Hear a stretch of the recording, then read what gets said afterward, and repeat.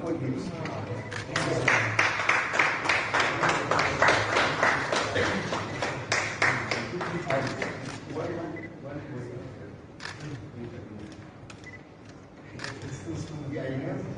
So you can see this is the prince and his mother, Princess Diana of Blessed Mary. Yeah, there's plenty of women on that.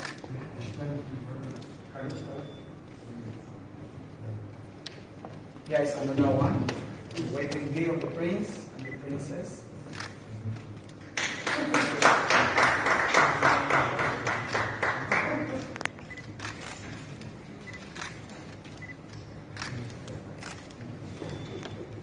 We have not finished, we are still on.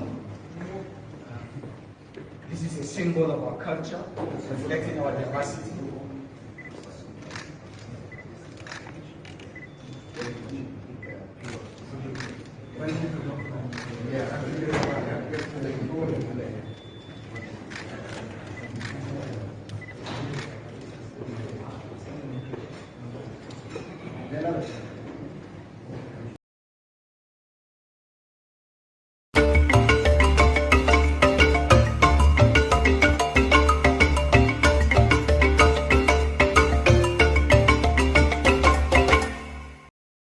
Stories making headline news across African newspapers this Sunday morning. Nigeria's Senate okays death penalty for drug traffickers. TikTokers charged over Kenya police station prank. Chad's military ruler wins presidential election. Man freed 5 days after South Africa building collapse. Hunters join search for kidnapped Nigerian students. The Duke and Duchess of Sussex are ending their 3-day visit to Nigeria today. During the visit, Prince Harry told students in Nigeria it was okay to have a bad day. The Duke of Sussex told children at a mental health summit in Abuja, there is no shame to acknowledge that today is a bad day, that you left school feeling stressed. Their visit was part of a series of events linked to the Invictus Games, the sporting event for injured servicemen and women founded by Prince Harry, which celebrates its 10th anniversary this year. In Abuja, they were greeted by traditional dancers and met some primary school children. They later traveled to the neighboring state of Kaduna, where the state governor received them.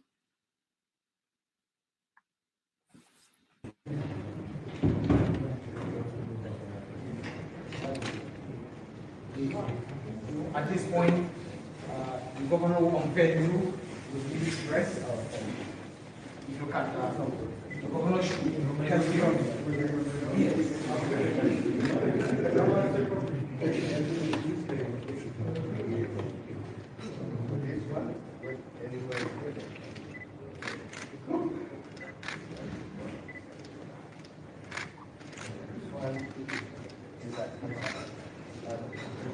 So I will invite General AVM Marcos to come forward to assist the governor in wearing this on the range. Yes, you can help. Yeah. Wearing this.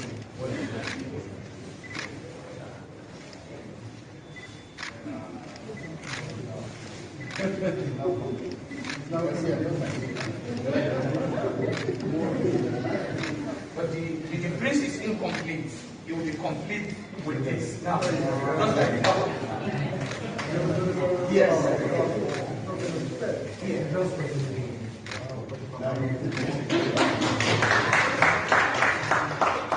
Can you come close so that we have a good photograph? It is 5:30 p.m. in Lagos, Nigeria, 12:30 p.m. in New York City, 6:30 p.m. in Bulawayo, Zimbabwe, and 7:30 p.m. in Nairobi, Kenya. Wherever you're joining us, welcome to another episode of 90 Minutes Africa. My name is Rudolph Okonkwo. My co-host, Chido Onoma, is on assignment. For our viewers in America, we wish all the mothers happy Mother's Day today. May is Mental Health Month. Mental health is one subject that Africans do not discuss with the competence that it deserves. Unfortunately, it is the most impactful factor in the lives of Africans and the outcome of their various endeavors. The mental health of African leaders plays a significant role in their propensity to misrule more than anything else. For Africans in the diaspora, their ultimate success in their new societies is determined by how they manage their mental health. Dr. Stem Molatini, host of Dr. Stem's show and podcast, founder of the Global Training, Coaching, and Consulting Services Incorporated, and the Dr. Stem Empowerment Academy, is joining us to discuss Africans and mental health in a chaotic world. Dr. Stem, welcome to the show. Thank you. Glad to be here. And, again, just like you say, happy Mother's Day to every mother around the world and everyone that takes the role of being a mother. Thank you. Thank you so much. I know your mom is somewhere. Have you called her? What is your plan for your mom? I'm the firstborn of 7, so I'll be calling her at midnight. So I did call her and I spoke to her and she says, "You're the first one to call." I'm like, "Ma, I was the first one to see the world too." So So do you? I know you have a lot of sisters. Do you compete over things like that? Who called first? Who bought what gift? How does that play out? They know who the big sister is. So there's no competition. But the sweetest thing about my mother is she's so gracious, and she says, "Don't even worry about who gives more money or who gives more gifts, because as far as I'm concerned, I have 7, children. So just like I have 10 fingers, if somebody came and say, 'Okay, show me which one you want me to cut off,' I'll go, 'No, I don't want you to cut off any of my fingers.'" So she says, "I love you equally, and I love every one of you. Whatever you can give or cannot give, I know you love me." So there's no competition. So we've never had or felt the need to compete or to think that if I give $10 and the other one gives 200 or 100 or 500, then, what is mother going to think, or what is everybody going to think? No, which is a blessing. Mm. Thank you so much. It's that's interesting. Today we are going to touch on issues of mental health. This is Mental Health Month in America, and Africans don't appear, most people say that we are yet to begin to have that kind of conversation, serious conversation around mental health in Africa. So we saw the Prince Harry in Nigeria. He appeared to be happy. I don't think he's happy when he goes to England the way he's happy when he's in Africa. Do you sense that by looking at him and how at home he felt? Have you been following the trick? Yes, I follow him. But then, you know what? I'm one of those people that says, well, we're always assuming everything, right? Well, with all right, because based on his outlook, his affect, you can see that he's more relaxed with his affect when he's in Africa, and he seems to have a little bit more smile when he's over there rather than when he's home, right? So, based on that, I probably can say, yes, he appears to be happy. But it reminds me of the mental health that we're talking about. We always see people and, everybody's happy or they seem to be happy, but this is just the outlook, what they're showing to the world. But what is inside is what's important as far as mental health is concerned, the struggle that goes there. So when you saw the picture and you're seeing him giving a picture of him and his mother, right? And it's like, oh, that's so nice. He gets a picture of his mother. For me, I'm looking at it, I'm like, here we go. Because we have what we call triggers. There are certain things that trigger us to have certain emotions. So I'm seeing that and I'm like, boy, it's Mother's Day. Here comes the biggest trigger of them all. He gets this here. The reminder is, yep, that was my mother. But what did they do to my mother? And what did they do to us? And look at so it just goes on and on and on. Whereas we are giving it as a good gesture. to say here is something, but we don't think of the mental health behind that, right? Very, very important. And I know that we can diagnose people by looking at them, even if we are professionals in that sense. But we know that when it comes to Prince Harry, even his book is called Spare. You know, they call him the spare tire, you know, like the one that will come in the prince, the actual the guy next to the throne, which is William, if he's not there. But now that William has kids, he's so far away from the line of succession, and people tend to think that that's part of what he's dealing with. The fact that, you know, have you studied anything like that? People who, because of their position in the family, it has impact on their mental health. To be honest, when I look at that, and again, I've read it, and I have read some of the articles and everything. My thinking is it's sad because then the world seems to be so much into people's lives and so much into people's emotions and what they're thinking and feeling. So then they, assume that, okay, well, maybe it's because he wanted to be next in line and he's not.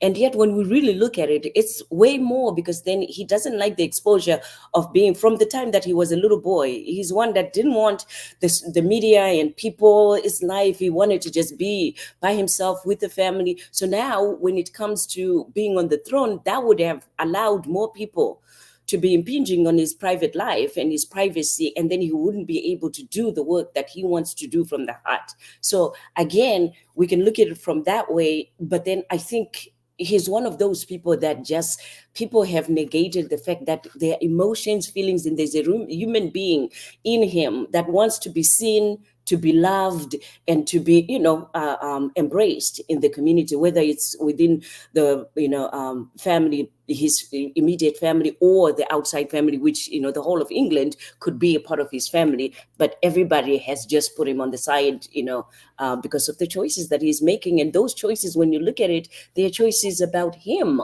We talk about self-love. We talk about, embracing yourself. He's one of those people also that have made choices that might not be acceptable to the family and to the community, but, the choices that he feels are good for him and his immediate family that he now has. Mm. All right, let's go back to Africa and mental health. Where are we in the conversation? Have we started? We have started. I know definitely in Zimbabwe we have started, and I'm very excited about that, because now we do have programs and psychologists, we have therapists in there that are now starting to address it. Do we have enough? Not anywhere near. Is it accessible to the people that need it? Not anywhere near. Because again, you can only access it if you have the money to access it. And there are some programs that are funded by the NGOs, but still not enough for, our people to access those programs. So it's interesting because, one of the things that I do, I'm a mental health professional myself. So I've been in private practice for over 25 years, where I provide individual, family counseling, couples counseling. And one of the things that I have done to start that conversation is 25 years ago when I started my practice, I knew for sure that our people, my people that look like me, feel like me, come from where I come from. When we talk about mental health in Shona, we say Anopenga, they're crazy. He is crazy. She is crazy. And once you're put in that box of Anopenga, everybody isolates you. Nobody wants to be around you. Nobody wants to, even talk to you or to interact with you or to help you out, right? And yet, though, that's the work now that I find myself in, where we come, we talk, and you get linked with medications if that's needed. So I started now, right, writing books. And in my writing those books, it was a way of reaching out to the people to just talk about normal life, but at the same time to knock on the door to say, listen, there are problems that we need to address mentally, physically, emotionally, in addition to spiritually, right? So the conversation is there, but I think we need to talk more. So now I go into the churches and I come in the church or even online and talk about mental health and provide myself where people can ask questions and we can talk and normalize mental health. Now, that's in America. You're talking about in America, churches in America. Do you think that this conversation is happening in churches in Africa, apart from maybe capital cities, even in rural areas in Africa? Do people even know that there are things? I don't think so, which is unfortunate. I don't think so that, they would have enough resources or enough people that can go in there and talk to them about mental health and teach them about mental health, as well. Because then mental health, in all essence, right, it also encompasses things like, how you think, how you feel, the values that you grew up with, and even the things that we take for granted here in America, the basic needs, the food on the table, the housing, those cause mental health, because then people are stressed. And stress is a big number one thing in mental health. People are stressed. They don't have the basic needs of just feeling like I'm a human being that is capable of not only providing for myself, but providing for my family. And without that, how can you even start talking about mental health? Because then mental health begins with, do I have a place to stay? Do I have food on my table? Do I even have, money for Tylenol? Because then they don't give Tylenol for free if I start having headaches, if I start having a back, if I fall down, if, God forbid, I have, leg that is swollen or something, I just wake up.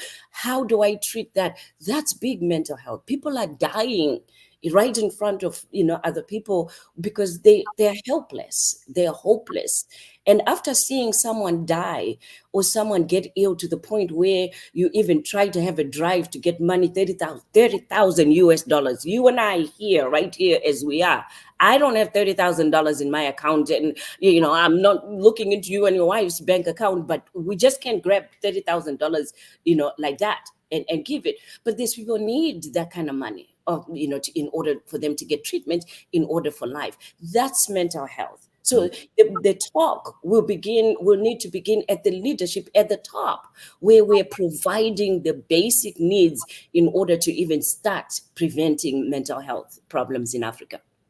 Why is it not happening? There's something you said. You said in Shona, the people are referred to as being crazy. Crazy, yes. In other languages in Africa, I think it's the same thing.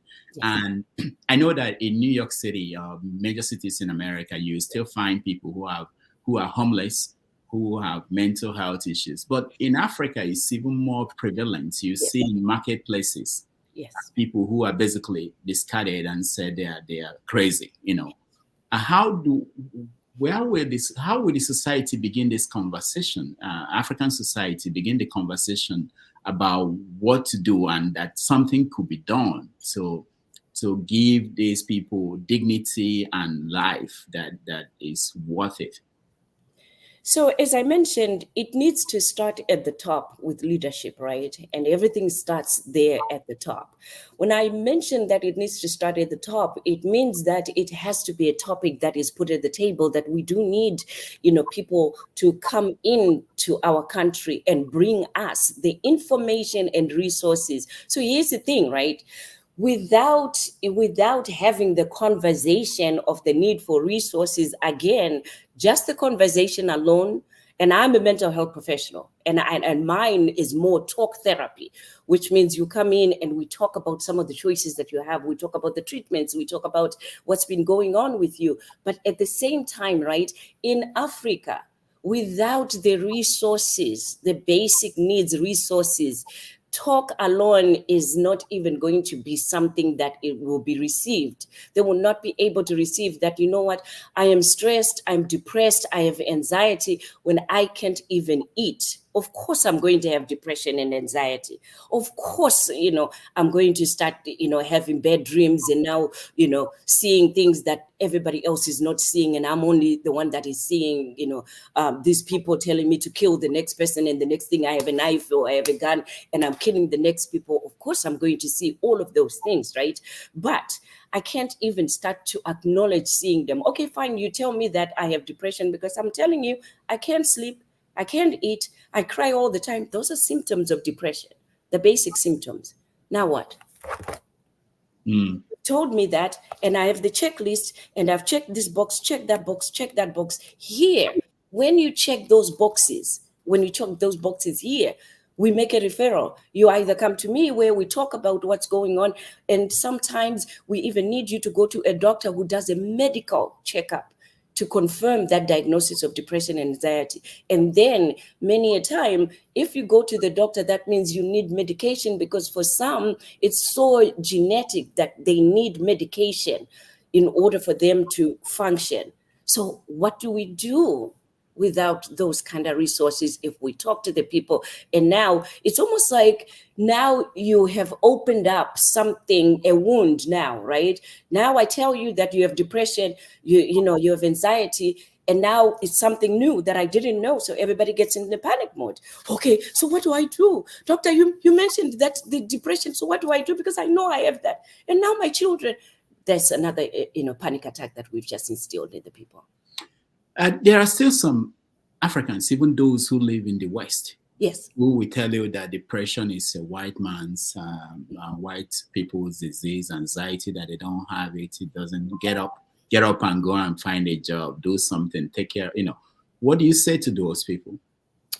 It's unfortunate that that's what we grew up being told. That's what we grew up understanding. And it's not until probably, I might say 10, 15 years that we have started seeing, the prevalence of mental health in our communities. And I mean, suicides are on a high rate from adults and children. Africans are killing themselves. Men are killing themselves. Women are killing themselves. Prominent people that, have everything going for them. And people are like, wait a minute, what happened to that person? Why would they kill themselves?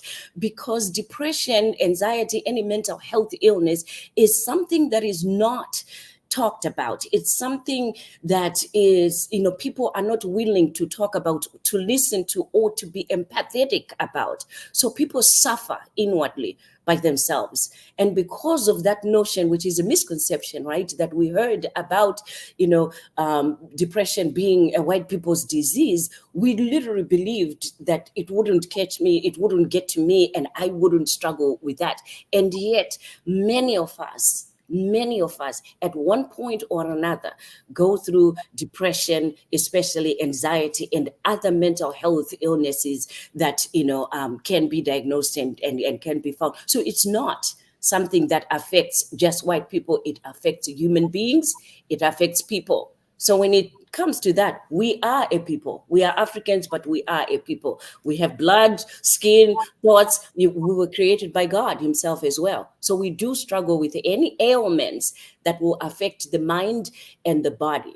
The other thing, and I know, you're going to go into this, but the other thing that we have to understand and know is, right, when it comes to medical ailments, the body, the heart attacks, cancer, people have no problem at all embracing that, oh yeah, we do have someone with cancer in my family, or cancer runs in the family. But when it comes to mental health, people are quick to say, oh, no. We don't struggle with mental health. Nobody ever struggled with mental health in my family. Then you ask something like, anybody ever committed suicide in your family or even extended family, but is that blood related to them? The line of people that they start saying, oh yeah, I remember. Oh, yeah, I remember. Did you even have any moments after you gave birth, for the mothers, after you gave birth, where you couldn't even hold your own baby? You didn't even want to touch that whole baby that you were celebrating and enjoying. And, and then when the baby came, you didn't understand what was going on with you, because now you couldn't hold the baby, breastfeed the baby, or even be around the baby. You couldn't wake up. You were crying all the time. You couldn't eat, sleep.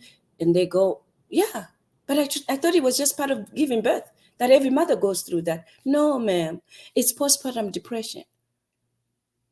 And sometimes now when people don't know all of those things, they think, well, it just happens next door. So unfortunately, it's now happening in our own homes. And we're beginning to recognize that.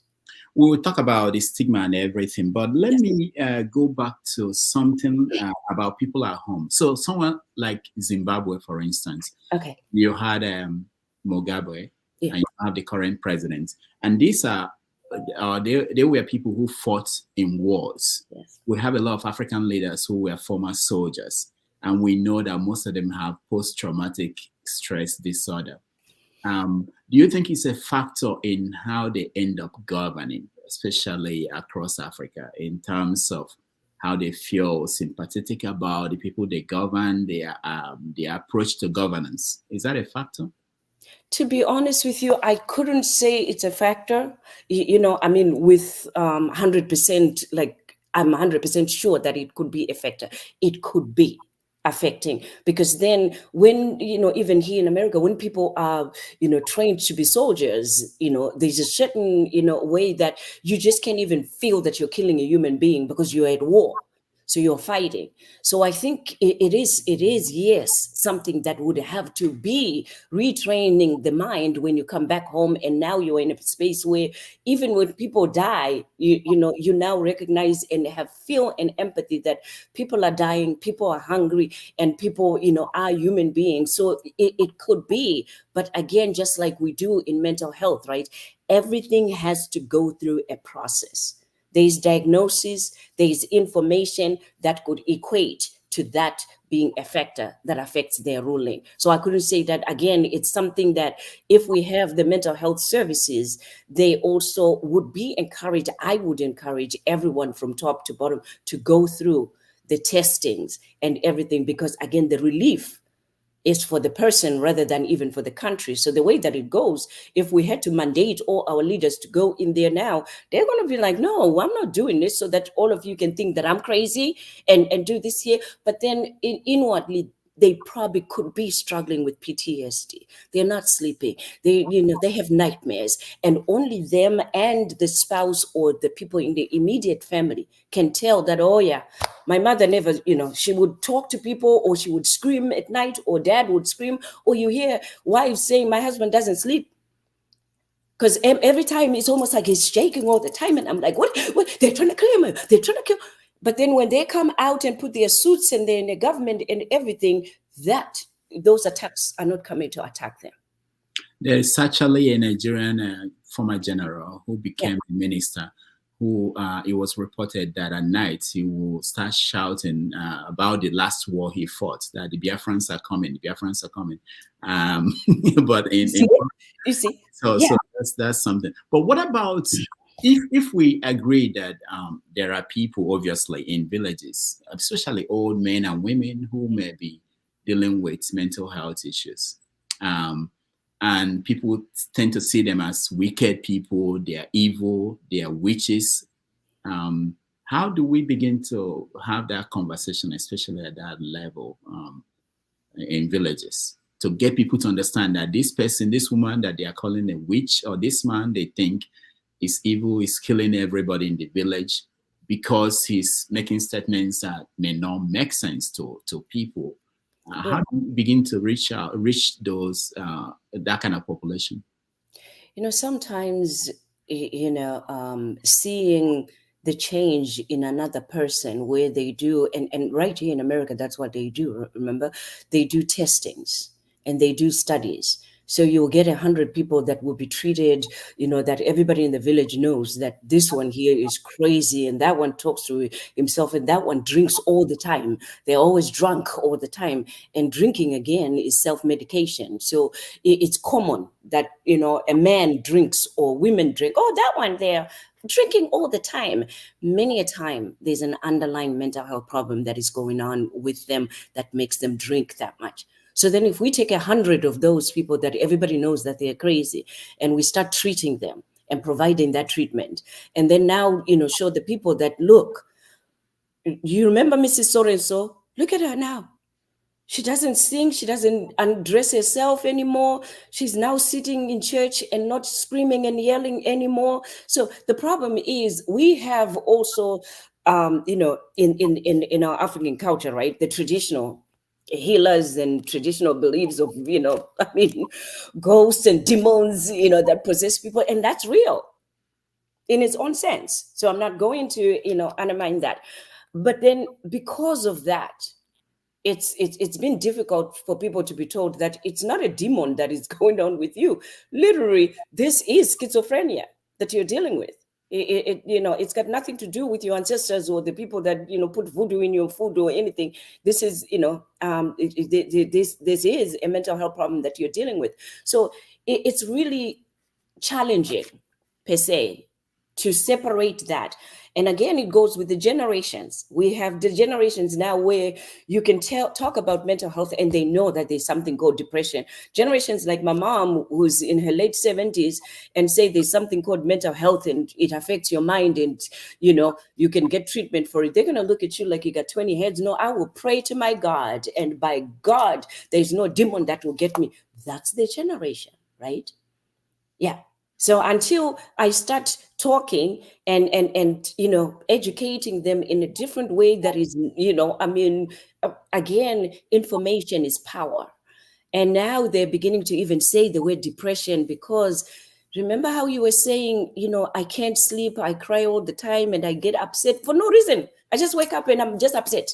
And somebody says good morning, and I just don't want, why are you calling me good morning? What is so good about this morning here? And I just go off. So now when you give them examples like that, it's like, oh, you're right. Maybe there is something, because I've been like that all my life. And we hear that all the time too. I've been like that all my life. So where was this depression? Our ancestors survived without depression, well, they survived, and that's the thing. But they survived in pain. They died in pain. And because there was no treatment, there was no solution. But why would we want to struggle? Why would we want to die when there are resolutions, when there's information that can help us? I think that's what we talk about in Mental Health Awareness Month, to say, let's talk about it. You don't have to struggle. You don't have to suffer. You've got choices. One last thing before we come to Africans in the diaspora. Where I come from, every now and then I hear that somebody, an old man or an old woman, we wake up and start mentioning people they killed. They are like 300 miles from people in the city, and they will say, oh, he was the one that killed this person. Meanwhile, medically, you know that this person died of diabetic complication, or they say he was the one that gave this person cancer. So how do you begin the conversation to tell people that somebody in a village somewhere in Africa is not going to give someone in the city cancer, by remote control? How do you begin that conversation? To be honest, all those myths and beliefs, right? They are beliefs that have been instilled hundreds and thousands of years, way before you and I were born. So some people will receive the information that, it cannot happen, it cannot work, that somebody would be given cancer, because it's not something that you give someone. And if that's what they believe, that yes, they were given cancer, and I believe that person gave them cancer, sometimes there's nothing that you can do to demystify that myth or that, belief that they have. It's actually going to cause you more mental health in trying to convince them, because now you're going through stress on saying, but I have proof. And I can tell you that this year, well, okay, give me the proof. And you're going to have to show them research. You're talking to a 70, 80-year-old that you're saying, well, but because of research, and research says this, and they're looking at you like, boy, I paid for that money that made you study that research. Let me make you research now if you're going to tell me research, you see? So again, we can share the information, we can, open up the dialogues, but then we need to provide the services for treatment that are there so that people have a choice. It's about choices. They can choose to not go through the doors, to not listen, and it's okay. But as long as those that are willing to seek treatment, have the treatment and have access to it, that's the best that we can do sometimes. Now, lack of professionals in Africa is also a factor in how this is handled. And because of that lack of professionals, we find out that sometimes churches, pastors will replace professionals. So you find churches in Africa, if you go to the basement of these churches, you see people who are chained, who are quote unquote mentally ill, or they don't call it mentally ill. They said people who are crazy. Yeah. And they'll be beating them, and that is treatment. Deny them. How do you begin to convince people that is not treatment, or do you think it's treatment that the churches are providing in this? No, it's not treatment, but then here's the thing, right? Again, lack of information. So now what happens even here in the United States and around the world, the pastors have conferences, right? And when they have conferences, that's when now people can come in and talk about some of the treatments that they can provide for their members or resources that they can provide for their members. Because then here's the thing, in the communities back home, in the country, we entrust our leaders, and pastors are part of our leaders. And then people want to be healed. People want treatment. They want to feel better, and they want to see loved ones feeling better. So what other resources do we have except to take them to the church, to take them to that witch doctor that said, I can cast out all demons and make you feel good? So they go to those resources because that's what they know. And now those that are in power, sometimes, unfortunately, they take advantage of that now, because now people are entrusting them to heal these people. And sometimes now it gets to that point where, well, if we beat out this devil out of them, then they're going to feel better. And they're going to wake up and walk out of here and say, I feel better, which is unfortunate, because that's not going to help or heal those that are in those basements. And many of them will leave that basement if they ever have to leave that basement. If we had to do studies and research, many of them also take their own lives. Because then being in that basement, they're lifeless, they're hopeless, they're helpless. And many of them are like, I'm better off dead, whilst they're in that church where they're supposed to be getting help because of those beatings, right? So when they leave now, they are more inclined to say, I'm better off dead. What is the use of being out here now? I was killed there because the spirit was killed, the emotion was killed. So they come out now and they are even more hopeless and helpless, and many of them do take their own lives. Now, there's a video in 2011 of a major church leader in Nigeria who had a girl come into the church and say to him, I'm a witch for Jesus. And in front of everybody, he slapped the girl. And people defended him, even people who live abroad.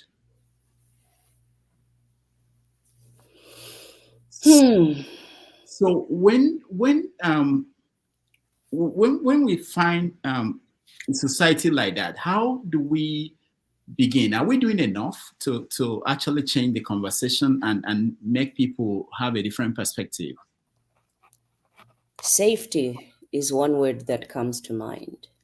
Safety. People have to have a safe environment where they can have such conversations. People have a safe environment where they can make comments that are against those that they, that they fear. So even if I'm here and, I would see that we have families that are back home. So you're afraid to make those comments because then you don't want to offend those that are in charge, those that are in leadership. So I'm assuming that that's probably why people would even do that, even with church leaders, because then, they are still people that are in leadership. So again, we have to start that dialogue and make it safe for people to be able to discuss, and also to bring the resources, back home or within there. We don't have a lot of professionals that are back home because then, there's no pay for them to be able to also take care of themselves and take care of their, families. Many families are displaced and, we're spread all around the world where it's even harder to function, to provide for yourself, because now you're a foreigner in a country. So if you don't have the resources and you don't have, the authorizations to work and everything, it's even worse for people that are abroad. Many a time you find yourself struggling with homelessness, and not having enough to provide for yourself. So many are still wishing that I wish I was home, but then home, they can't make it at home because there's no, way that they have the resources again to just provide for their day-to-day living. Now, talking about people abroad, a lot of Africans have been living in the 90s and 200s. And in fact, it's a new opening. A lot of Africans are in Canada, moving to Canada. It's a challenge to leave your country, to go to a foreign place with different culture. There are culture shocks. Roles are reversed. Things are totally difficult, different. Yes. And people don't prepare for that before they leave. And they find themselves in these new societies with new laws. Can you tell us what you've been saying in your practice in terms of what happens to a typical African when they go to the West? It's very challenging, very challenging. And I think the number one thing is the role reversals. We used to be, when we were back home, a man, is the head of the household, and not only literally the head of the household, as they say in the church, but it was also because they were able to find the job, the work, and they were able to get the pay to be able to take care of, their families. So they were respected. There was respect that comes with that. So hence now they come to, these foreign countries, the roles have, been reversed. There's more opportunities and more respect per se, as we say, for the woman, because then most of the jobs, they want to hire more women in it. Well, that's, now I see more nurses and nurses aides and more home health aides, men doing it now. But it's not a work that was done by men is the other thing. I remember when I came in the 80s, early 80s, it was only us. But then the men that came from, African countries, they were like, I can't even change my child's diaper or my sister's little sister diaper, and you want me to go into the nursing home and change a grown person's diaper? So one, for a man, it's not a manly man job, for them to do that. And that was understandable. But then when they now want to find a job selling or, in other places, they were not hired. Nobody was opening doors for them until they came back and said, you know what, I guess we just have to do the same work, where now we're changing so for us, it's natural to change a grown person or a young person's diapers. So I can do more hours doing that. Men gradually had to increase their hours, because then even 5, 10, 8 hours, was too much, because it's not something that they used to be doing. So again, mindfully, it takes the manly out of me, the manhood out of me, because now, how am I going to get the respect? And now that I'm doing the same work here. So that has really been a big challenge, for men to be able to change that mindset and that perspective and say, you know what, we are in a foreign country. And, as they say, right, when you're in Rome, you do what the Romans do. What do you call it? Domestic violence is on the rise as well. So here's what happened. Years ago, women came, right? And then they find these jobs as nurses, and they get paid a lot of money as nurses. So they sponsor their husband to come from, Africa and join them here, or they're here already. And then they sponsor their husband, to be able to get another training or another job. But still, they are the ones that are now the head of the household. They are providing. So if the husband says something, it's like, you can't say anything to me, because I'm the one that brings the bread on the table. I'm the one that's bringing more money, which is something that, back in the days, we couldn't say that. Even if I was bringing more money, I wouldn't say to my husband to say, I'm bringing more money. It just was culturally not appropriate to be said. Today is a different day. People will say, yes, I'm the woman and I'm the one that brings the money. So now the men cannot take it. And many of the men have unfortunately resorted to hitting the women, even to the extent of killing them. Because now, you're demeaning me, you're disrespecting me.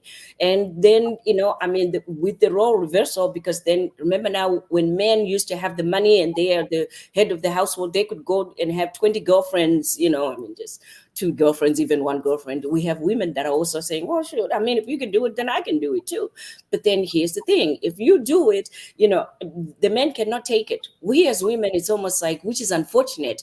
It's almost like, I hate to use this word, because then, we're not supposed to be used to it, but you get used to hearing that a man has a girlfriend or your man has stepped out. But then for the men themselves, it was never anything that was not even heard of, but acceptable, that your woman stepped out. And then it started happening, and the men couldn't take it. They couldn't handle it. So the only way is, I'm going to take my wife out, or I'll take this lady out, because that's the only way that nobody else will hear about what they did, and she will not embarrass me ever again, which is sad and unfortunate. Now, I want you to tell me what you think about this. There are some cases of men who kill their wives in America. And a little study, not scientific, showed that in most cases, most of these men were the ones who brought the women from Africa. Okay. So they have settled in America.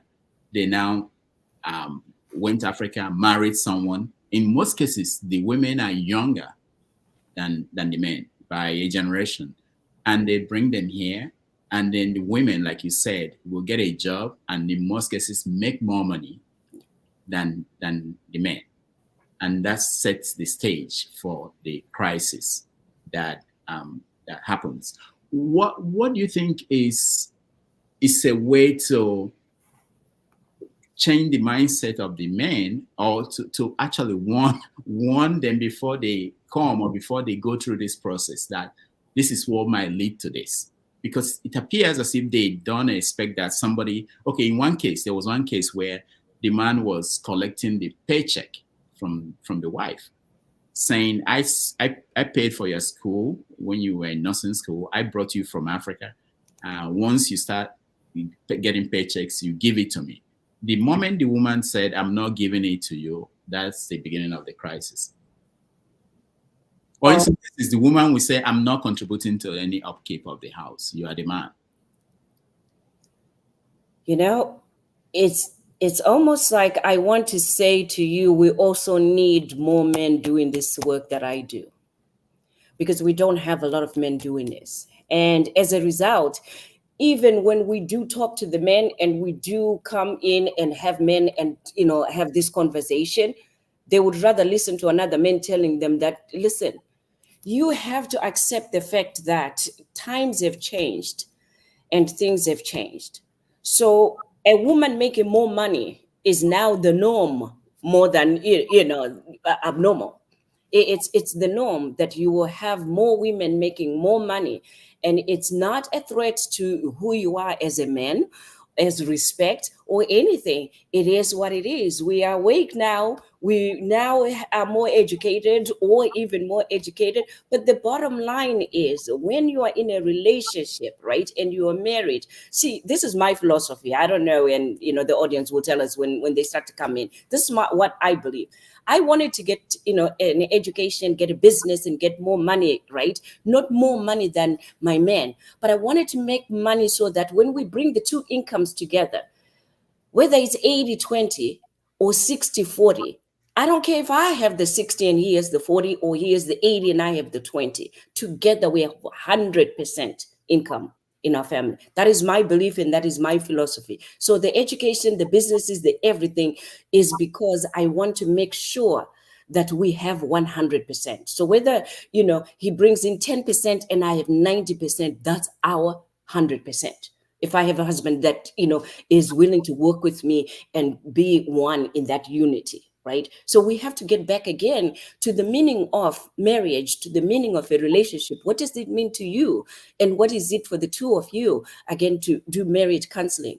Many people are now not even doing premarital counseling, because when they come in and I do premarital counseling, I have over 200 questionnaire that I have that they have to do, the two of them. And I ask every little thing that I have seen in the last 25 years that I know people don't think about. So they answer them separately. And then we come together now. So now we have, because everybody has different values, different expectations, but now we are talking about unity. So we talk about those things now in a safe space, because now they have a third person who's a neutral person. We talk about it now so that they can get in agreement or disagreement. And at that point now, some things have to change. And, you know, if you love someone, you just have to disagree to agree or agree to disagree. And that's okay, because that's life. You're not always going to say yes to everything. So I think communication and connection are two things that are missing in relationships that people have to continuously talk. It's not a competition. It's about survival as well, because we have children that are involved in these families that are being, you know, that are losing spouses and losing other people. There are children in there, and people are not thinking about those children. They see everything, the fights that are happening, the drinking that is happening. These children are being affected. So mental health is about also what they're seeing and what impact that will have on the children, have on, you know, on their spouses when they get married. If my father was beating up the wife, and, you know, my mother was submissive and she was taking everything, as a young man that gets married now, he gets married, he thinks that's the norm, that's there. And I have couples today that are in their 30s and 40s, and they say, well, my dad used to do that. I said, whoa. But that doesn't make it right. but they didn't know any other way. So again, mental health is about, that. So then we have the mothers that, in my mother's generation, you had to stay with your husband, whether you were being abused or you were not happy with the marriage. You had to stay in there. You don't want to embarrass their family. You don't want to also leave the children in there. Mentally, that was mentally taxing to them, because then they're not happy. They're crying all the time and everything. So then their sadness that they have in there impacts the children, because the children see everything and they hear everything. So in my books that I have written, I know you were asking me about books, and part of that is I write beyond the tears, bruised but not broken. I write on some of the struggles that I've had, being a child of polygamy, because my father has other wives, but my mother was the first wife. And I talk about mentally how that impacts, the children in there. So it's a whole broad perspective, when we're looking at mental health, on what it affects and how it impacts us not only as Africans but as human beings. Can you look at the time? It's 51 minutes and we haven't even started. We haven't touched any of the topics. I told you. But let me ask you, there are men you talk to today that will say that the laws in America or in the West, in Britain, in Canada, that the laws favor women. And that is what is causing disruption in African families. Mm-hmm. What do you say to that? Well, you know what? It also depends on how you look at life and how you look at the laws. Yes, they might be favoring women in some instances, but then at the same time, with every law that they make, there's a loophole, there's an opening for something. So for those men that look for those opportunities that allow men to be a part of it, and they allow to start their own businesses or to start their own programs and, be a part of a big organization, there are opportunities that are there. So what door are you looking at? Are you looking at the door with the laws that, okay, this is not fair and I can't seem to do anything? Or are you looking for the opportunities of, now that I'm in this country, I have more opportunities than the person that is back home with less opportunities. And are you utilizing those opportunities? What are you doing to look for, to those places and people that can work with you and that can help you? So again, it just depends on where somebody's focus is. Okay, what about raising kids? I know you deal with kids and issues around that. The rule of thumb of what most people say, parents, African parents in the West say, is that it's easier to raise a child that is a girl than boys. Why is that? Why is it difficult to raise boys? Who say that? That's what most African parents say, and they give you statistics. A number of the children who easily get to college. There are a lot of boys who struggle to go to college. African children in America, in the West, and all the kids that get into trouble, most of them are boys. So they actually acknowledge that. Why is that happening? The one thing that I can say could be a challenge for parents is being a single parent. And when you're a single parent, the boys tend to be just disrespectful of a woman per se. So it's a woman thing that, I'm being raised by a woman. Yes, you are my mother, but you are a woman. So then it becomes, challenging when parents are here and we cannot be disciplining the kids the way that we used to be disciplined back home, right? Today, you can just do the eye and look at them and say, you will not say those kind of things in my house. But if you do, the spanking that used to work in Africa for boys and girls, you get spanked and that's the bottom line. You do that here, now, you've started a whole lot of problems for yourself, because then they're going to take the children away. And you have the court cases and everything. So I think that's what makes it difficult, because then they cannot talk to them. Even the screaming and the yelling, you still can be reported for verbal abuse as a parent. So then it's like, how do I even talk to my own child who's disrespecting me or who's not following my orders? So that makes it difficult. Whereas sometimes, and not always, but sometimes I find that when I work with families that have 2-parent homes, and there's a father figure in there or a father in the family, there's still this, respect that a father's voice, when they say, listen, can you hear what your mother is saying? And without even going any further, this boy is going to get up now because dad says, did you hear what your mother is saying? So there's still, that prevalence where we need the fathers to be involved and to be in a son's life. There's also the myth that, when boys are being raised and there's a father figure in there, they learn more from the man than what they would from a woman. It's like, what do you teach me? You're a woman, you're not even a man. There's still that belief as well. And these young men at 10, 11-year-old will tell you that in therapy, say, well, what is she going to teach me? She's a woman and she can't teach me anything, but she's mom. And in our generation, it didn't matter whether it was mother or father. We learned something from both of them because we were taught to honor both, father and mother. These young children have this perspective that, no, I'll learn more about being a man from my father or from another man that I respect, because they just won't take it from any man that I respect. So you can't just date a woman that has children and think, oh, okay, because I'm a man, so I'm going to tell these children what to do and everything. Oh, no. You will be met by a lot of disrespect in there. So that makes it difficult, because then the mothers now, many of them have to work and they don't have enough time to be manning and looking at these children. What are you doing at home? And are you doing your homework? And are you doing it's a lot, in addition to trying to just provide for the children. Are the laws in the West tying the hands of African parents? Yeah, I think so.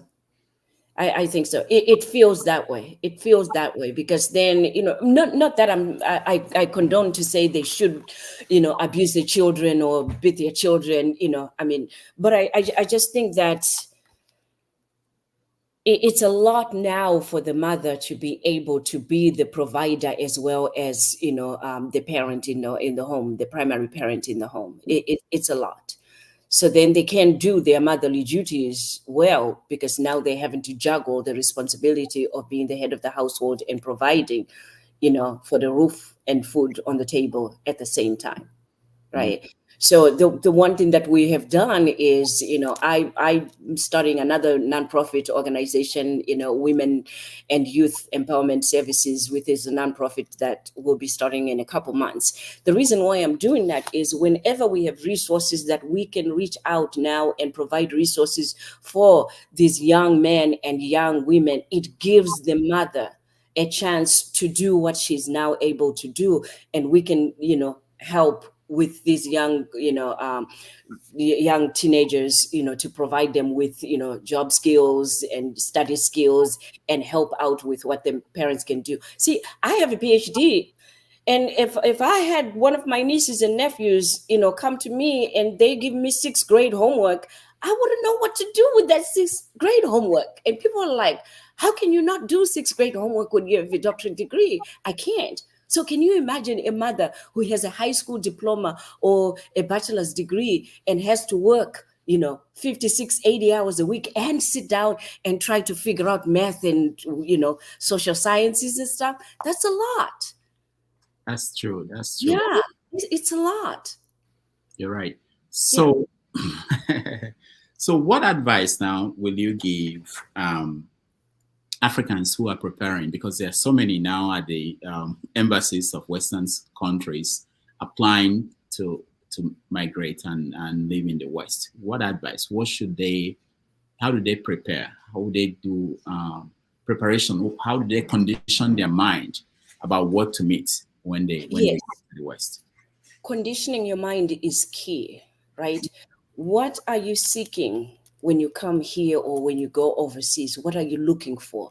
We're always looking for opportunities, and those opportunities to enhance our lives, right? To be able to also enhance our education so that we can you just don't get an education just to get it. You get it to get a good job. You get a good job so that you can sustain yourself and have a good life and be able to provide for yourself and also to provide for your family, because then it goes like that. For those that choose to get married and have children, you gotta have a way to fund for that and to be able to provide for yourself. So now many people will come and listen to a dialogue like today, and they will choose to hear that in America there are, problems, that people will find a lot of problems in America.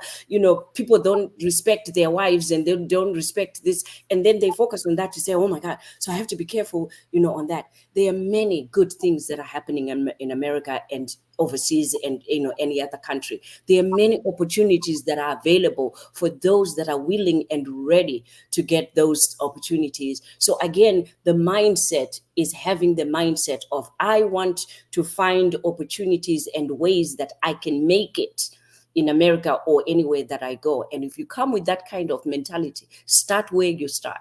You may not be able to start at the top.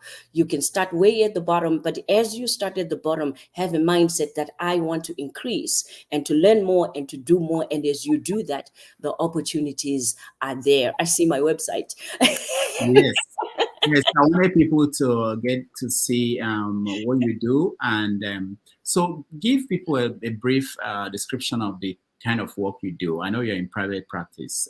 Who comes to you? What kind of issues do they bring, and where do you specialize? So let me tell you something, a joke, right? I was playing on a radio station about probably 15, 20 years ago now. So every Sunday, and I go to different radio station. Even today, I play on a radio station, and I was playing gospel music. So I have a show called Let's Praise Him. It's right there on YouTube. People can find it on YouTube. So I played gospel music, and somebody said, wait a minute, isn't she a doctor that also does mental health?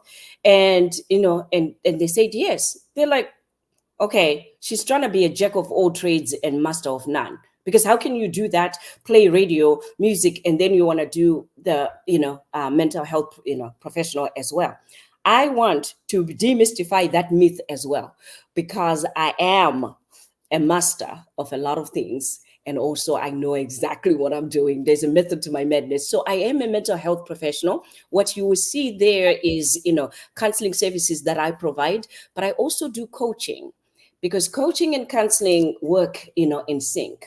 When we're coaching for life and coaching for business, coaching couples, it's almost like, you get two in one, because I'm a licensed mental health professional. I'm a licensed, psychotherapist. I'm also a certified life career coach and business coach, right? You get two in one, because if I detect in you things that I know they're mental health, so we are going to stop everything else that has to do with your business and everything else, and also address that mental health aspect that I find in there. So what you find on my website are courses, digital courses.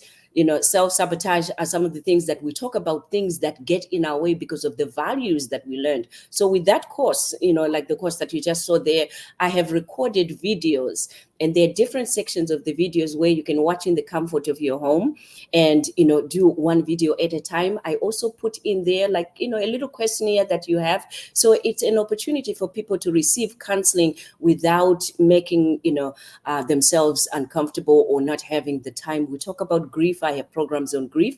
I now have what we call self-care workshops. So I do those monthly, and people can come and do those with me live, or you can get the replays on the, self-care workshops. So pretty much my goal is to make sure that people live their best life. And I say to people, we only have one life. We're given one life, but we have to make a choice on how we're going to make the most of that one life and live that one life. And that's, pretty much what I do to inspire, empower, and encourage people to do that.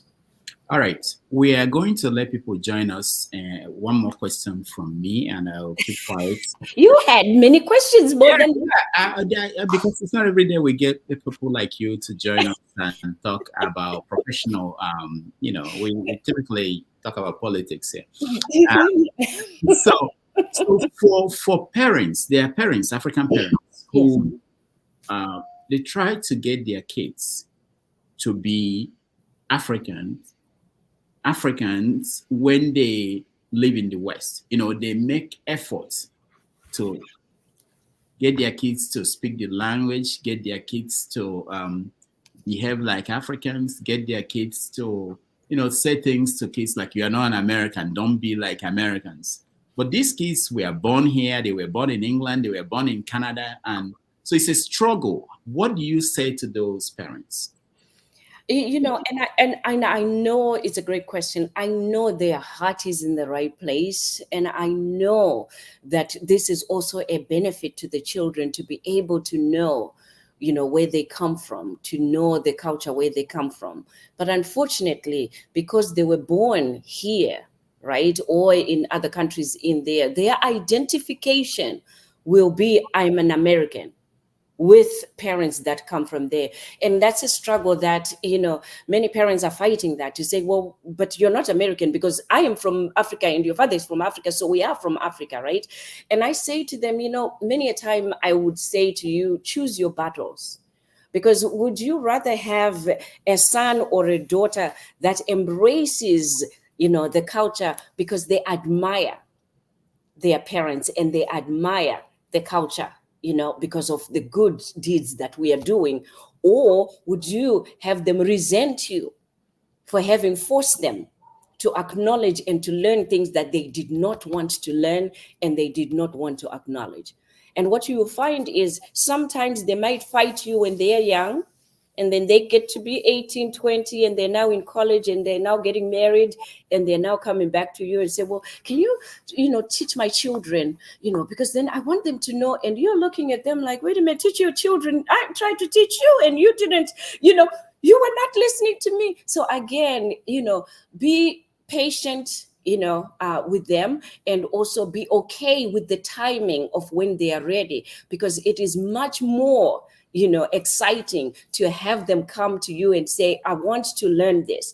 The good thing is we have many organizations, you know, I think there was one, I Am Africa or I'm African, that are being started now. They're nonprofit organizations that do that.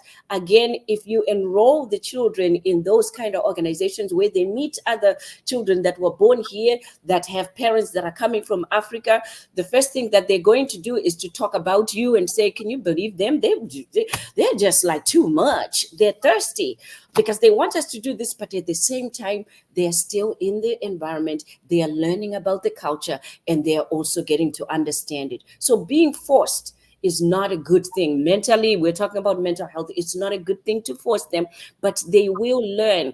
Everything you get more with honey.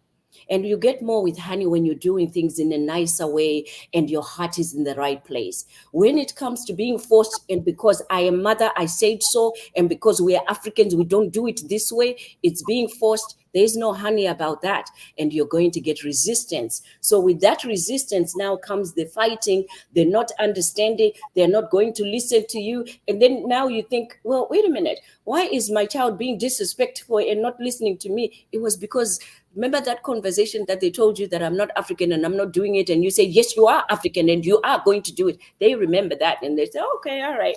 So if you're going to be forcing me to do this here, I'm not listening to you. I'm not doing this here. And they keep that, right? So now they come to counseling and I say, wait. What is all with this, all the disrespect? Well, you know what my mother said? You know what my father said? They told me that I couldn't do this here because I'm okay. You are American, but you have to understand where they're coming from. So I even wrote a book in one of my books. I wrote a book where I had 49 things that I said every child can read so that they can understand where their mother is coming from or their father is coming from when they are coming from, Africa or any other instance, right? And then I also wrote one with 49 things that I said, okay, you as a parent, you also have to understand the mentality and how these kids are thinking, because they are not on the same page with you and they're thinking you're crazy because you're forcing me to, yet they're all on there. So, it's really interesting. But when you take the time to study that and understand that and it's all about building a relationship, whether it's a relationship with the kids or a relationship with your spouse, a relationship with your employer. It's all about building a relationship so that you can communicate and connect more. Those are the two. When you come to my works, anything, you'll always hear me saying, we need to talk about how you can connect and communicate more. Over the last weekend, I went to a wedding in Virginia, and the conversation everywhere I was parents, people who came here in the 70s and 80s. They are getting to the point where their children are getting married. So the new headache is about who will the children marry. I want my kids to marry Africans. I don't want them to marry Americans. I had that a lot, and I had a lot of parents who say, oh, I spent a lot of money sending you to medical school. I'm not going to, you're not going to. I want someone who will bring me kola nut and palm wine. I want someone who will speak my language. Is that a war that African parents can win? It gives them high blood pressure, our dear parents, unfortunately. It really does, because what they're doing is trying to fight with the heart. And the heart wants what it wants, and the heart will marry who it resonates with, right? So it's unfortunate, because then you want to say to parents, be the cheerleader and the champion for your child. Allow them to love who they love, and allow them to experience life as they are to experience life, because many a time parents know more and they know better. So when they say, I don't want you to marry this one here and I want you to marry that one, they probably most likely have seen something, heard something, felt something that you might not feel, right? So they mean well, but unfortunately, life is about, living it and learning the lessons in life. So if I don't go with my heart and go with my choice, right, I am going to miss out on learning the things that I can learn, because now my mother wanted me to be with this person, but now I'll never know what it is to choose the wrong person or to choose the right person. So it's unfortunate, because then we need to allow that to happen, so that again, one, they will have a choice of having said, I chose this. Can we prevent them from living the life that, is not a good life, or to experience the bad things? We can't. There's no way that we can, prevent them from doing that, unfortunately. All right, so we're opening up the forum now. If you want to have a conversation with Dr. Stein, anything, if you want to be a patient, she'll treat you free. I checked your website. It was so almost $300 an hour you charge for 1 hour session. So this is an opportunity for those who cannot afford it to get free treatment. So what do you want me to say? All right, so let's welcome to the show. Righteous Man, welcome to the show. Yeah, good evening, Dr. Rudolph and Dr. Stein. I'm in Lagos. I appreciate and I enjoyed the discussion so far, and the questions and the answers. I appreciate it. Thank you. I don't know. Is it time for me to ask a question? Yes. Or just to? Yeah. Okay, Doctor. By virtue of the work I do, the business that I'm into. Okay. I'm into real estate in Nigeria, in Lagos, and it enables me to come across different kinds of humans, Germans, Filipinos, Lebanese, Britons, and so on and so forth. Okay. Indians, yeah. Now, those of my clients those days, when I go to their offices, I meet sometimes with their wives or their kids with them in the office, or maybe there is a naming ceremony, because there was a recent one I attended in VI. It happens to be an Igbo lady married to a German. But irrespective of being in Nigeria, Okay. marrying a Nigerian woman, they still teaches their children to uphold the values of the Western civilization against the values of the African civilization or tradition. So, Doctor, my question is this. Why is it that the blacks are finding it difficult for our children that are born in the Western world to still uphold our African traditions and way of life? Thank you. Thank you. It's a great question, right? It's a great question. So some things work better when we're home, in our home country, in Africa. I'm from Zimbabwe. So some things work better there, where you have to listen, you have to go with the elders, and they work better there. But then we come here in the Western world, there are other outside influences that are there. that go against that. So if I'm in Africa and I'm in Lagos and I'm in many of the peers that I'm going to hang out with and go to school with, they are from Africa, so they know we're all taught the same thing, so we have to learn the same thing. So now you come here and outside resources, the teachers that you have don't even have that instilled in you. We were taught all of this, even the respect and everything. Even in our schools, our teachers were teaching us that. So here you have all kinds of teachers, all kinds of people that you meet in the community, and then you're being told, but you can't act like those people there because then we're Africans. Okay, the community where you are and you are hanging out, you don't have other Africans around you that you can see except in church on Sundays. So that's also another environment which is different for these children, that yes, they could be willing to do so, but the influences that are surrounding them, even in the school system, in the communities where they live, is totally different because they don't know it either. All right. So then it becomes difficult, for that child, to not fit in and to not be a part of that. So sometimes you hear that language, and then it's because of who they're surrounded with. But we're doing more now, because now in the online church, because now most of our African churches, we have online churches now where we have even different programs where we work with these children and explain to them, also the importance of that, because it's respect. When you do it now and you learn your mother's culture, your father's culture, and you learn that culture, it's a form of respect to them. When you say no and you're defiant about it, they take that as disrespect. And then these children are like, what do you mean? But I'm not being disrespectful. Well, but they find it that way because you're not honoring their wish. So that's the only thing, also that you can understand. So now it's like, oh, okay, I don't want to dishonor them. I don't want to be disrespectful. So fine, I'll be open to learning it. All right. Thank you so much, Dr. Sten. Thank you, Righteous Man. Revolution, you're next. Yeah, good evening, Dr. Damages, and good evening, Doctor. Good evening. I don't know if I will introduce myself as one of those who have mental problems, because I've been, yeah, I don't know. Sorry, but I have to explain myself so you might tell me if I'm beginning to have that type of problem. The people I know, sometimes they say I'm a loner, because of experiences I've had with friends.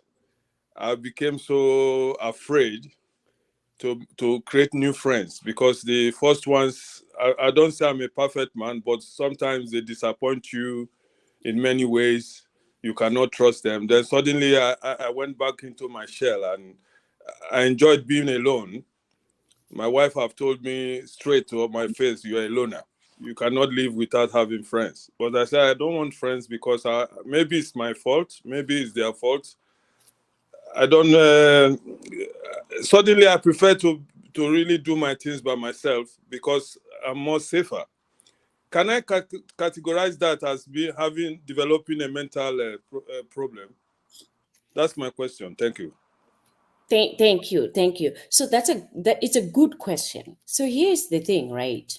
Having a preference and making a choice to not talk to certain people because you just don't get along with them, or you have outgrown them, and maybe they're single, or you're now married and you now have children. We don't always go with the same friends that we had even when we were younger, or after a certain period in life, people just go their separate ways because now we're not on the same page, or we're not clicking anymore, right? So that's a preference.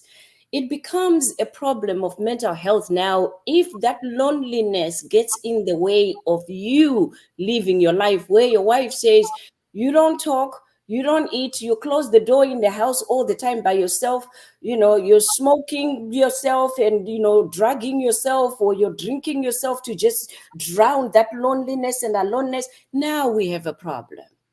Because now it's not a choice, or a preference. But when you say, I prefer just not to be bothered by people. So I wouldn't call it a big problem of a loner, because you have a wife, you have somebody there around you. So if she's there and she's saying, well, I know that you could use friends, or I know you're a loner. Well, I'm not that much of a loner because I got you around. You know, sometimes she drives me away. Hey, go out and have fun. But I said, no, I don't want to. So that's the problem. So I was trying to tell her I'm fine. But she's thinking that, I mean, that's what I was trying to say. She calls me a loner because I'm always at home or at work. Yeah, so another way of being with other people, right?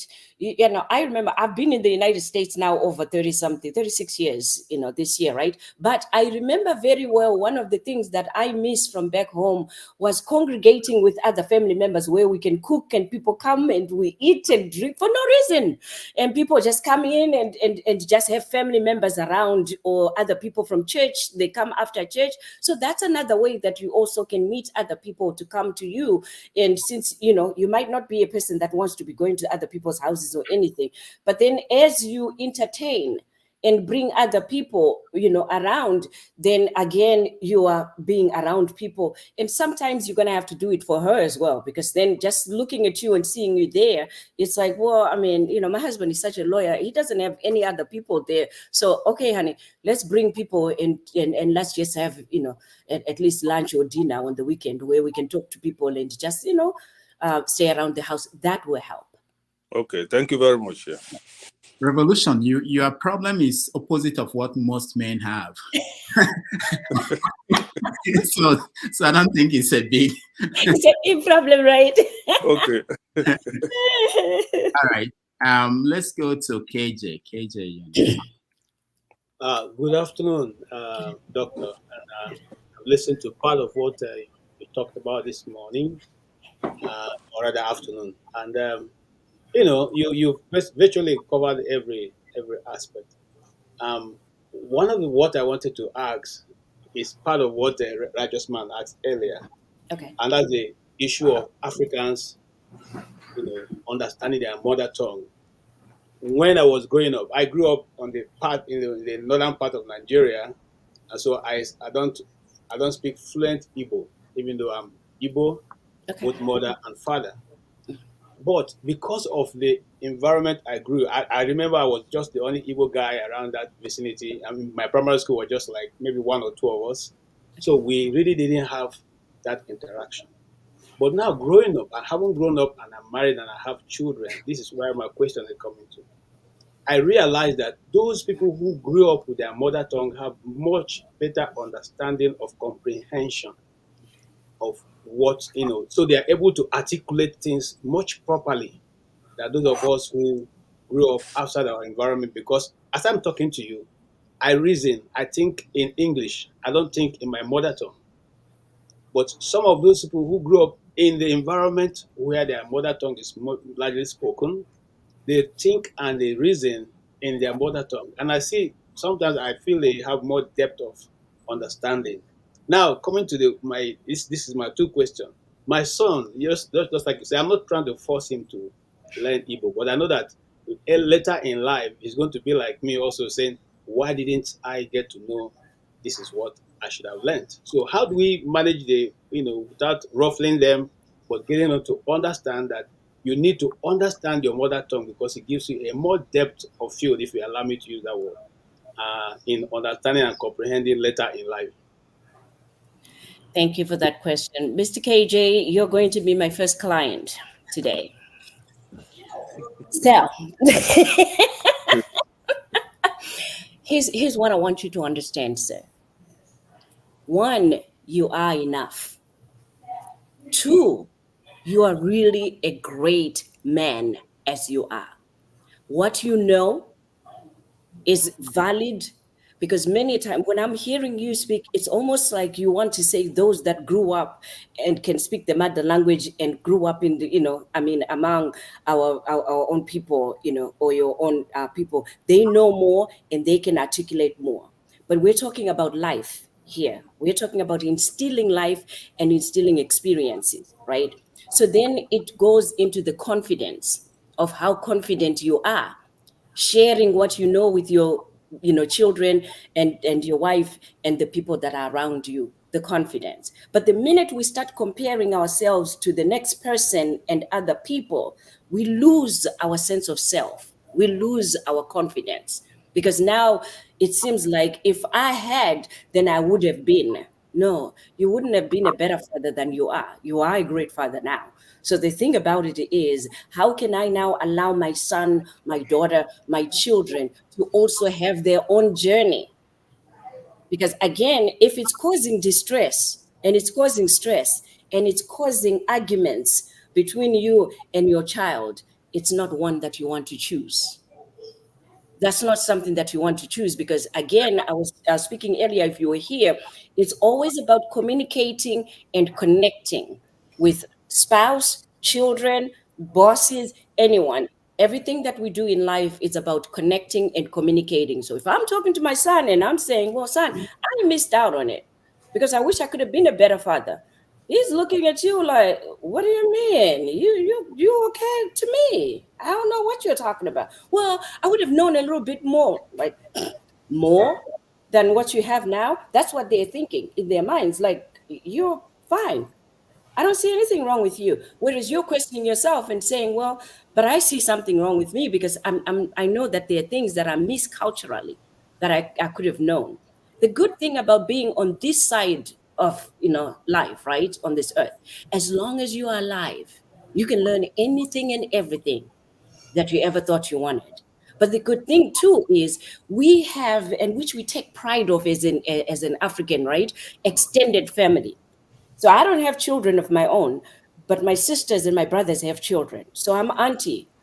And there are things that they just send over to auntie to come and learn from auntie, who never lost her culture. And I will speak fluent Zimbabwean, and I will be among Zimbabweans, and they wouldn't know who's the one from America, except, they look at the skin and they say your skin is different. But otherwise, I speak fluent Shona and everything, right?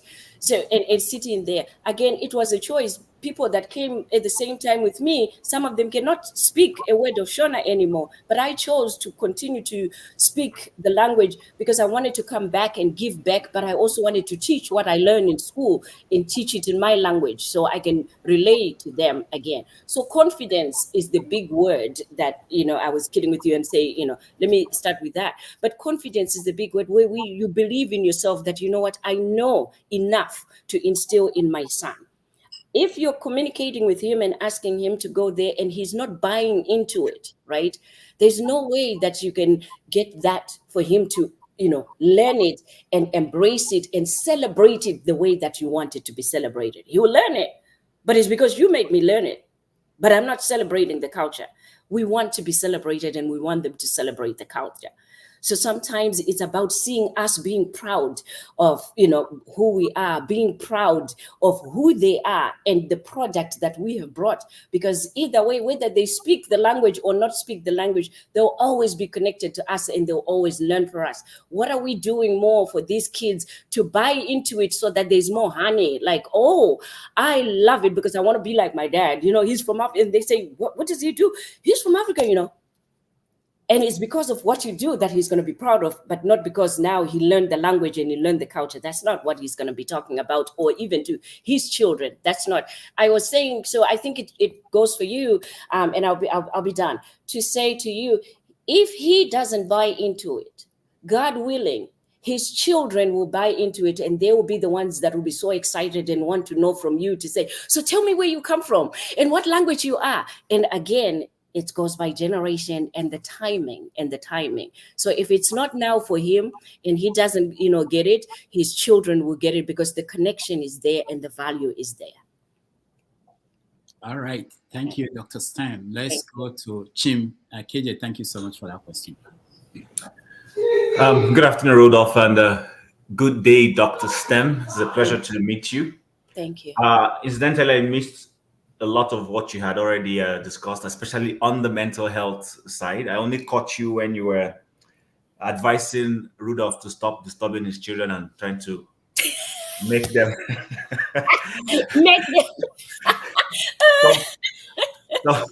stop trying to talk to them about being Africans by force or by fire, But anyway, I actually, that's actually why I came in.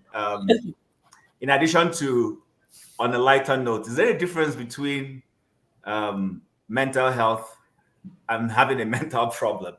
Is there a difference between that? That's the one. And then the other one is, so I I live in an environment where I have other cultures. We have people from the Hindu. I see the Chinese, Yes. and I still see these people raise their children in their culture.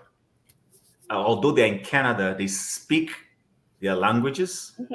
But those of us who are from the Black continent, especially those of us from, I even see Egyptians here, and they have their Egyptian, they still, most of their kids still speak their native, might not be very fluent, but they still speak.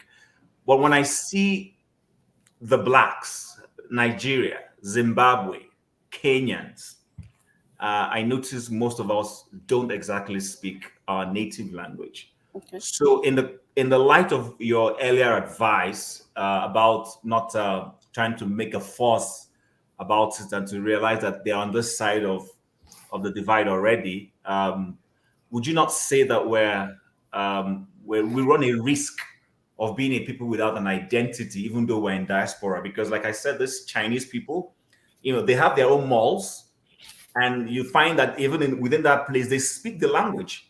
The malls are open to, the shopping complex or grocery stores are open to anybody to come and buy. They won't stop you.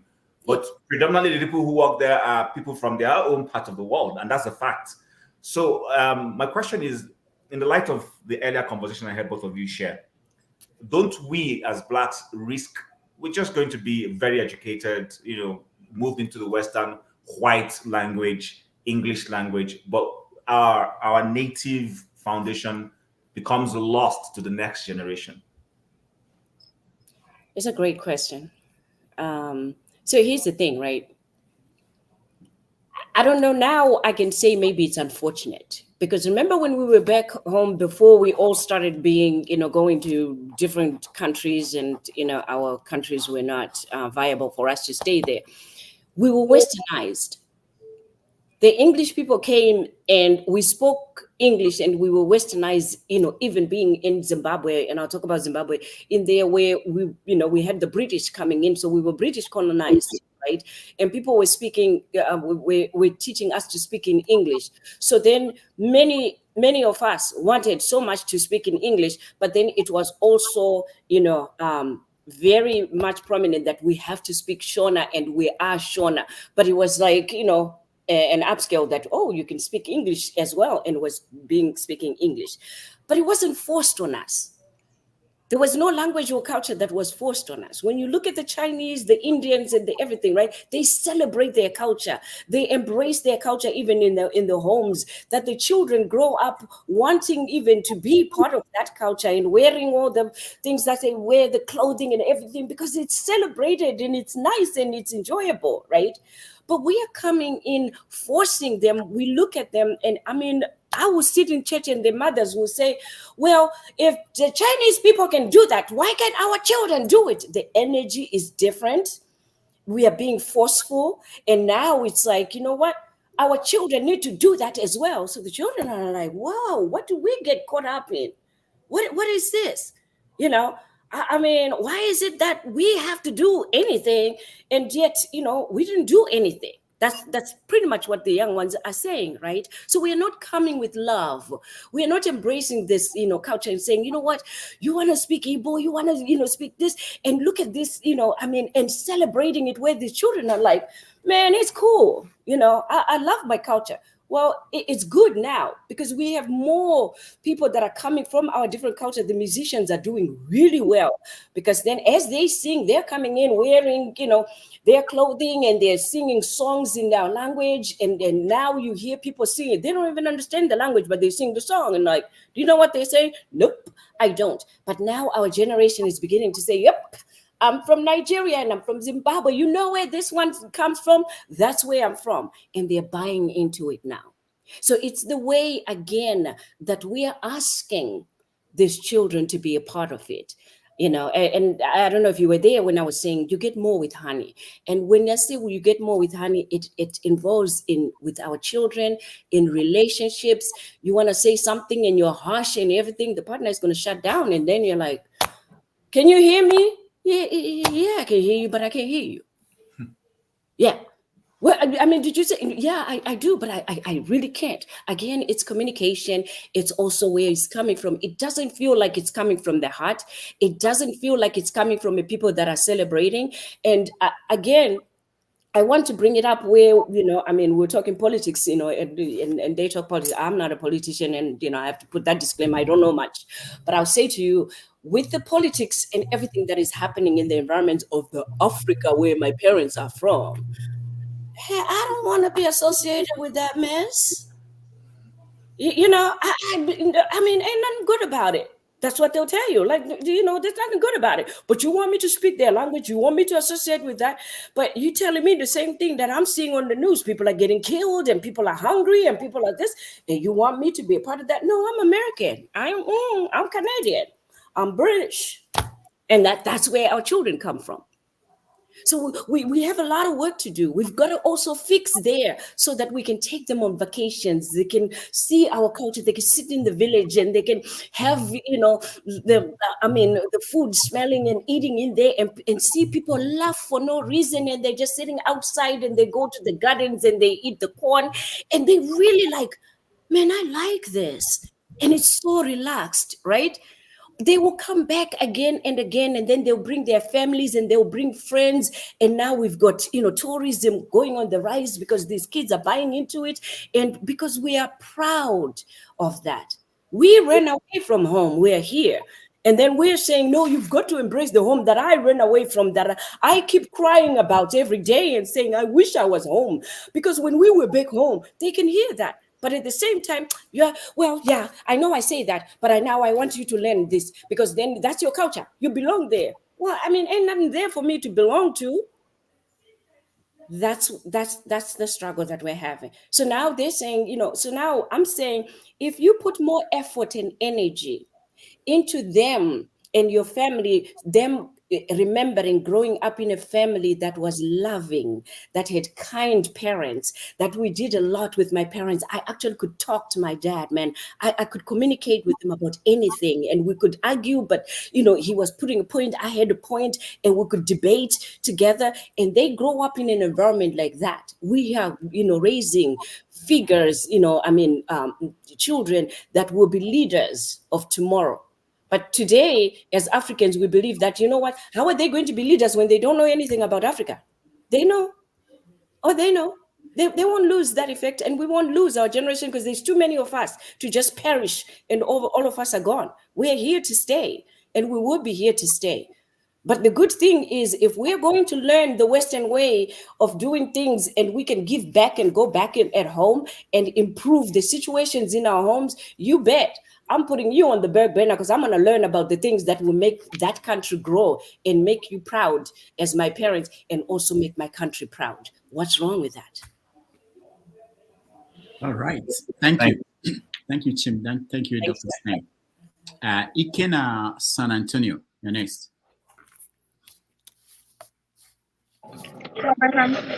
Dr. Njakri Ndamages and Dr. Stan, it's nice really meeting you.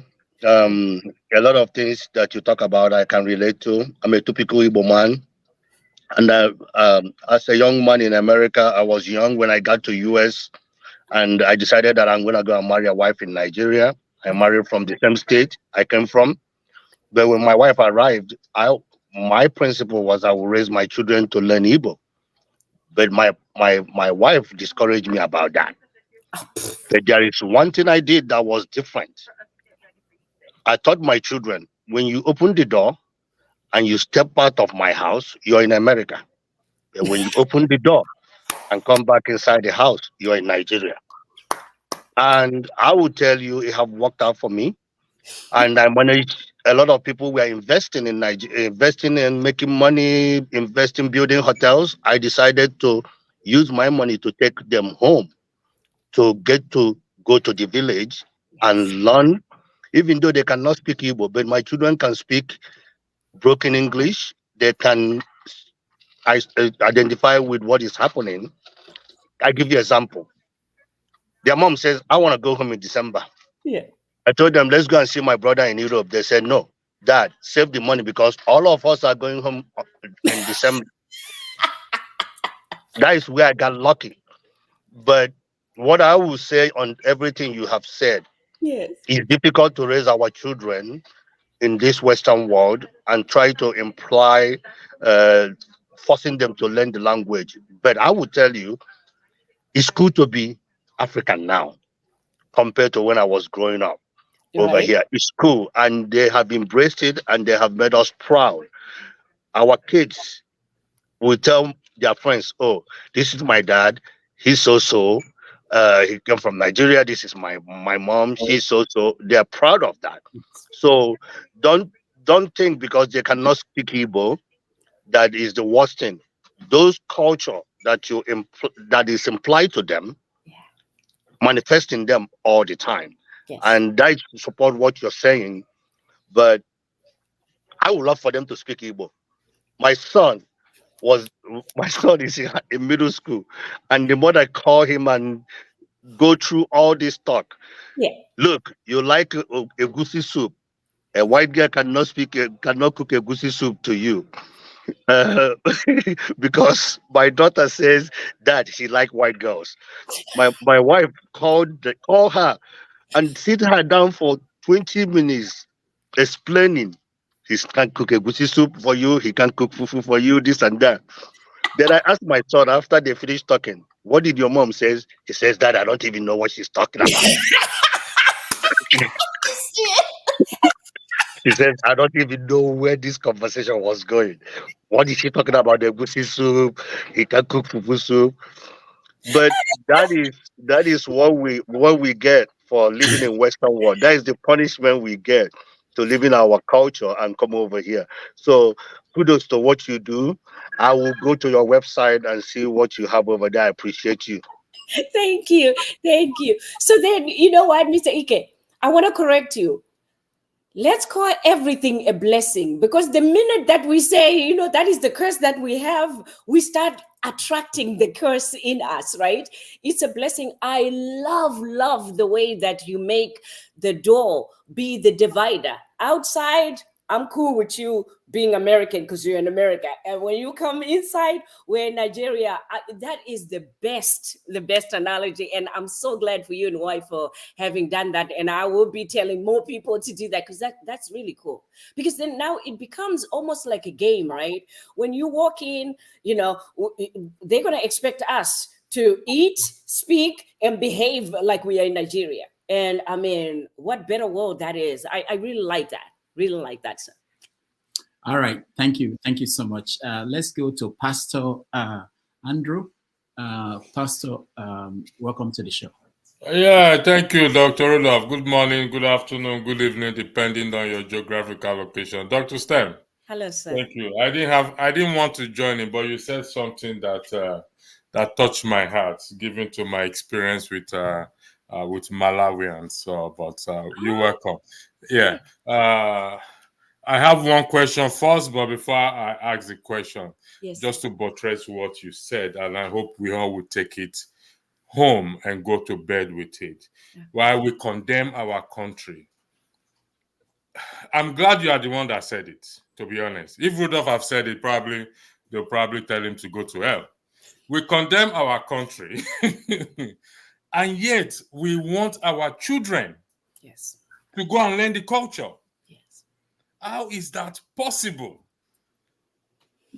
And I hope we will take this home.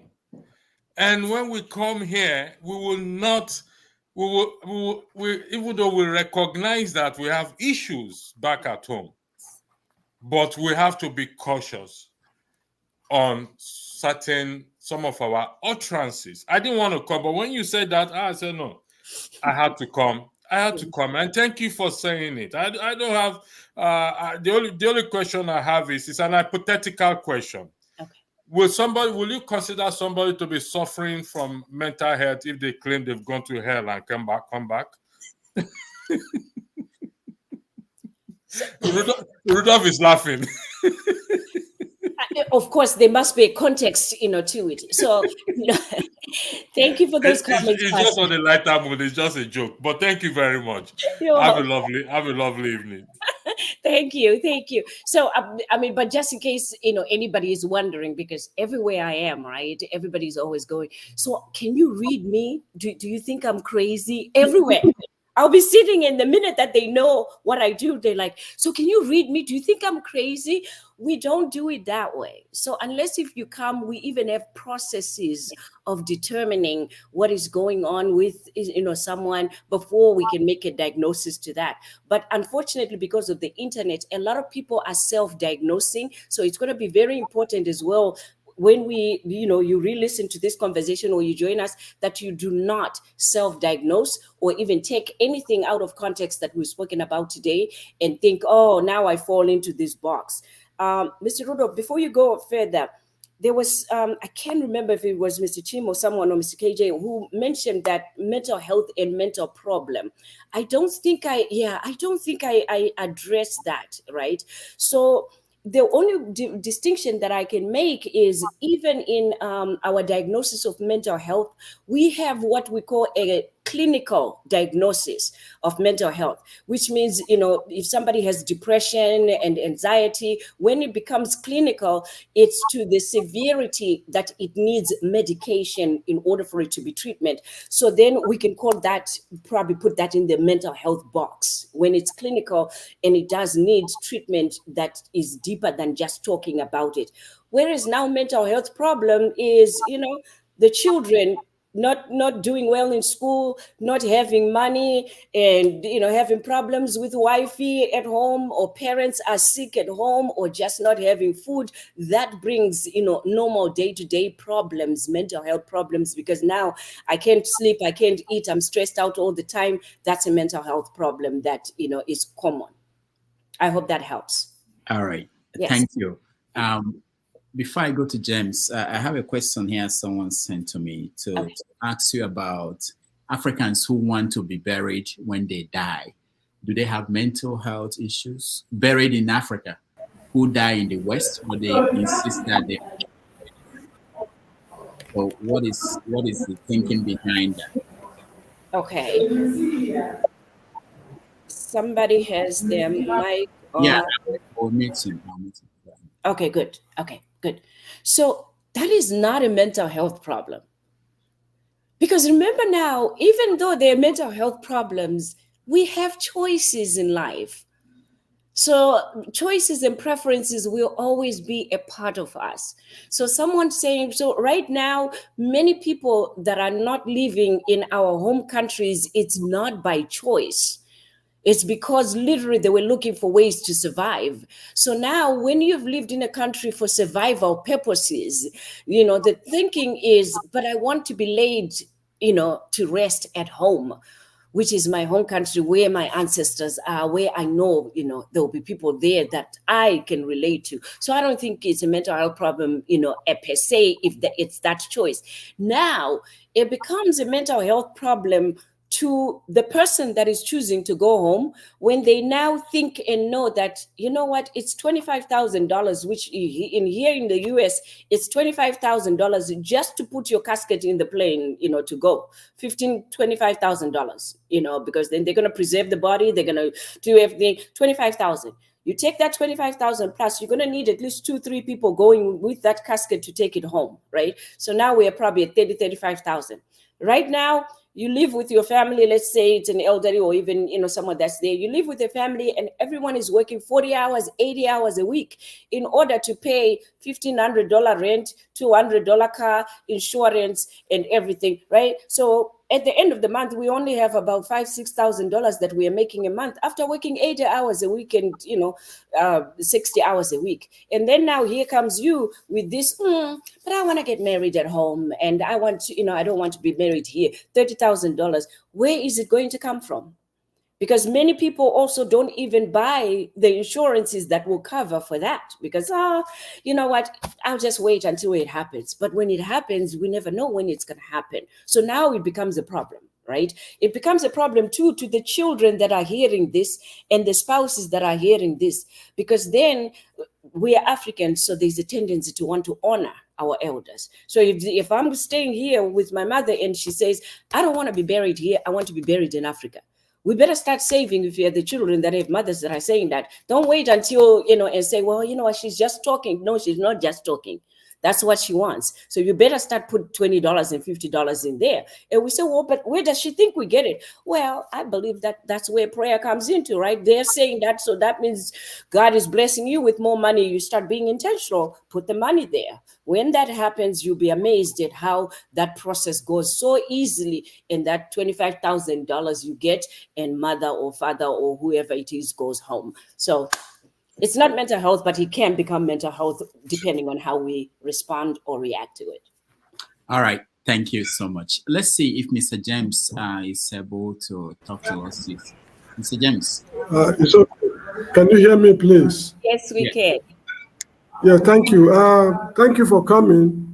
I would like to ask a question spiced with the history of your country concerning Robert Gabriel Mugabe. Okay. If you analyze the history of your country since the first Shumurega War, which they lost, and they revived it, I think, in 1965 or thereabout, after UDI, the hardship they went through, people like Ebebo Zerewa, Ndabanini Sitole, what's this man's name? Quite a number of them, particularly a man who was accused of killing a white man. I've forgotten his name, but maybe I'll remember. Now, till you got to Lancaster House Agreement talks in 1979, independence came in 1980. Britain refused to honor her commitment to fund land redistribution program. The people were forcibly dispossessed of their land, and Britain expected them to pay money to repossess the land. And Mugabe happened to pursue a policy he never intended to pursue. As a result of this, Mugabe was tagged as somebody with mental disability. What is your opinion? Mr. James, you take me all this way to the history, to the year that I was born in that's when I was born in 1965. So you say 1965, I'm like, oh, I was born in 1965. I don't know anything. So you say all this, I'm like learning from you. I'm hearing you. I say, wow, you actually could be my professor and teach me about my own history of Zimbabwe because you know a lot. I'm only a student of history. Please, for your information, yeah. 50,000 Zimbabweans died during the operation. 50,000 were killed extrajudicially. Yeah. Was Mugabe mentally deranged, as they want us to believe? Some of it is, yeah. Sorry, the man's name is Edgar Tekere. Edgar Tekere, who killed a white farmer, but he was freed technically. Oh, Tekere. So to be honest with you, I would be one to tell you that I'm not well read, in it. I've been in America for 36 years now, but I did not put a lot of, time in learning about the history exactly, and also know when and how they termed Mugabe to be, deranged, or what that was. I'm sure there was a context of something that happened, and then they label him as such. But I'm not quite sure, and I'll be, amiss if I say I do understand that and I know that. But I will compliment you on being well versed and being a great student on knowing about the history of Zimbabwe and our late President Mugabe. All right. Thank you for your compliments. Thank you, sir. Thank you, James. So when we booked Dr. Stein, I told her that we spend 3 hours here. She said for mental health reasons, we shouldn't stay more than 90 minutes, that she's not going to stay more than 90 minutes. She has stayed more than 90 minutes. We have to round up. So what I'm going to do, I'll ask her one more question, and then maybe any of you, if you have one more question, I will let you do that. So my question for you is, there's something they call a triple heritage in Africa: the Islamic, the Christian, and the African traditional religion. This is what wherever you are in Africa, you have that as kind of a baggage that we carry. We now speak different languages, maybe from European countries that govern the part of Africa. We have the Christian for those who are Christians, or the ones who are Muslims. And then we still have the traditional religion and culture and everything. We have them mixed up. Do you think it's a factor in how we navigate the world, how we see the world, that we are still juggling these three things? Sometimes, like in some parts of Africa now, the traditional ways is kind of coming up again and trying to displace even the Christianity and Islam that came. So what are you hearing, or what are you seeing along that line, and what impact is it having on people, Africans, both those at home and those abroad? It's a great question as well. So it's about survival. We're all looking for survival. We want to find ways where we can survive. So it's about survival. So many a time, I think, for the three that you mentioned, the Islamic, Christian, and African tradition, right? People are always finding for solutions and healing when they go through, those three, whether you practice any of those. I'm a Christian, believer, and also was raised Christian as an Anglican in Zimbabwe. And it still is something that I believe and practice today. So when you ask me and you say, this usually goes over the 90 minutes and, we're talking about mental health. Part of being a Christian is what made me surrender to this day and say, you know what, wherever it goes and however long that it takes, I'm going to stay there and be present. Because then one of the things we were talking about is, are we talking enough about mental health? Do we have enough information about mental health?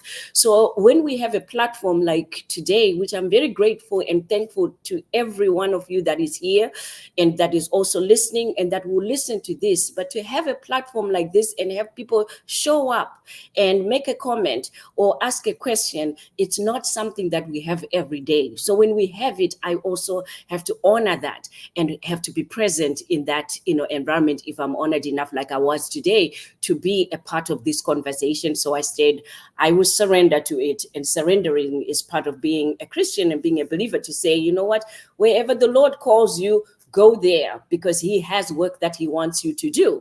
Which is another thing that if people work with me, I always tell them I'm also one of those angels that is an underlying angels that you come to me and you think you're just talking to a psychologist and, the therapist that is just talking, but you're also talking to a Christian, to a believer. So you never know what... Tristan Rudolph.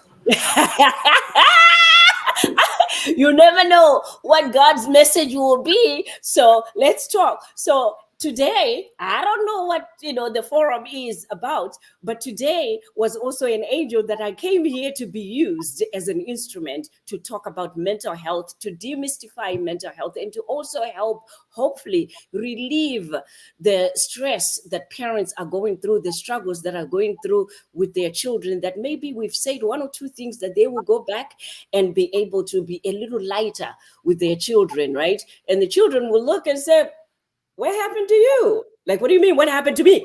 That's what do you mean? What happened to me? Whoa, I actually say something. You didn't say anything.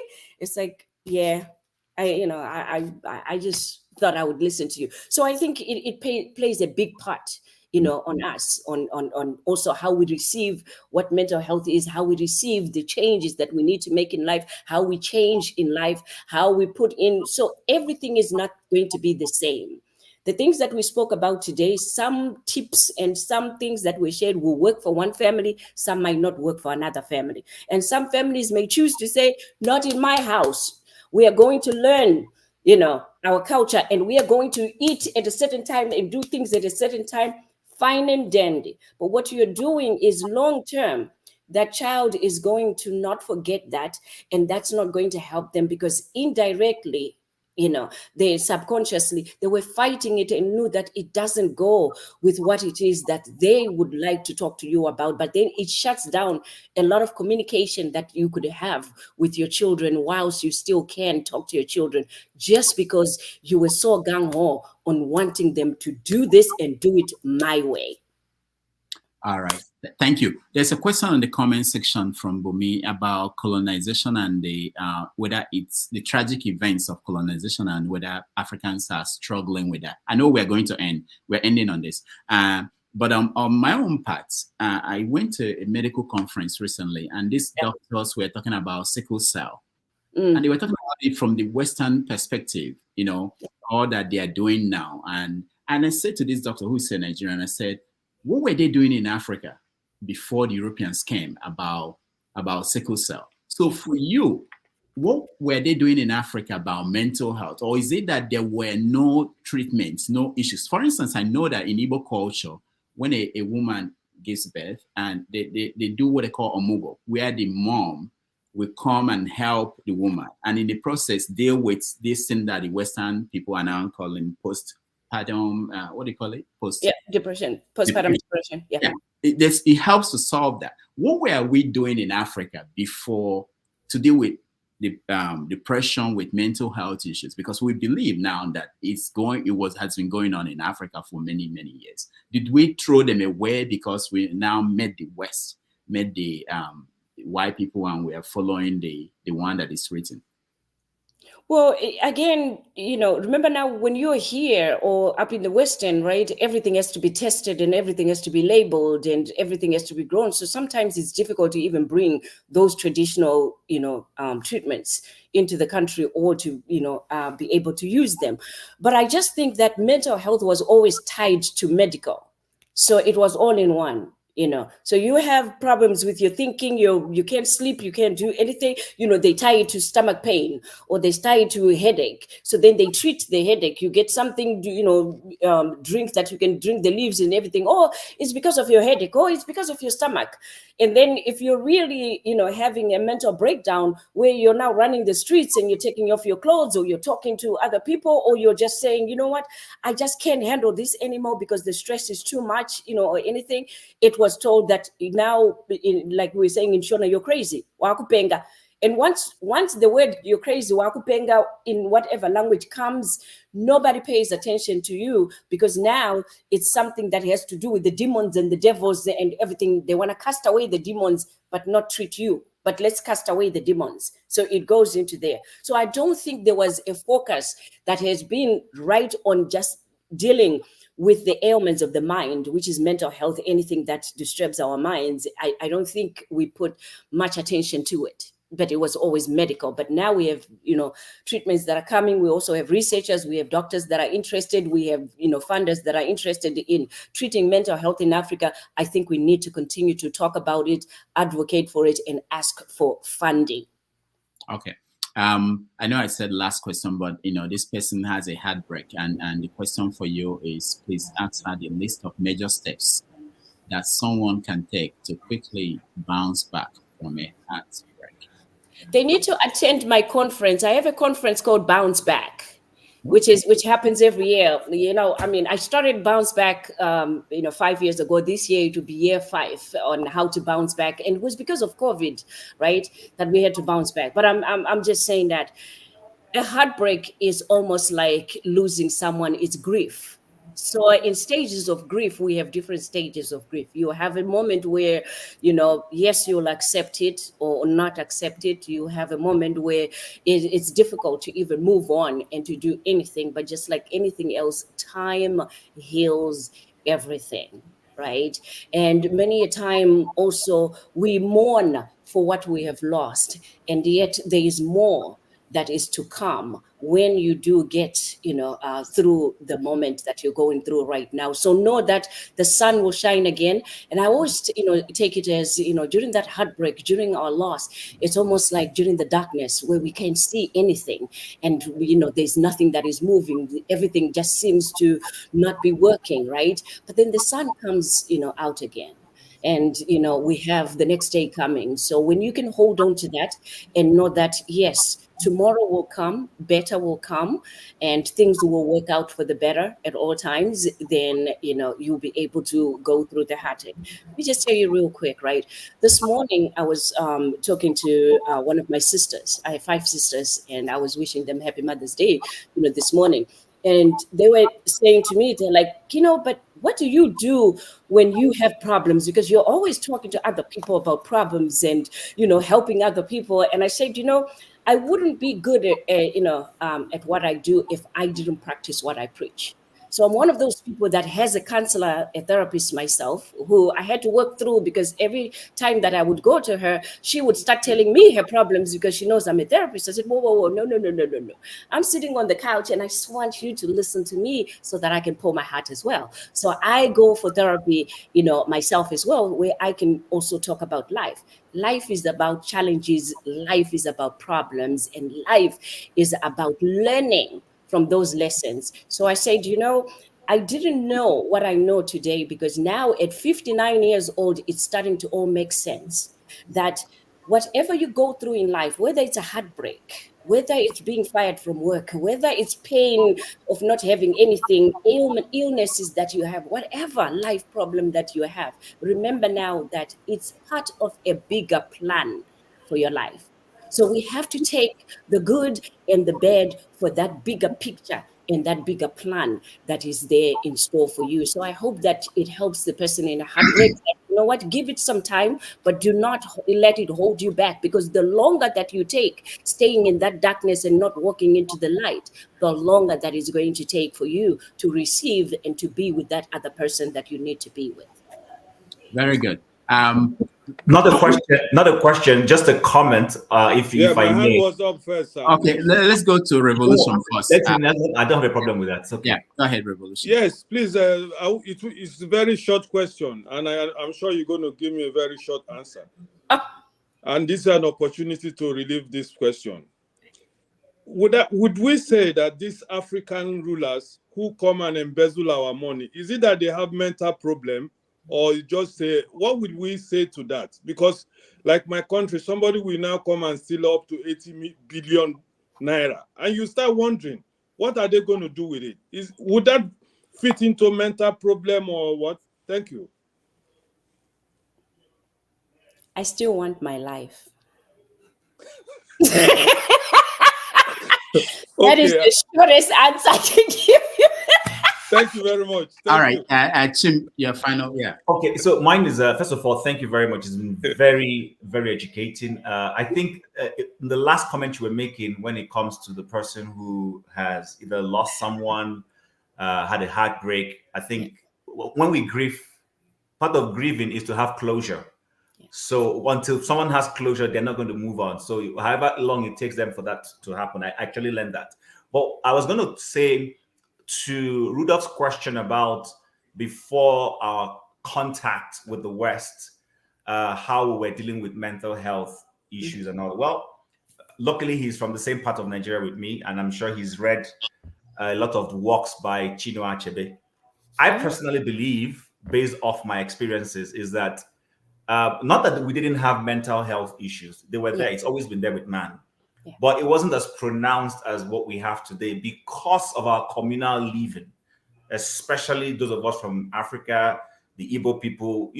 Today is Sunday. We have 4 market days and whatever. And there's some Sunday, special Sunday market days. You see people go to the market square, drink palm wine, relax, discuss with their peers, vent in a very calm way.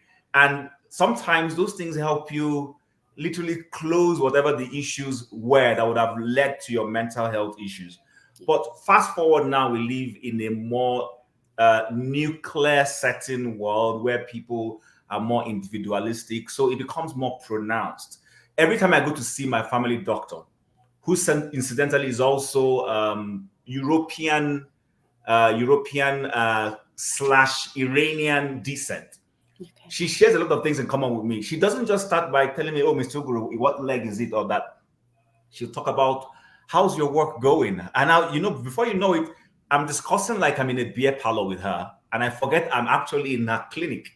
We would have 1 hour of non-medical related conversation before she now says, so what brings you to my clinic today?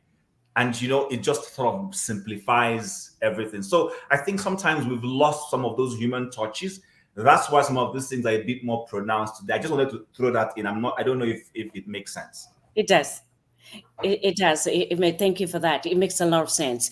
And I'm grateful that you mentioned about, your therapist as well, because then many people will say, I don't need to talk to a therapist. I'll never talk to a therapist. We just had 2 hours of therapy. because therapy is not always about, oh, I'm depressed and I have this mental health problem and I have this. No, it's about life. It's about putting things into perspective, about life, just having a conversation, clearing things up, agreeing to disagree. And you're right, because I will do the same way I'm speaking to everyone today is the same way that I am in therapy. And people are like, how did I get to tell you that? I say, well, we were just talking. But there's a method to my madness. You think we're just having a conversation, but I am going somewhere and I'm taking you somewhere. So before we end, I will tie it together and you go, I thought maybe we were actually, doing some work at that time. So I enjoy this work. I've done it for 25 years and God willing, I have many more years to come. But I am doing more workshops and more conversations like this where I can talk to hundreds and thousands rather than one-on-one, more often now than not that I'm doing more workshops, because I like this interaction. I like this opportunity to hear each other. As I said, there's no right or wrong, but all of us are in this one life that we are just, trying to get the most out of it and to also live the best way that we can. So thank you for that.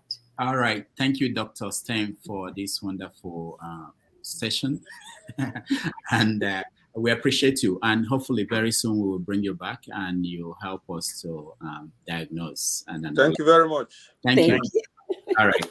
We'll take a break. And when we come back, we will do our own typical feedback. Thanks. All right. Thank you.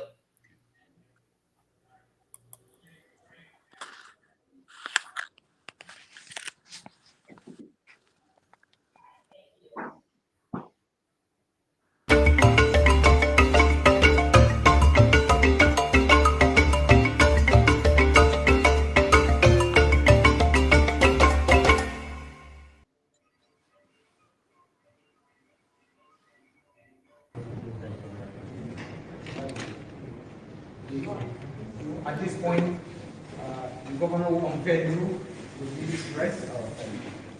If you can,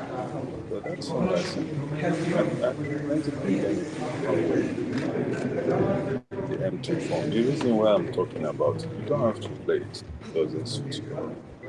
But you would prepare. But I would like to have a review of it. What do you think?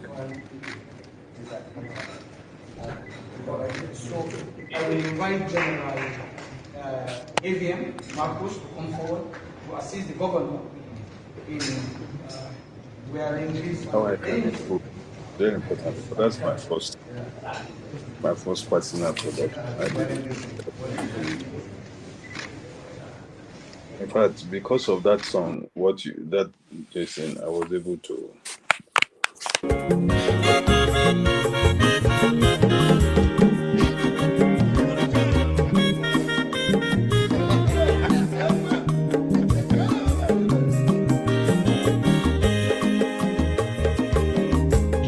When your mazolo bio, akwa mazolo bio, Max, if you have you go kwanu no fube nazo olaga ni piazugo,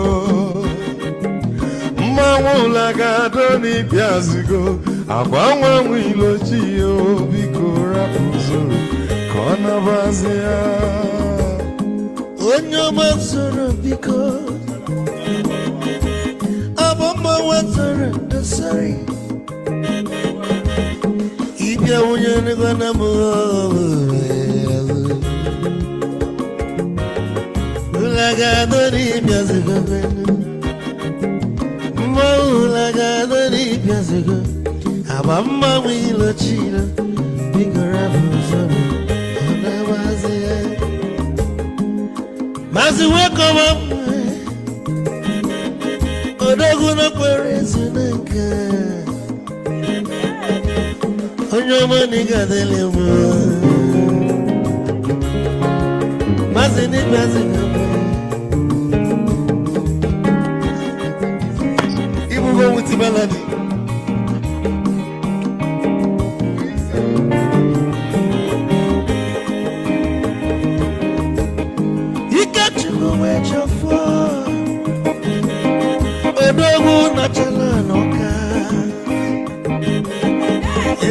nwanne m legadele mma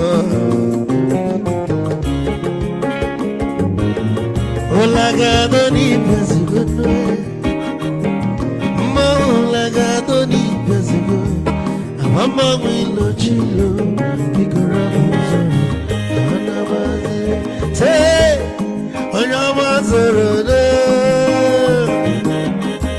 Amama wazoro de Sorry Ibya muyano kwa namo Ofube Naro Olagado ni biazugo Nazaboy Olagado ni biazugo Amama wilo chilo Bigora puzoro Anabazi Aizu Odogo kenenu mikechofo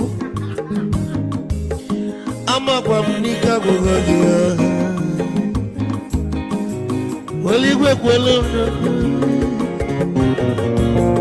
Ikejo mabele bege Hey you want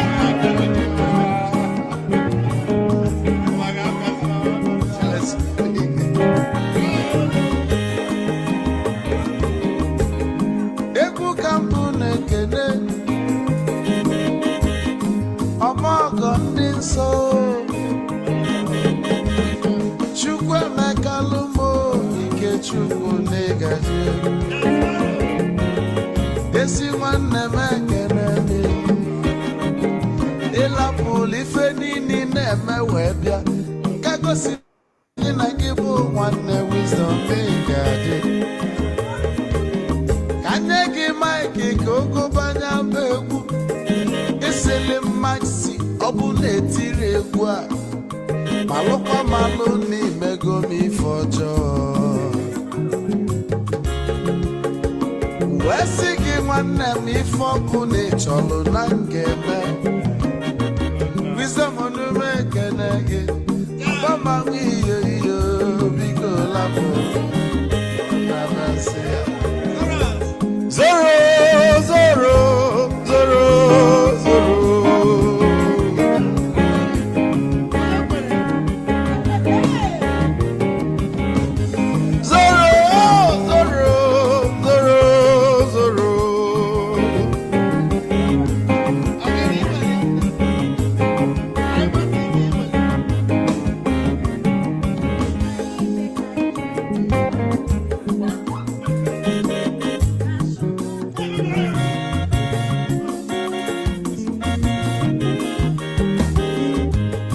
Deburu joy na bugwa osa Sokoto Ujembe mwilo Anu solo mwe ma nofia nara Onye nwuro zuru ike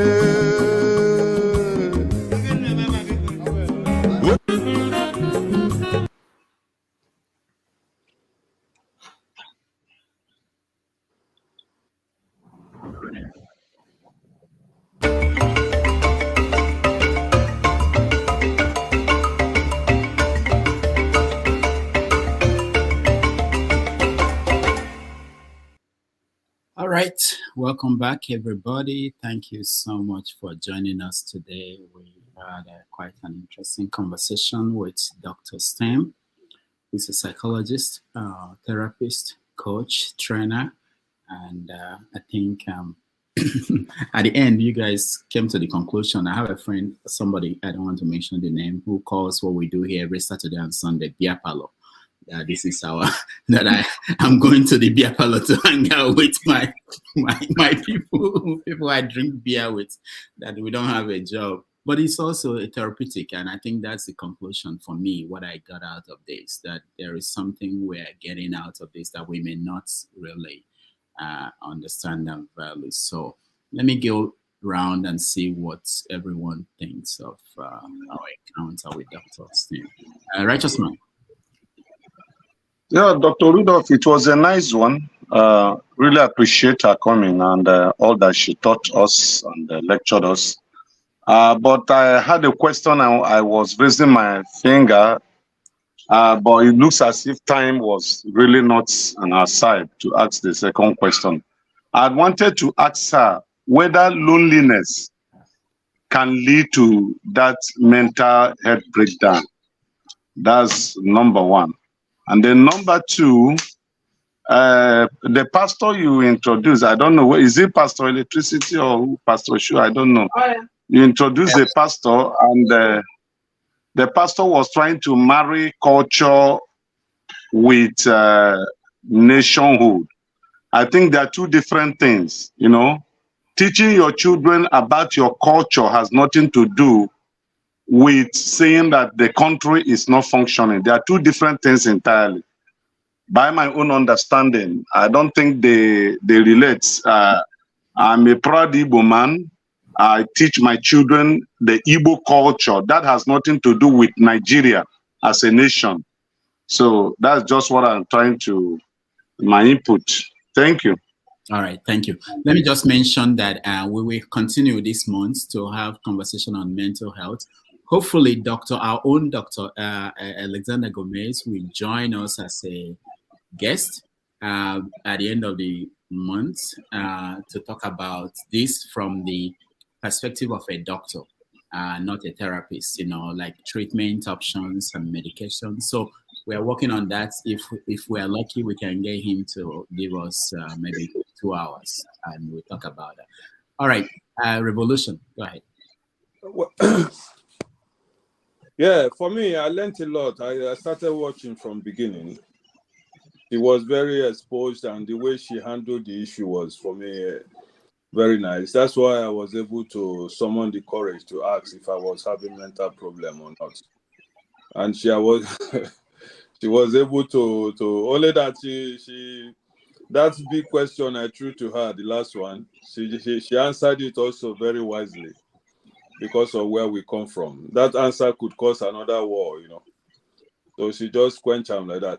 But Rudolph, before I run away, I want to ask you, that song I sent to you, my real aim is for you. That was my first time I produced myself. People has always been doing it for me. I told you, I bought it, built my own home studio and did it.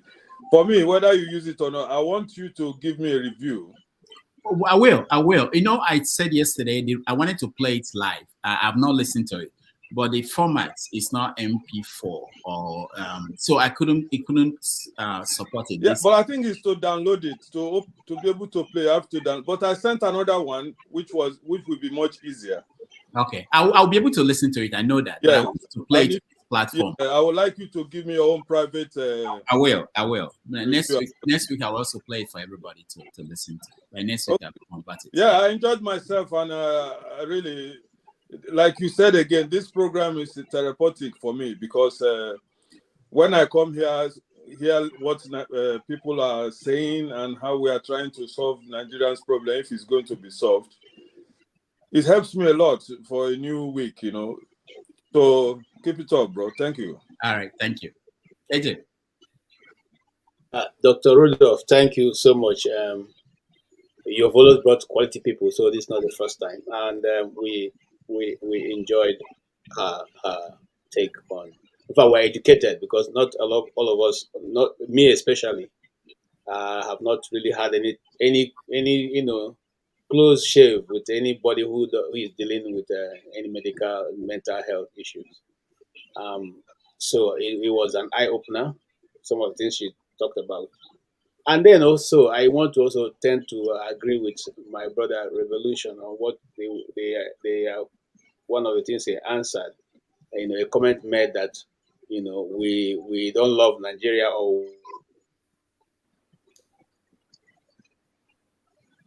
KJ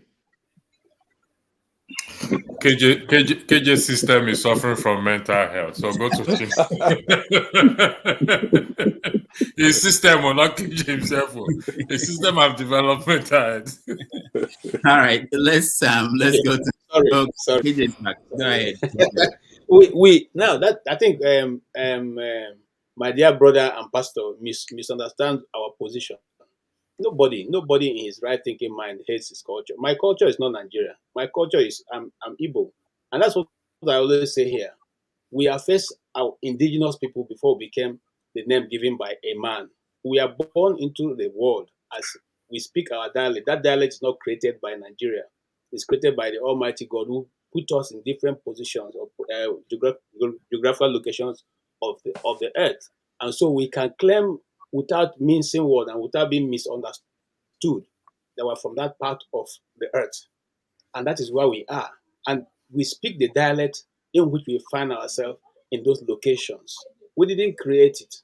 Just like you don't choose who should be your father. You don't choose who should be your mother. And that's the way we are.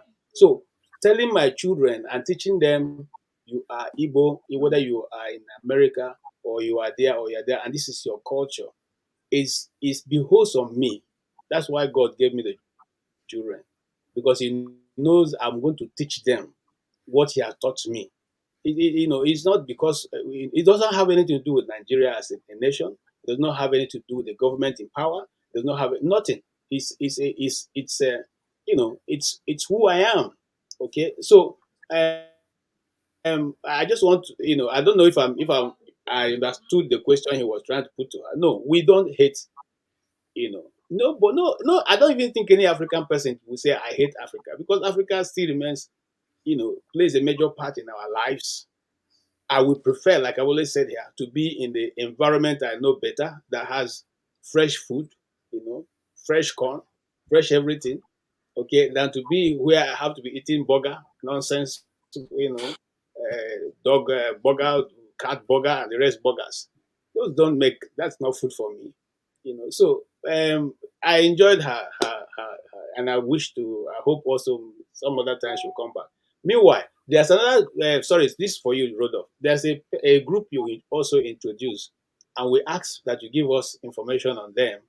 Since that time, we didn't hear anything. And then, second question to you also. This Zoro guy, is he your brother, or is you are back to the group guy? Because I want to understand the Zoro music. I don't know who they are. I just like the music. And first of all, people send me music to play, and I always tell them, we have copyright issues with YouTube. So if I play certain music again and again, it's because they don't have copyright issues. So this one doesn't, Magic doesn't. So that's why I'm playing it. But I like the music too. I don't know who they are. No, I like it. That's why I'm asking whether you know them. And no, I like it. The Zoro guy, the story is very interesting. I'm actually looking for the guy, because it will be good to talk to him. I think he's somewhere in the West. So it will be good to talk to him. Hold on, Mazi, hold on. I just want to announce for those who may want to. Next Sunday, we have a very important guest, Dele Ogun. He's the author of the book, The Fatherless People. Really, if you care about Nigeria and understanding what's going on in Nigeria, I would recommend you get the book. There are the audio version, the digital e-book, e-version of the book, or the hard copy. And read the book. It will be an interesting conversation. I'm going to read the book myself, and he will be here next Sunday for a interesting conversation. So if you can join us, or if you can prepare for it by getting the book and reading it, that would be wonderful. All right. So what was the second question? Who was the KJ? You said two questions. I forgot what the other one was. Yes, the other woman who talked about the project they are doing in Africa, and you said they're going to give us information on them. Oh, I don't even remember the woman. Remind me the name. There was a group that was doing, and they were going to build 2,000 houses in Africa, in different parts of Africa. Oh, yeah. Oh, she's going to come back. I know what you're talking about. You're talking about the woman from England, from the UK. Yeah. I'm talking to them. I'll find time to no, she's coming back. I know what you're talking about. Yeah. All right. Thank you, sir. All right, Tim. Yeah, thank you, Rudolph. Thanks again for bringing that, for bringing Dr. Stern. I think, although I didn't start early enough because I had to go to church to go and deal with other mental.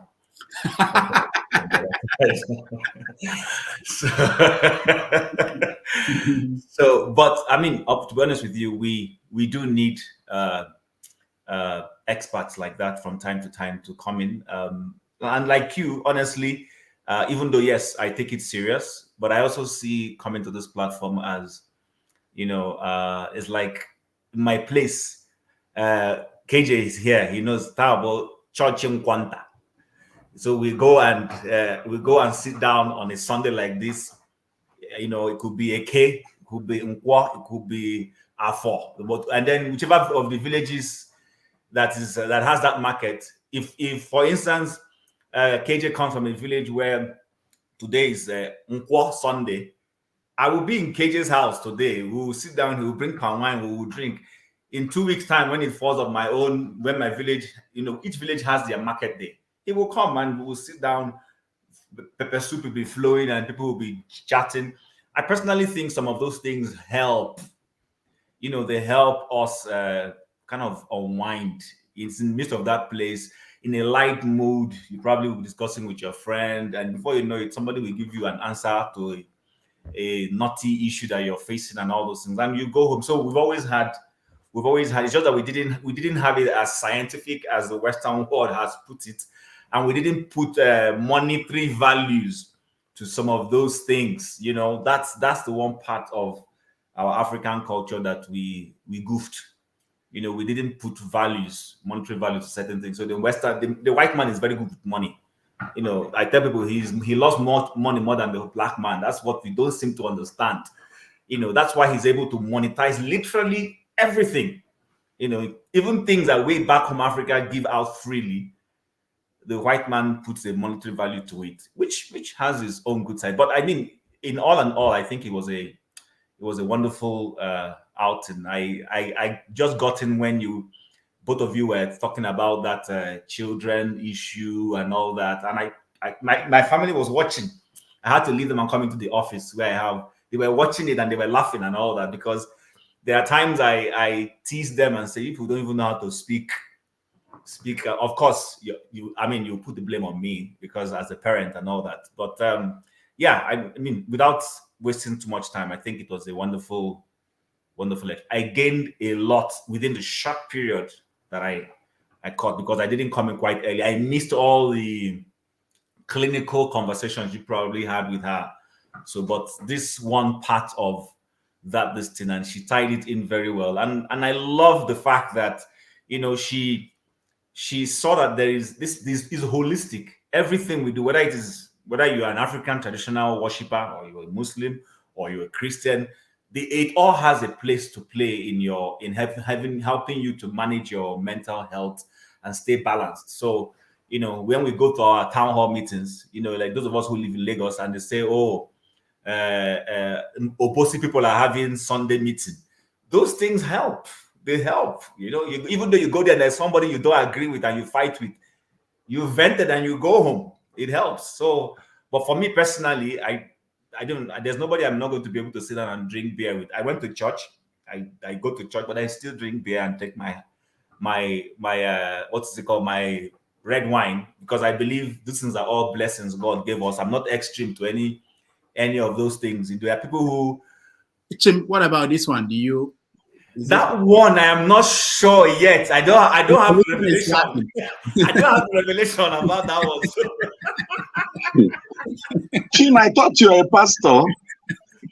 Which one be this one? My bishop. Revolution. I used to do it.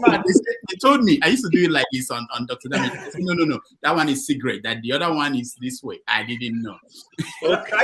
My Bishop Jesus, went for a wedding and he gave them wine. In other words, he encouraged me to take it, but all he told me to do is to take everything in moderation.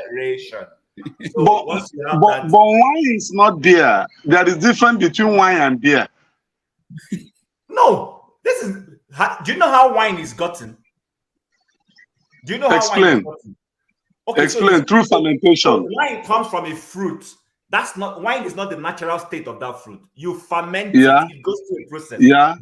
Beer comes from belly, and it also goes through a process. What that tells me is that every natural, even palm wine goes through a process. It's not as if you just bring it down and you drink. No, it goes through a process. So everything God gives us goes through a process. Palm wine, no, they go through process. So it gets more processed, they go. Then they mix and small. We don't like no, Jim. No, palm wine, no, they go process. I beg. Okay, natural. But the bottom line is that I think at the end of the day, what God wants us to do is judicious use of the resources He has given us, and apply wisdom not to take anything to an extreme. Stay in the middle of the line. Don't go left or go right. That's all. All right. Let's go to Pastor. He doesn't drink, he doesn't smoke, he doesn't do the other. I don't know. Speak for yourself. Don't speak for me, please. I use God to beg you. Speak for yourself. Because by the time you say this now, people are watching and they will say, people that knows me will say, Rudolph.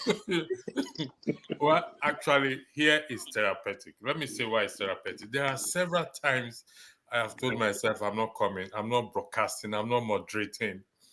And the next thing, I will put a thumbnail up. I'll call my guy in Nigeria. Make a thumbnail for me, please. We are going on here straight away. And even this morning, I joined Forefathers. I was writing an assignment, which is overdue anyway. I joined them this morning. Mazi Prince slept off. Jagun, they all slept off on live stage. That's how therapeutic it is. That is how therapeutic it is. Even when we shout at each other. Do you know, what's his name? Pastor Talulumide was on the platform yesterday, and they were having a go at each other. I was just looking, keep on going. It's all therapeutic. Now, to KJ and Righteous Man, I think you misunderstand my position, buttressing what the doctor said. So I'm going to put it this way.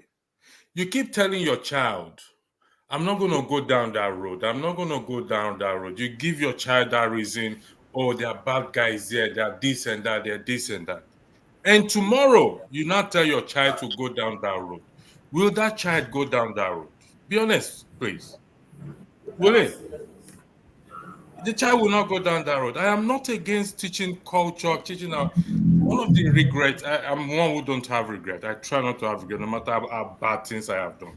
But one of the regrets I have is that I didn't take my daughters to Nigeria as often as I go to Nigeria. Because I go to Nigeria almost every year. I didn't take them there. They are 25. Pastor, sorry, that's not an accomplishment now. You live 6 hours away, so you can go to Nigeria like pure water. You should be going there to have dinner in the night and back. So today I can't tell them, I can't box them and say, you know what, let's go to Nigeria and this and that. But you see, if you see a pit in front of you, you are not going in, and you are asking your child to go ahead of you. Is that possible? We recognize the problem of Nigeria. It doesn't stop us from not teaching. After all, the Chinese teach their children their Chinese language, even though the children have not been to China. The Indians, you see them, their children that were born in the UK, they speak Indian. They have their own problems and troubles. We recognize that. But I'm trying to buttress what she is actually saying. I'm not saying I'm not mixing culture with the way Righteous Man put it. So that is what she said. I am trying to buttress it. Now listen, people listen. Let me say, my kids are going somewhere, not to mention the place. And I was concerned. No. And you know what? Immediately they rebuke me. Dad, you can't say that.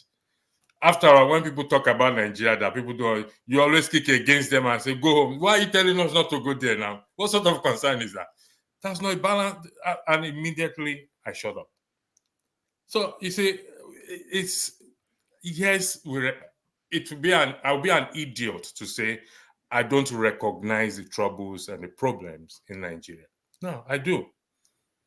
But when we keep singing it, and we not go to our children and say, you know what, you are going to Nigeria, so you go with me to Nigeria. You can't force them to. They ain't gonna do it because they'll throw it back at your face. Oh, Daddy, you said they kidnap people there. You said they kill people there. You said there's this and that. What will you do? Will you beat them? The answer is no, you can't. So that's what I'm trying to portray. But so anyway, this is a therapeutic. Pastor, can I ask you a question, Pastor? Go ahead. If Rudolph allows it, I'm not. Hold on 1 second. I'm not the moderator. Okay, it's okay. Yeah, please. All right. I should go ahead. Yeah. Okay, Pastor, not talking or mentioning about a problem, does it mean that that problem does not exist? I never alluded to that. Oh, okay. Okay. Or I did If you not never, allude to that. okay. Now, I don't think that now we are in a very global world where it is a global village. Information is accessible to whoever.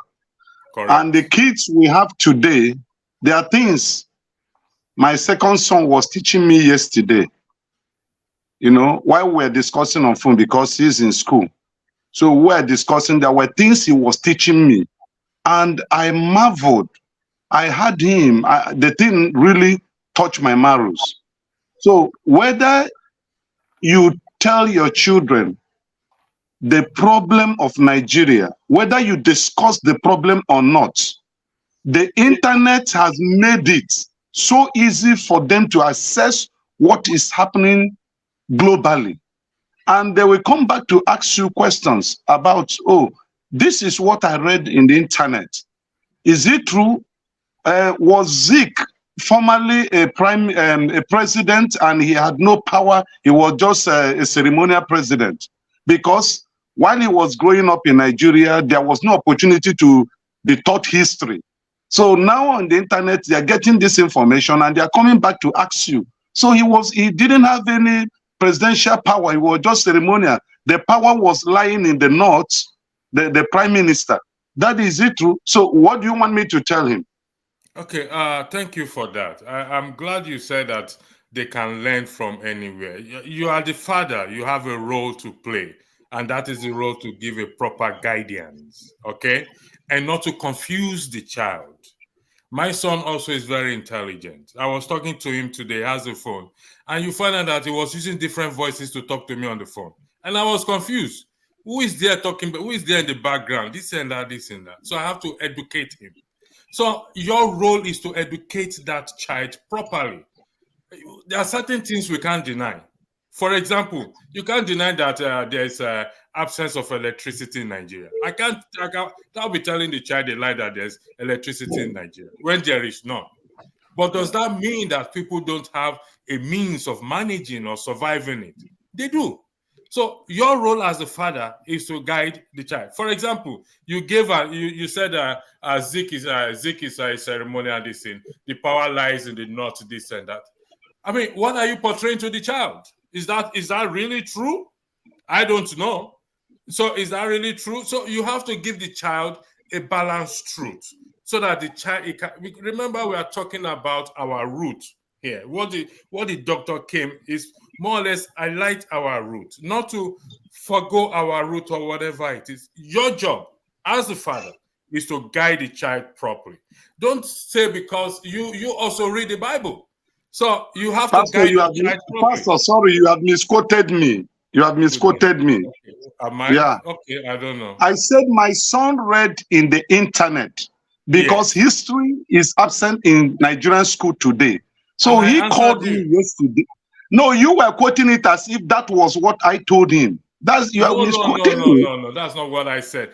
I said your responsibility as a father is to guide him properly. Balanced truth is called the balanced truth. Not denying the fact, but at the same time, you have to balance the truth. That is what I just said. All right, let's continue to hear the view of other people. Thank you, guys. I want to say goodbye. I'll be watching Underground next week. All right, thank you, Revolution. Mazi Prince, Yanis. Yes, Dr. Damages and other panelists can mention, if I mention everybody's name, it will take forever because I will definitely give them some accolades. I purposely did not come online when the lady was there. However, I listened to it and I just want most of us to know when we talk about mental health, it's not a disease. It is not a disease. It's just about the wellness of your thinking, your thoughts. Okay? And those things come, they kind of like form a pattern in your life that defines your characteristics. Depend, they kind of like they are the one that allows you, propels you to act the way you act. And then when they say, because in Nigeria, some people think when they talk about anything mental, oh, is that madman on the street, or that one's on the street smoking igbo and all that kind of a thing. No, it's not. Okay, and in every facet of life, it's always recommended that you take care of your mental health. And what is it? Self care. Self care, for the females, self care could be going to do their hair, going to do makeups, go, what do you call it? One or two things that women do. For men, just like Tim said, there is nothing wrong in taking beer. After all, the Bible says, "Don't take alcohol for your stomach's sake." It's in the Bible. Yes. So anybody can come here. Those people, like some people said yesterday, that I'm always against Christians. No. The Bible says, take alcohol for your stomach's sake. The only place it's bad is that when those that would now, instead of taking one bottle, they now take 10 bottles and then start speaking jargons. Then that's a problem right there.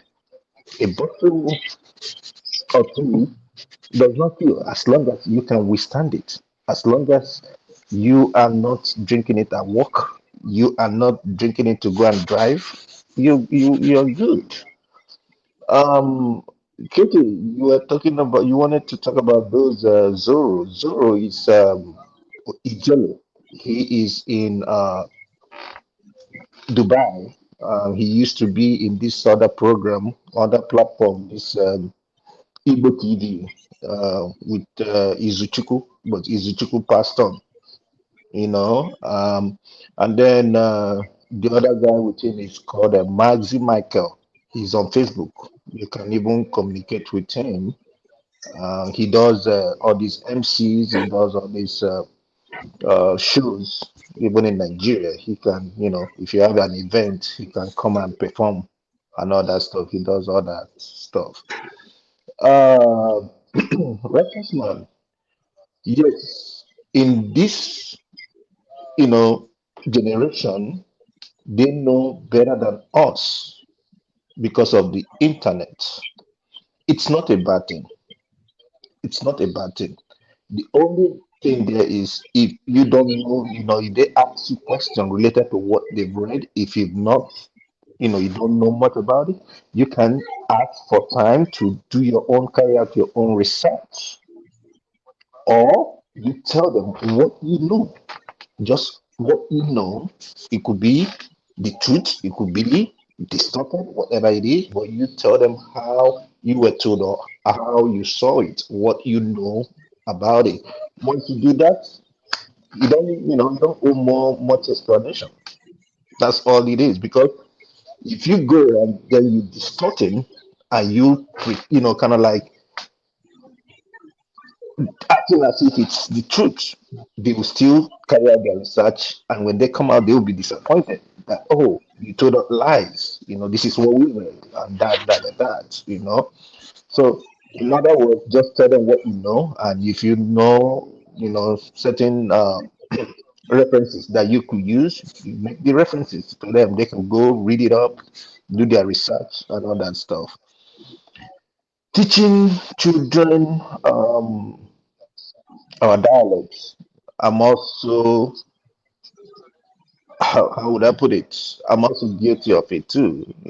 I've never taught my kids.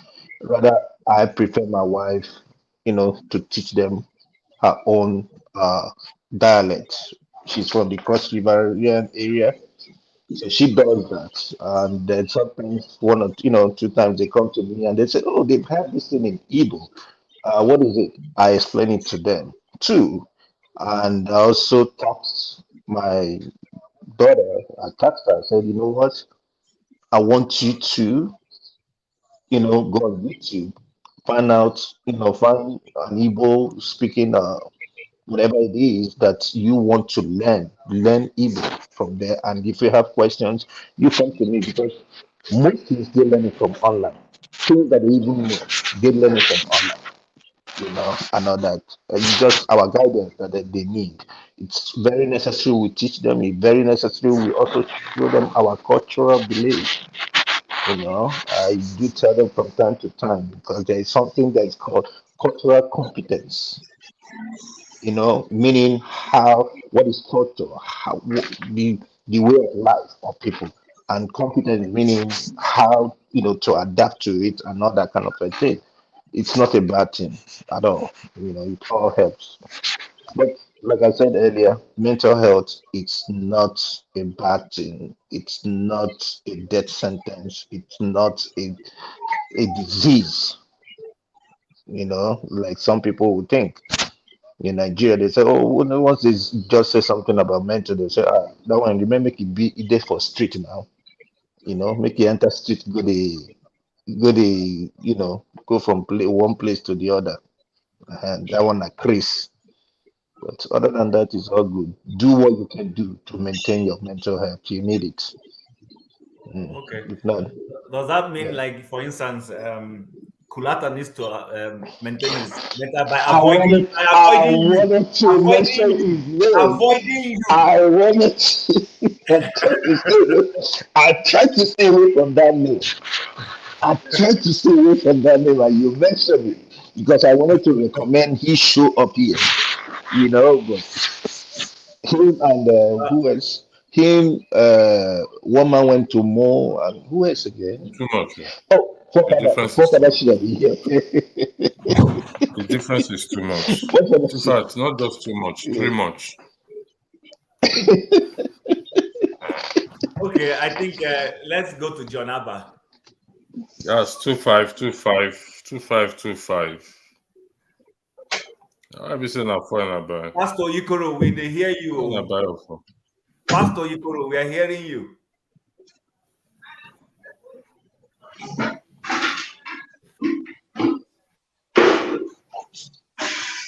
Yeah, John Abba, go ahead. Yeah, sorry about that. I did. Sorry about that. All right. Good evening, everyone. I listened to the lady a little bit. It was very educative.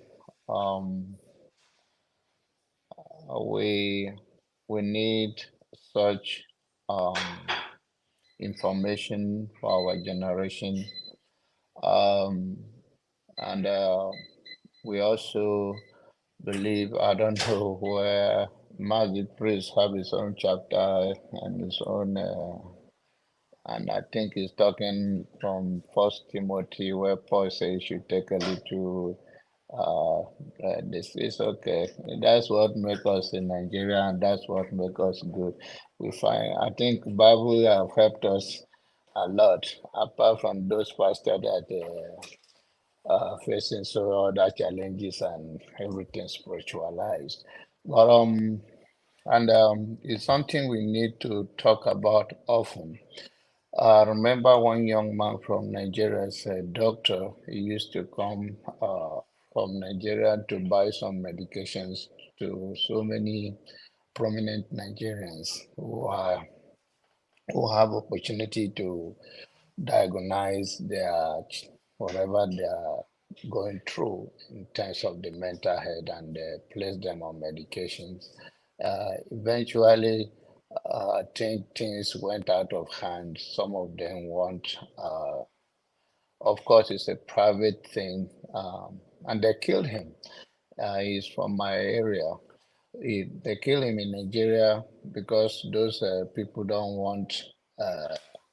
They don't want that information out at all. And I don't know exactly what went wrong, whether they are trying to use political thing, all of that. But then we all have to be aware of our mental health. the part that one is not blown out doesn't mean you don't face your own mental challenges. Sometimes things weigh all of us down, and then the only problem we have in Africa is the stigma part of it, that people don't want to be associated, even though you can see them struggling with it. But then it's wonderful thing that Rudolph do all the time, and so many of us here, especially all of you, Pastor and the rest, that KJ, Righteous Mind, and Mazi Priest, Chim, that we speak to issues, and that's why it's very, apart from, I think the only thing that drives us apart here so much is politics. But in every other thing, I think we share the same struggle, care for our community, especially when we see common things go out, we see them in pain. We know, of course, that those things can be taken care of. So we continue to advocate for such help for people, because before you know it, I remember a lady drowned her 3 kids in Lagos with herself. And all of those come from such voices that, and then you see that in as much as some pastor may take advantage of it, I think the only thing that is even giving people hope in Nigeria, in as much as those that are really those that does care about people's spiritual life and mental health, also church help in such way, but church also they cover up. And then the only thing you know is that what else, even since there is no teaching on it, or no awareness, or there is no even facility for such thing. I also remember a pastor here. His son pastor friend sent him his son that is on medication in Nigeria. He was in university and he didn't tell him he was taking any medication. And when the child got here, he was in school in East Texas here. And one day the thing blew out because he refused to take medication and he think he was okay and all of that. And the guy was shocked. The pastor was shocked, thinking, what happened? And he called the parent. He was upset.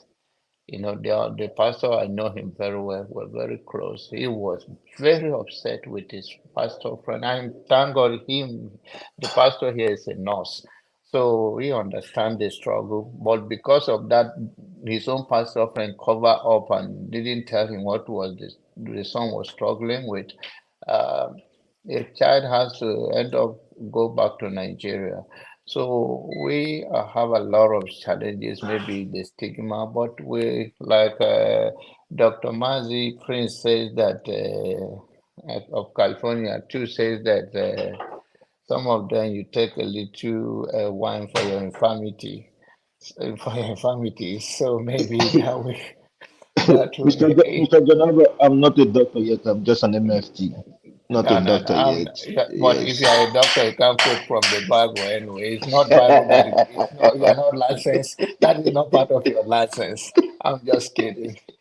So we all need to be aware of it, and in our local area, any way we can make that changes, we should encourage it and let even not only people in Nigeria, in as much as we believe that the help is very limited out there, even us in America here, we should encourage one another for any kind of help. But sometimes some men, we have to be dragged to even do our annual checkup because that's also part of it. May not be mental health issues, but also it's a way of living well, being in good health. And if those things help us, if no matter how endowed you are with gift, the world needs it, and you have to be in good health and be in good spirit to deliver it. And we all need it to be in that state of mind to do that. So I'm grateful to her for her coming And I hope our brothers and sisters around the world are listening to all. Should be taking that stigma and tell people we need it, and people should not use it to shame one another. It's something we can talk about and to continue. Chim, are you in as a moderator, or you came in? How did you come in? Yeah, he asked me to help him hold forth. I'm not sure what he's going to do. So. Oh, okay, all right. That was But why you can go ahead, no problem. Just go ahead. I apologize. I noticed it just disappeared, and I came in through. No need to apologize. Just no big deal. But what I was no, for not muting my microphone. I didn't know I didn't mute, so I was just negotiating the billions of dollars that are supposed to come into my account. Just remember to send my. All right, I'm going to steer this thing. I'll start with KJ. KJ, this is mental health. Could you please? I want to take it in a different direction, and please don't shy away with it. In relation to sex and lovemaking, how does it affect one's mental health if it's not in existence? Mazi, why are you laughing? I don't understand. No, sorry. What is not in existence? Sorry, what is really I understand the question. If what is not in existence, Mazi, help me to tell him what I just said. What's not in existence? Okay, Rudolph is here. Tim, what you saying is that we will not get equals. No, hold on, Mazi. Where Pastor is taking the conversation, I want to thank you for the day. I will see you guys next week.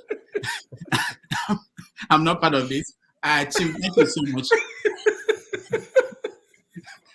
Pastor, over to you guys. Enjoy the conversation. Okay, so my question would be, what is not in existence? When it's not in existence between lacking equals is not in existence. Okay. You go touch my mom and I leave me alone. Here is my take. Okay. I have no knowledge.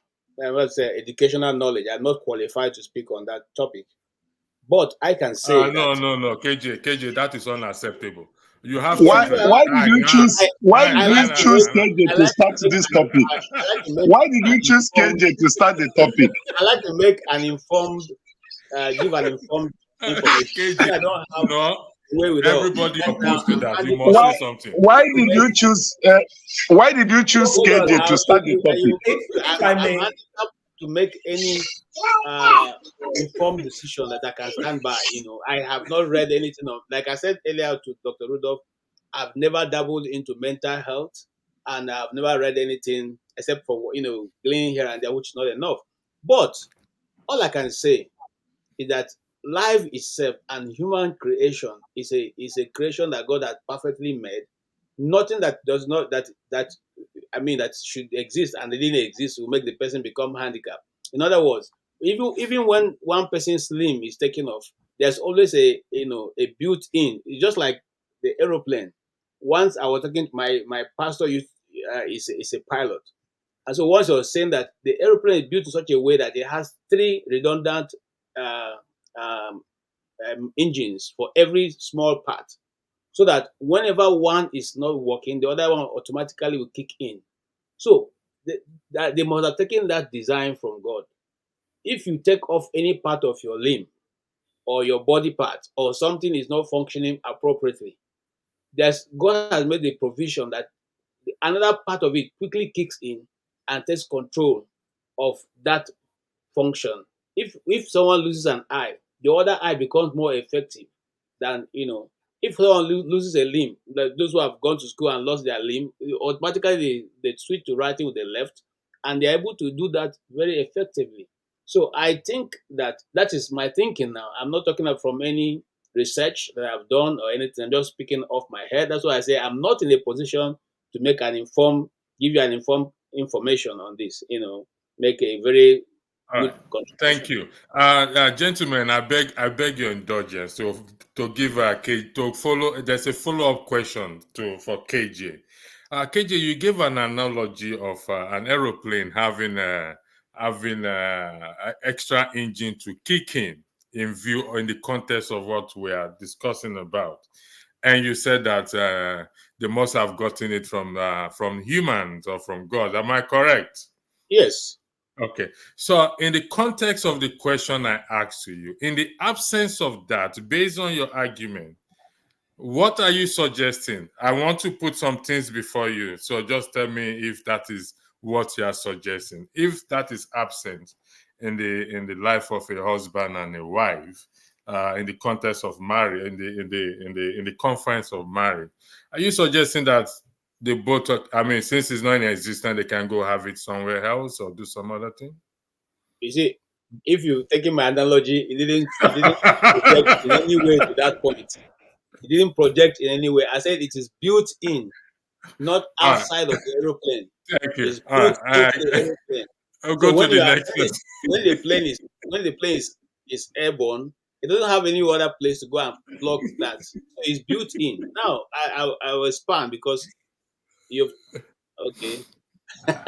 Hello, can you hear me? KJ is frozen. Go ahead. I will go to anyone can go next.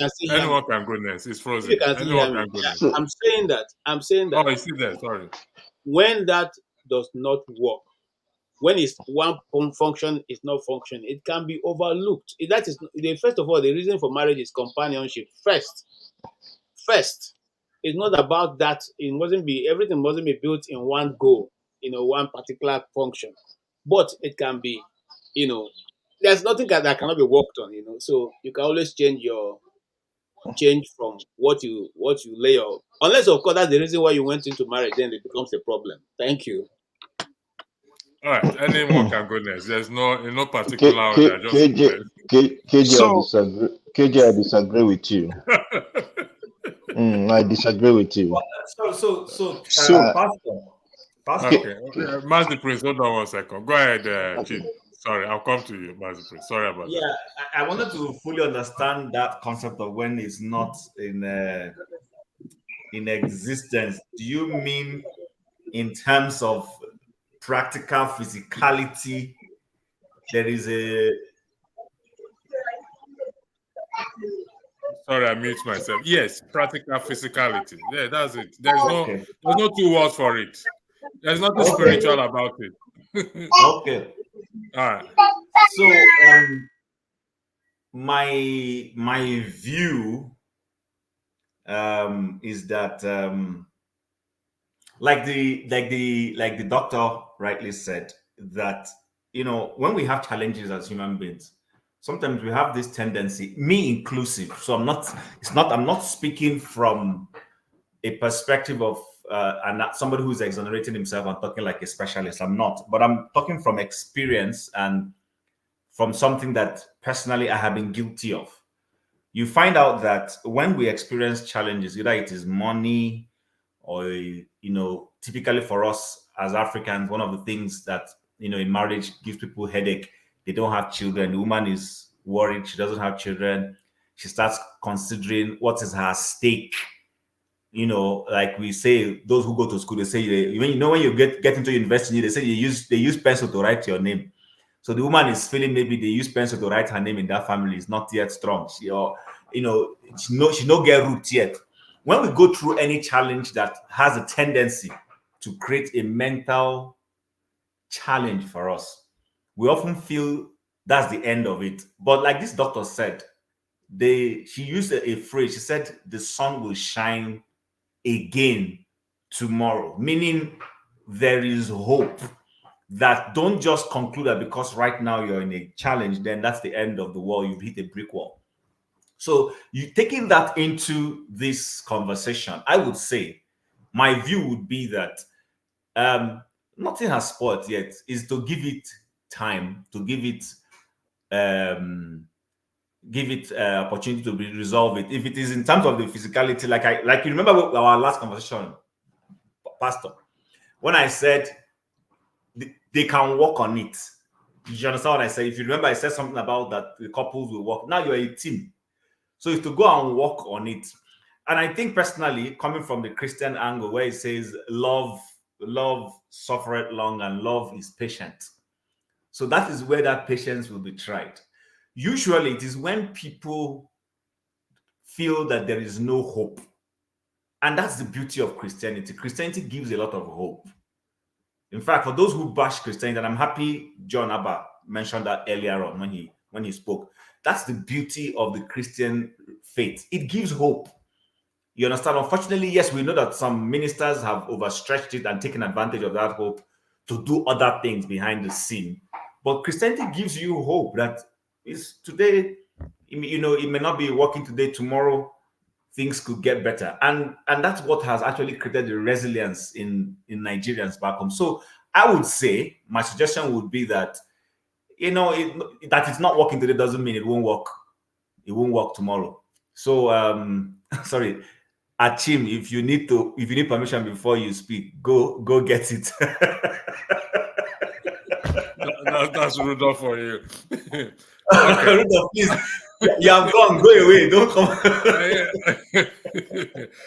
Okay, Chim. Let me spin it around on a more serious note, because this is mental week or mental month, and we must not. The doctor said a lot of things that are true, and we shy away from these things. Men in particular shy away talking about sex and love making in the confines of marriage. Anyway, in the confines of marriage, we reference to the Bible.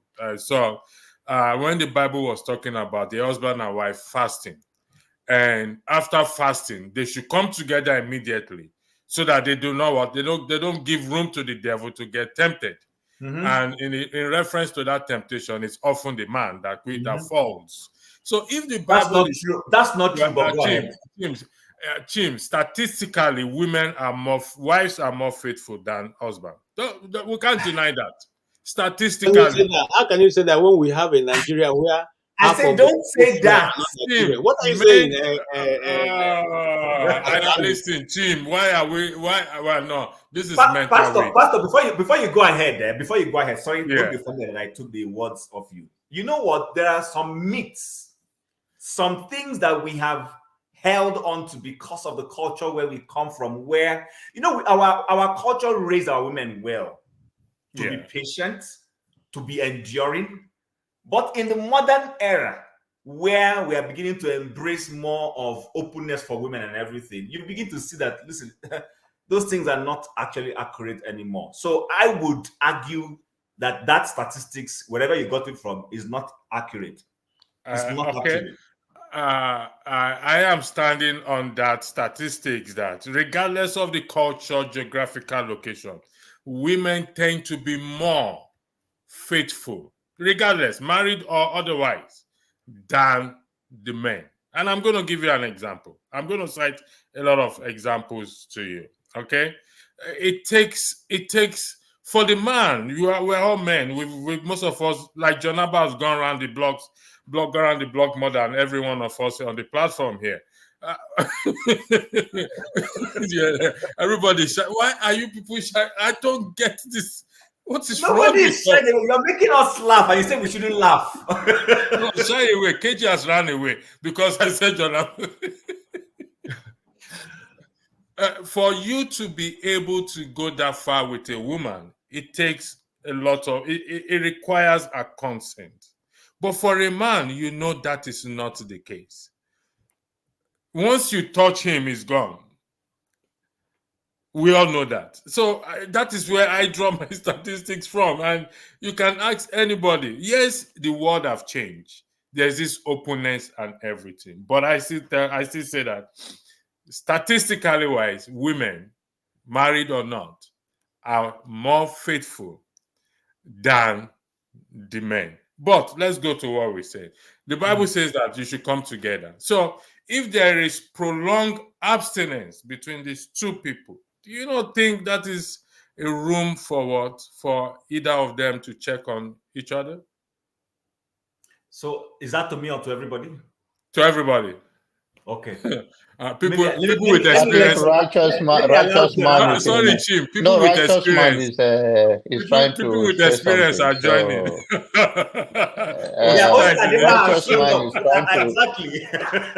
Righteous man can go ahead. I won't stay. I don't think I'll stay long, but I just want to say something. Sorry, Richard. What exactly do you consider cheating? Because most times cheating even happens before the real actual cheating happens. Cheating is not only when you finally ended up in bed. a man and a woman, who finally end up in bed extramarital. But women. The floor now. Let me take one question. I'm a married man. Since I got married, I did one thing. You see, female relationship, friends. I don't have anything. I barricaded myself from having anything called female friends. The women I used to be close to in the past, who I shared some level of closeness with, I barricaded myself away from it. And the reason is simple. They take time, it could begin to take time. It's from checking on you. How are you doing? Oh, how's your family? You're married now? How is your home? Hope your kids are doing well. You don't need to bother about my kids and my family. That's for me.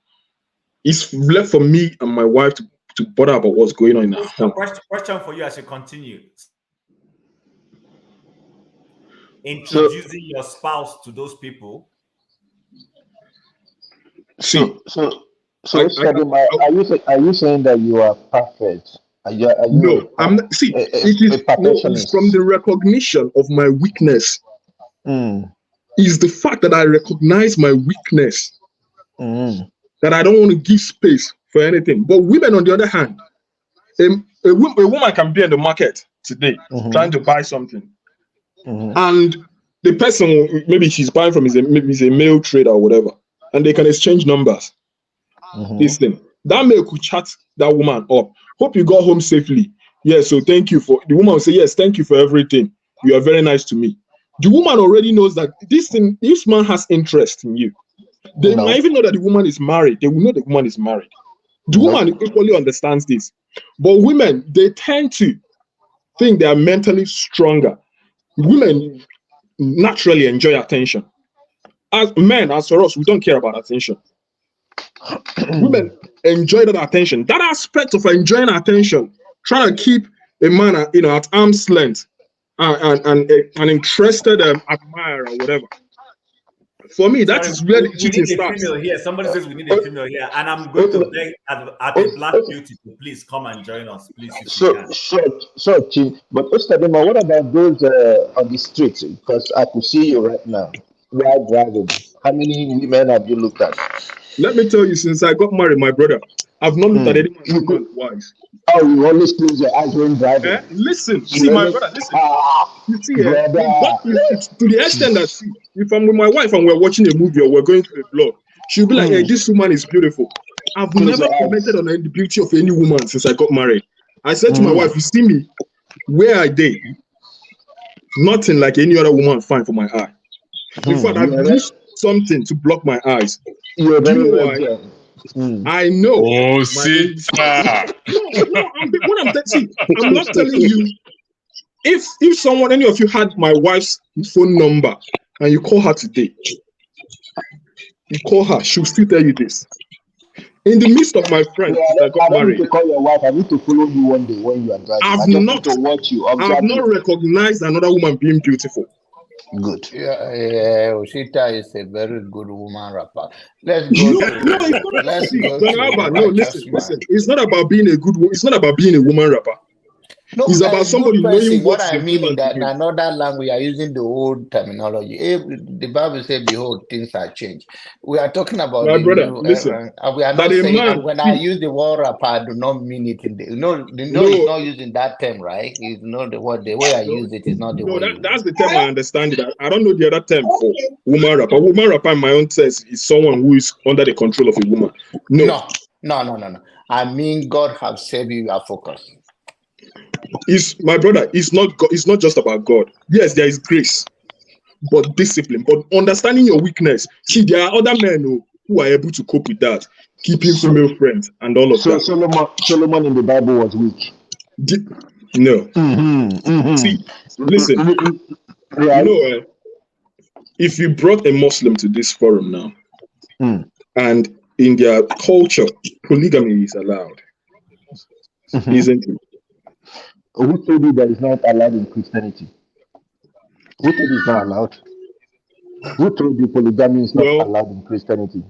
I don't know how advanced you are in Christianity, but at the level of my own knowledge, the level of what I know, I don't think it's a standard practice in Christianity. But that aside, first of all, my own mental state, my brother, you see me, it's not easy to even deal with one woman. The attention, see, the energy it takes to keep a woman emotionally satisfied is enormous. I don't have enough of it. It's difficult enough to, keep one woman satisfied. So the men who actually have the capacity to do so, my brother, sometimes I wonder where they get the strength from. Osita, someone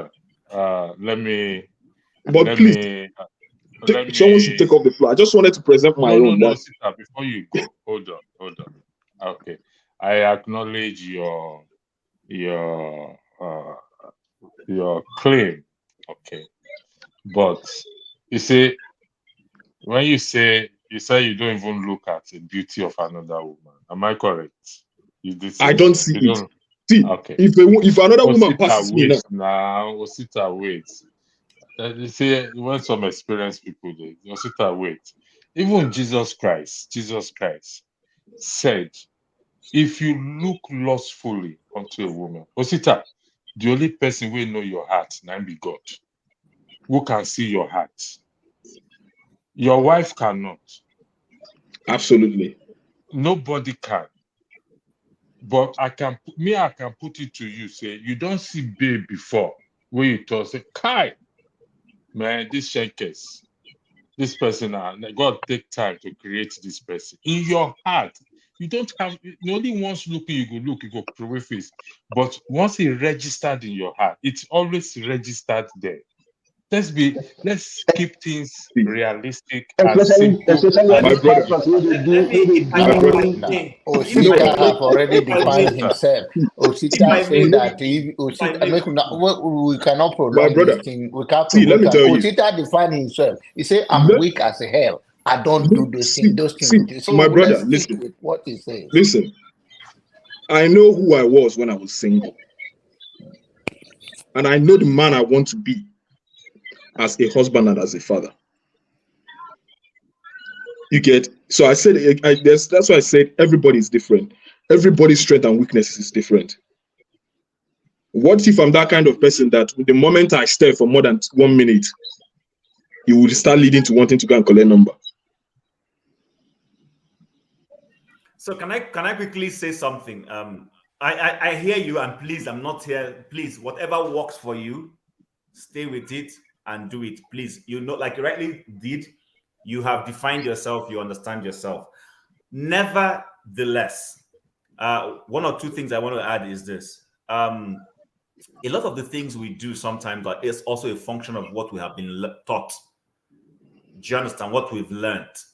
There are people who have grown up in places where they were raised in an environment where they have female friends, no strings attached. The both of them know most, and they are friends. And each of them will go and get married to other people. In fact, when people see them, you might even suspect, because of the way our brain works, we'll say, why is Eddie and this person always together? And they're friends. And nothing will happen. And guess what? They might not even have any chemistry in terms of love. And the guy will see some other person that he feels suits his female friend and say, this guy likes you.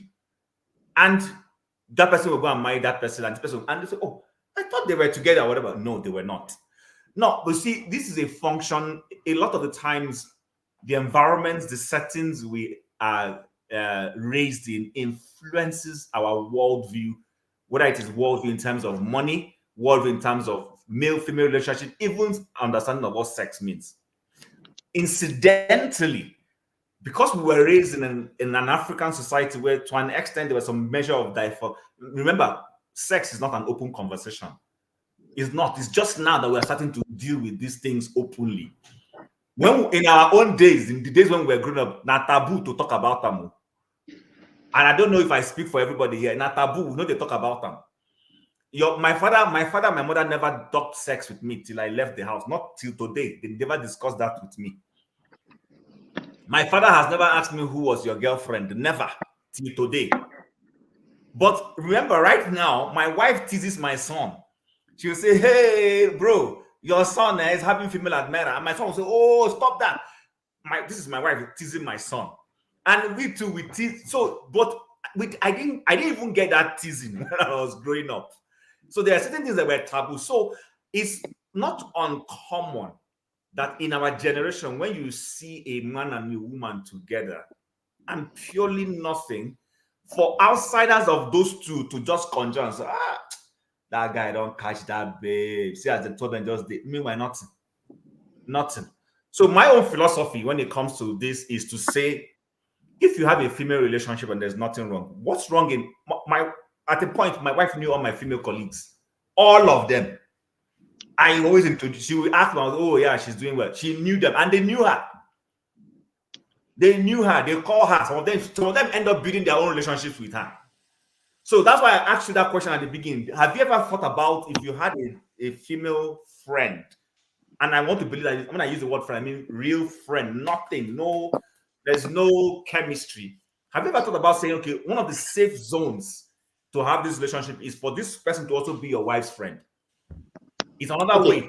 Absolutely, but can I respond to something? For himself, and you guys have to respect his own opinion. And let us move on to the next person. I want to put this out here. Yeah? I don't know if it helps in this argument, but I believe none of you here is a nurse, and I am. I studied nursing in the university for 5 years. So you can imagine in a class where you have over 100 women and about 5 guys. I understand, and you're the only man. I get you. So you can see that I've had more to deal with women like on daily basis. So you've not attended to a female patient, that you won't have to put some kind of drip or give some kind of like injections. My brother. See, we are discussing about marriage. I just told you who I became. Let me ask Pastor a question. Hold on. I want to ask Pastor. Hold on a second before you go on. Pastor, you remember the video I posted yesterday on the group? Although nobody commented on our WhatsApp group, I posted something of a massage. I don't know. I saw it. Yeah, I saw it. But I did. Okay. I've not taken time to look at it. I'm not in that WhatsApp group, so I didn't see it. But if you put me, I'll be able to see it. Meanwhile, before I address what I want to say, Mazi Prince, please read the comment I sent for you on the private chat. Now, Pastor, situate this thing for us. Are you talking about in terms of marriage or in the terms of life itself? For instance, I like what Oster has said. I mean, he has, for everybody at one point or the other in life, we're dealing with different variables. Some of us have conquered certain ones, some have not. Some have taken care. Look, my late father was the one who first taught me how to deal with the issue of women because I was growing up. And he told me that those people who spend money, some people say, I'm fine, I don't spend money on girls. But now, if the woman transports to your house and you offer her coke, you offer her food, whatever you buy her meat pie, that was what was raining there in Nigeria. Whatever you offer is going to come out of your pocket. It's not going to come from her. So if at the end you say you didn't spend money, how come, bros? All right. Then secondly, one day I got over this situation because I was telling myself, growing up, in my community where I come from, there was a time I don't live there, but one Christmas we went, and my relatives were telling me that they passed a law in our community. You cannot hold hands with any woman, girl or boy, okay, because they wanted to curtail, abuse or unhealthy relationships. So you can't even hold hands. That was how strict they were in that community or in that time. All right, all that has been put aside now. But this is how I dealt as a young man growing up. I looked at every female and I looked at what is the attraction. And some people say, oh, big bomb, or whatever it is. I just see those things at places where you use to go to the toilet. And if you go to the toilet with it, it means that no matter what it is the same thing. So I dealt with it because just like Osita said, or somebody said earlier on, I have not even been able to finish the one I'm marrying. I have not finished. Okay, I'm still trying to, it is burden to me. All right, I'm serious. I'm talking to you guys openly as man to man. All right. Now, how did I deal with that? just imagine, it's a lot of emotional. You have to do this, do that. You have to. I'm trying to deal with one. Throughout my lifetime of dating, I never dated two women because I hate the fact that I'm in my house. Somebody is knocking and I'm afraid that maybe somebody else coming to my house. So I didn't want that nonsense. So I was just a simple young man, like you can see. I didn't have plenty of wahala because I dealt with that long time ago. Majority of the friends, if I have 50 friends, about 45 of them are women, and they all know my wife. In fact, the last time we left here, we went for Jerry Ezra's program in Houston. We stayed we stayed 1 week in one of my friends' their houses.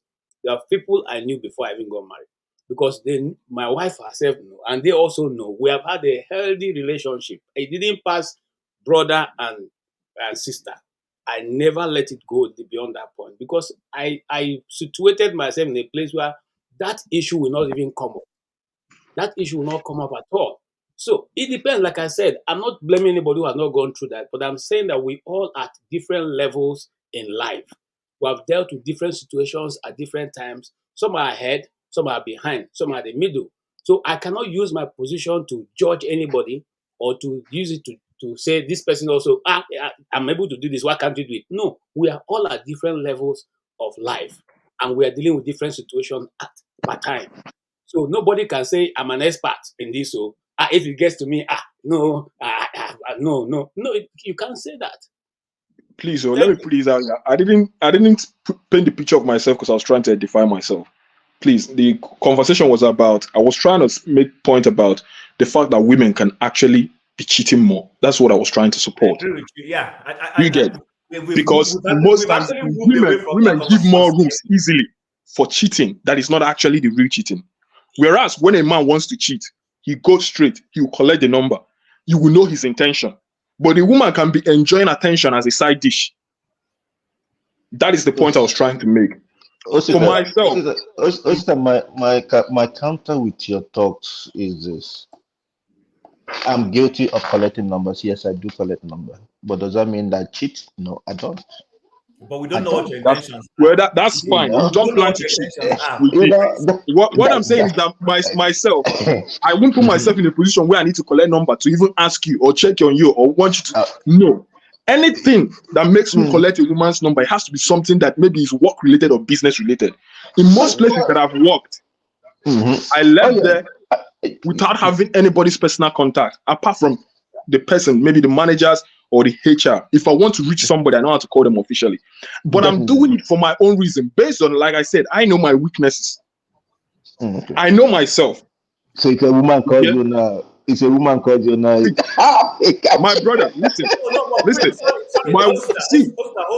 Hold on, Prince. Yeah, I know. I mean, we can laugh about it, but I guess his point is straightforward, and we all know it. Everybody, it's like money.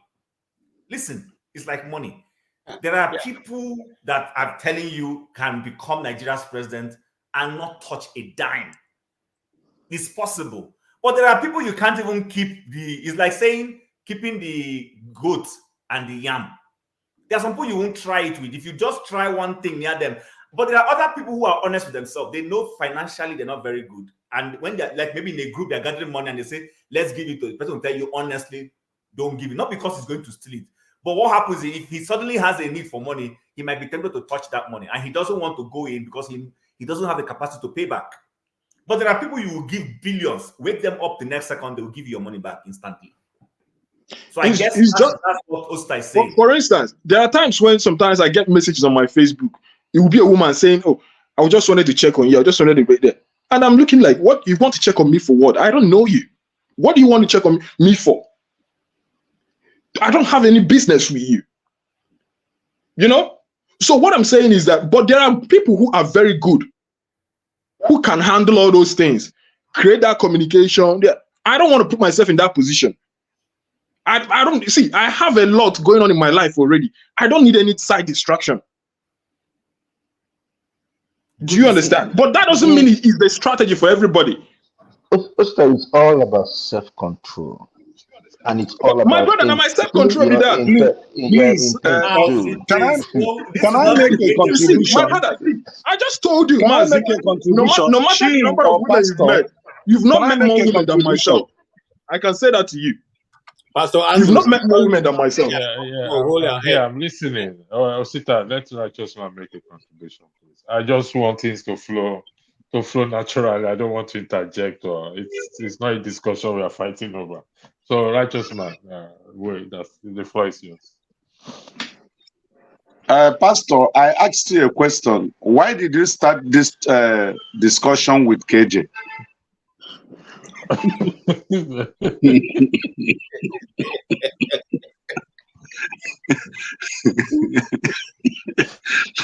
Because I don't know why you choose KJ and you were emphasizing it, KJ.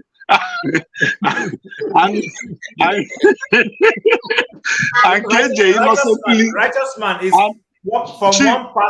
from one pastor to the other. You see, I'm in between both of them. He jumped here and went to KJ. So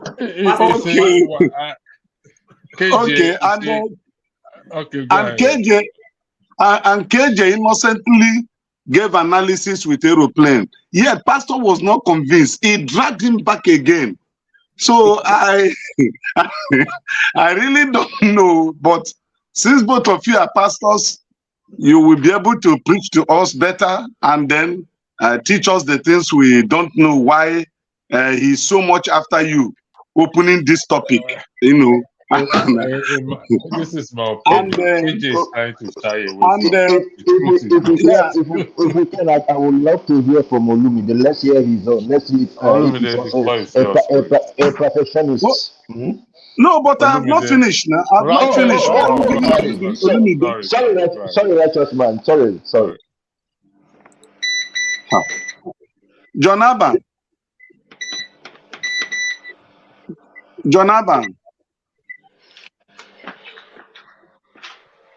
Why did you call my brother Osita that is a woman rapper? Why? I think that aspect has been clarified. Don't let us drag us into that. We're having a nice fun here. Yes. Okay.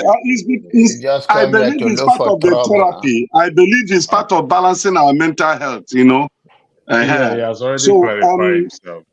Back to what Osita was saying. You know, I think we didn't really understand him very, very well. Osita is not saying, if I got him right, he is trying to support the motion that men fall easily, or men can easily cheat more than the women. I think that's the motion he was supporting. Righteous Man, no, wrong. Osita is actually saying that Pastor Yuko's initial assertion that women are more faithful is not correct. That's why he brought in the conversation, and he has said that again.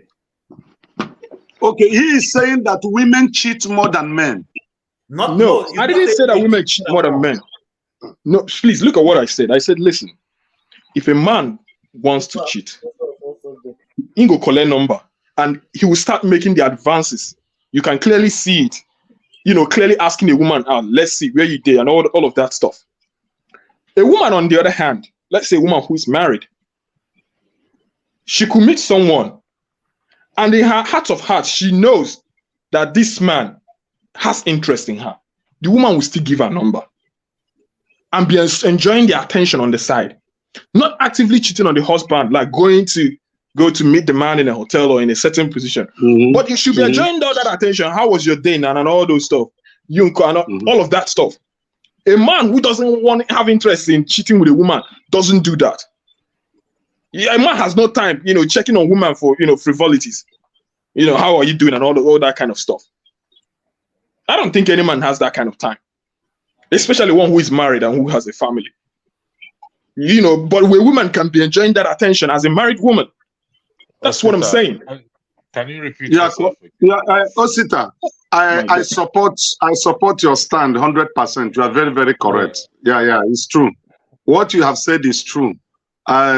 a married woman can collect your number, or even you collect her number. Not that she's going to cheat on the husband, maybe you taking her out, but she is enjoying the conversation. She has time. She wants to while away with you, talking and enjoying it.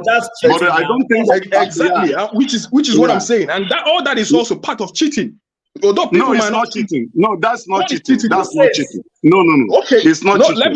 Let me tell you. Someone like myself, my wife does that to me, I'll consider it cheating.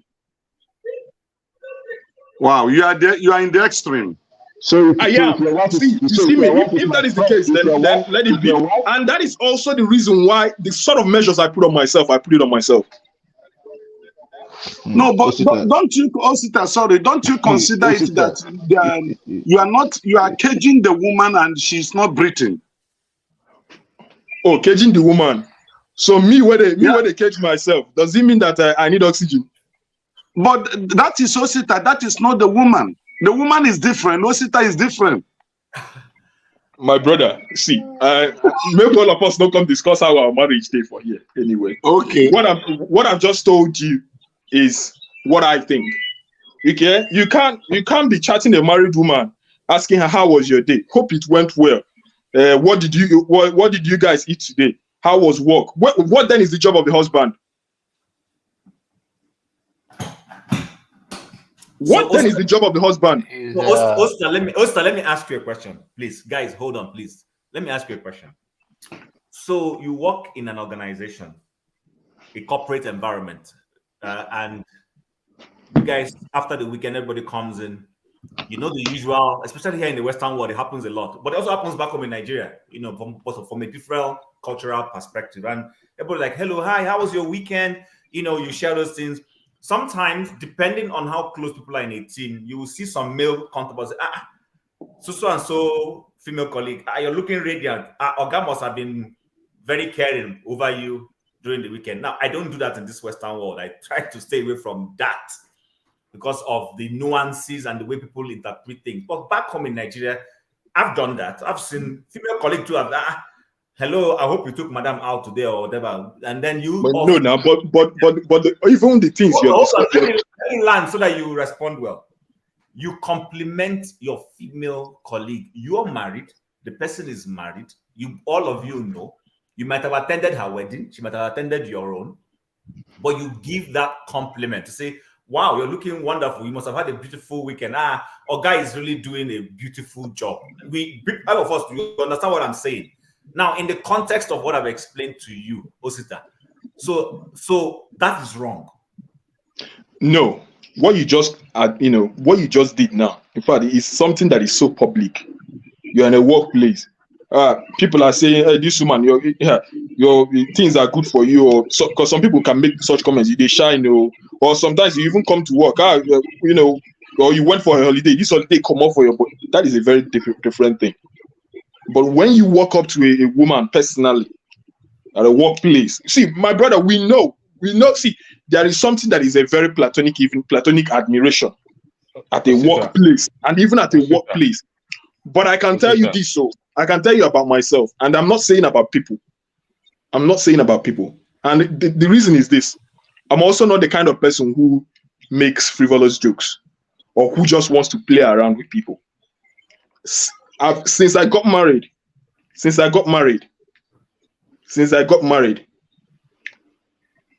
nothing. I don't. Osita. Since I got married. Osita.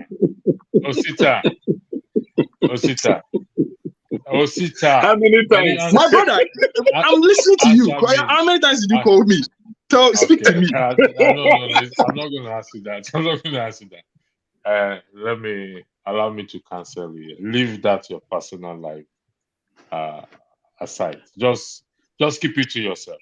Okay? See. No, absolutely. Wait now. Listen, I allowed you to speak. Okay?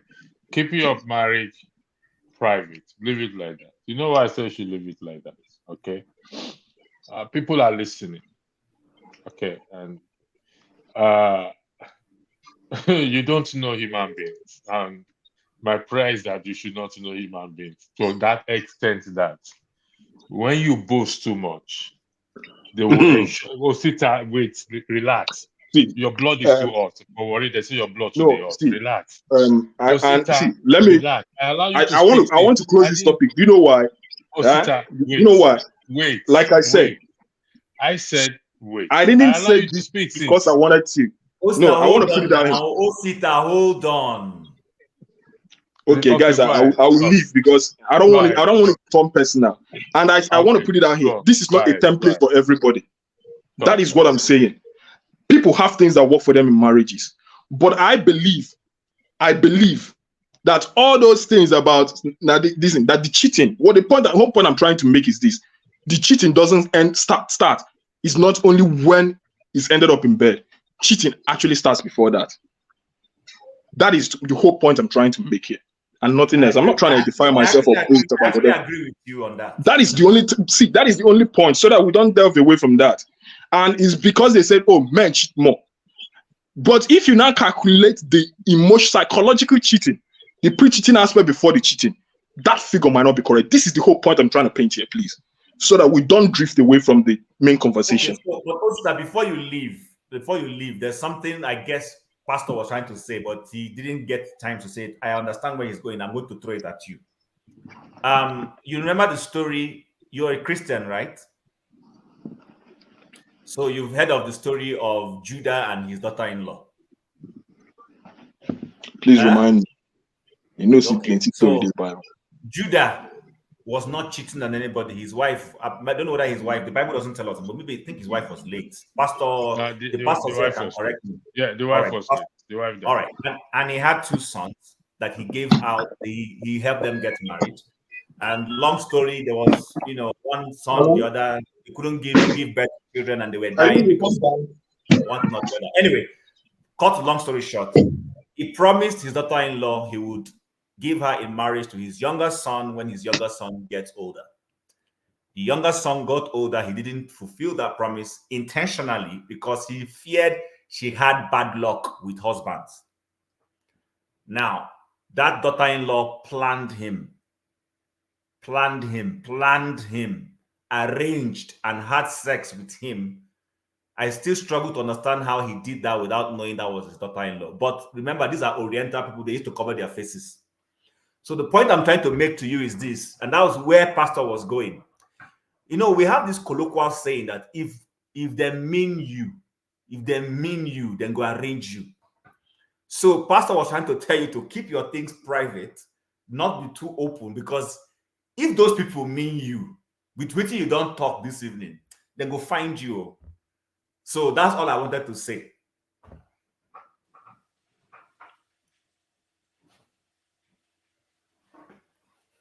You are muted, Osita. Absolutely, you're correct. And that's why I'm trying to shift the conversation away from myself. So the conversation doesn't have to focus around me. The whole point I was trying to make in this is that if you consider the psychological cheating aspect, I don't know if there's even anything like that referred to as that, but that is what I see it as. In the psychological aspect, the pre-cheating before the cheating, we might find out that more women cheat than men. Attention-wise, women love attention. A woman prefers attention even than the physical intimacy that men can readily offer. Anyone who is married should know that. Even that attention that makes them give the other thing out, finally. Exactly. So that is the attention aspect that I'm talking about. Sita, we cannot dwell. It's not about you. It's just the way you came up with it that you make it about you. But what you are trying to say in essence, what I want to take from your conversation is that there are people who are very weak and they should stay away as much as they can. And that will be the only way they can sustain themselves. And that is to you and your own experience. If some other people hear what you are saying, there will be a different meaning. If it's true, this is a month of mental health. You cannot just keep somebody like, oh, you cannot have a conversation if you are not good in it. Like I care less if my wife collect 10,000 people's phone numbers. It's a very social aspect of her life. She keep friends. Everybody is different, so we cannot bring that one and compare. Yeah, you are the one that make it personal from the beginning and then later on. But it's a month of mental health. I don't want to talk too much into that. But I didn't say it is something that everyone should do, or that it is a solution that should be for everybody. Yeah, then you also make a point like you made a point that the emotional aspect of it, the attention aspect of it, that it can be a different way. It doesn't have to be go to the other side extreme, which everybody that listening to you will believe that. My own thing to you is that if you are a Christian, you should say that there was a time Peter said that he would die with Jesus, even to prison. He said he will go. And Jesus said, this thing no be so. He said, no, I will. So I'll stop here. God bless you. John Amba, you are like what Yoruba people call Agbaya. No. It's not Agbaya. It's right. It's right. That is what Kim. Thank you. I agree with him. I agree with him totally. Thank you very much for that. And I don't know. Does Olumide has not said anything. Olumide, are you on this platform? It's not politics, so you're not really interested. Normally, I'm not interested in conversations like this, to be honest. Hello. Good day, guys. That's okay. The government of Chief Nubu suspended the cyber levy camp. Olumide, can we talk about something else, please? Which is good. Affecting our mental health. That's fine. So let me contribute to the. I understand where our friend Osita Dima is coming from. You understand? So, but when you blame the opposite, we are wired. I believe that the two sexes, the man and the woman, are wired differently.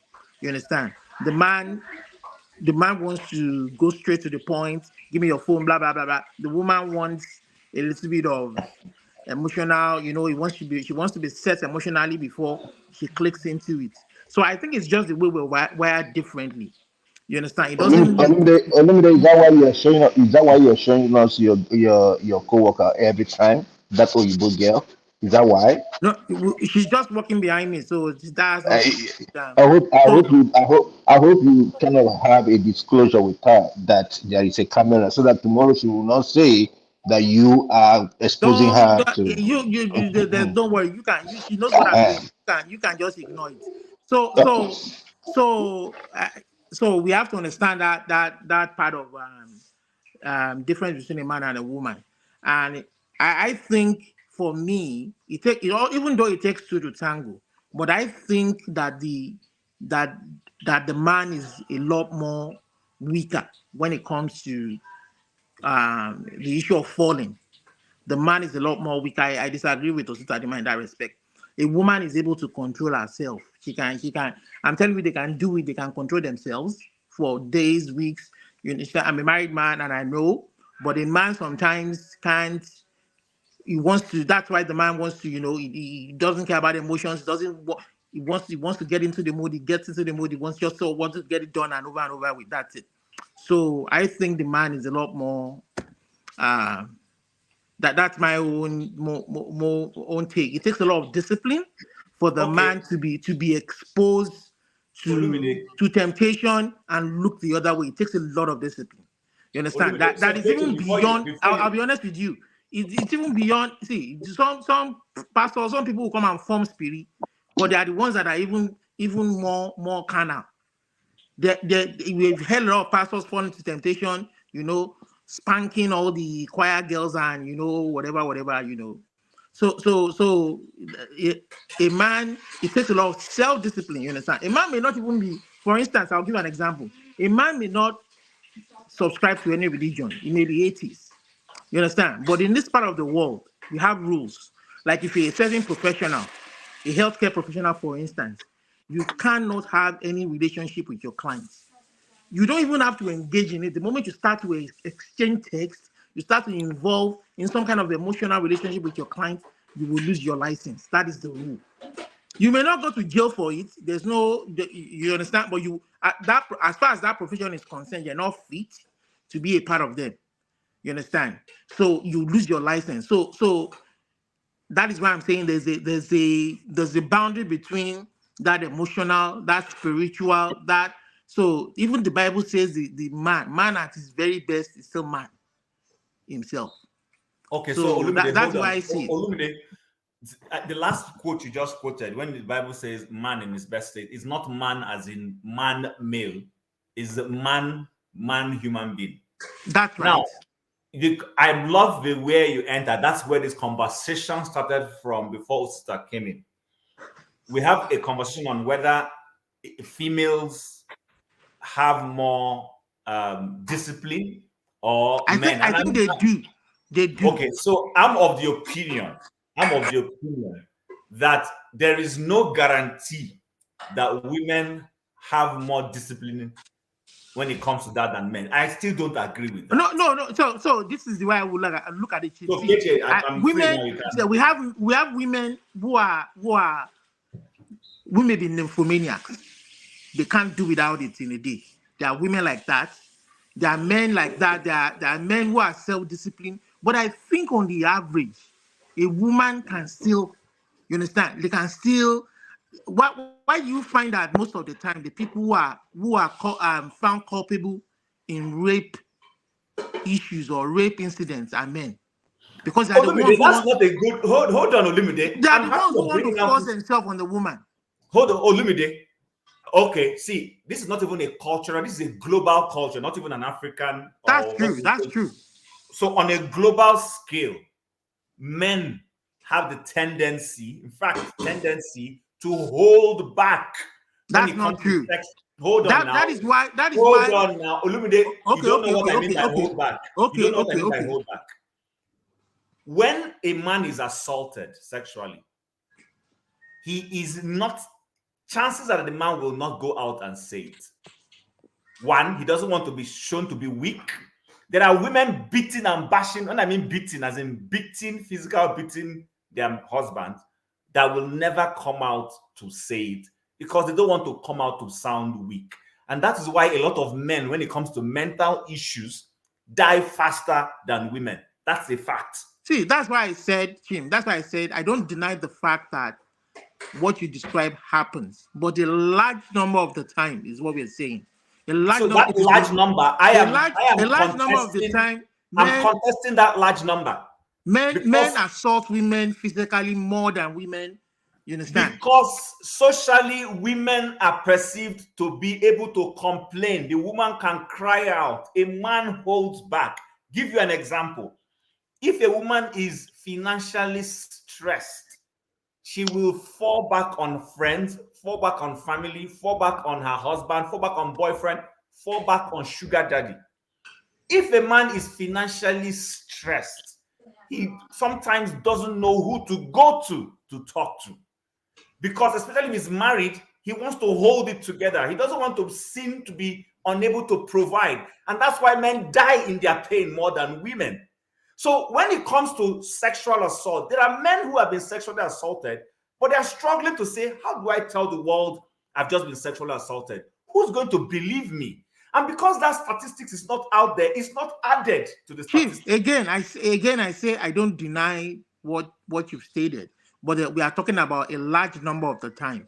That large number is what I'm contesting. It's available in some societies. It may not be available in our society, but I know if you look it up, it's available in the UK, it's available in the US, and even here in Canada, I'm sure it's available. Women suffer it most of the time. They are the ones who suffer more rape incidents. Let me put it this way.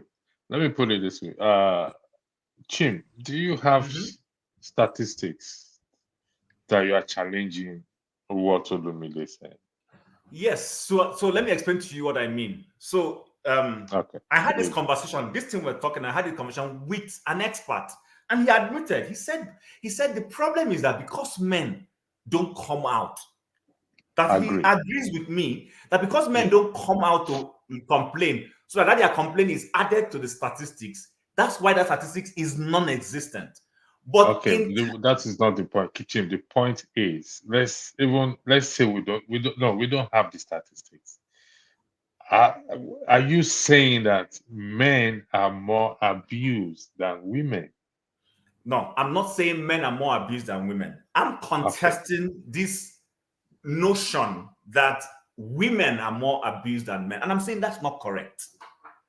Okay, but correct. you just said that's not what you're saying. But what you're saying is that men. Okay. But Tim, what I'm saying again, Pastor, don't walk towards an answer. Listen to the logic of what I'm presenting to you. Go ahead. So the logic I'm presenting, sorry guys, is this.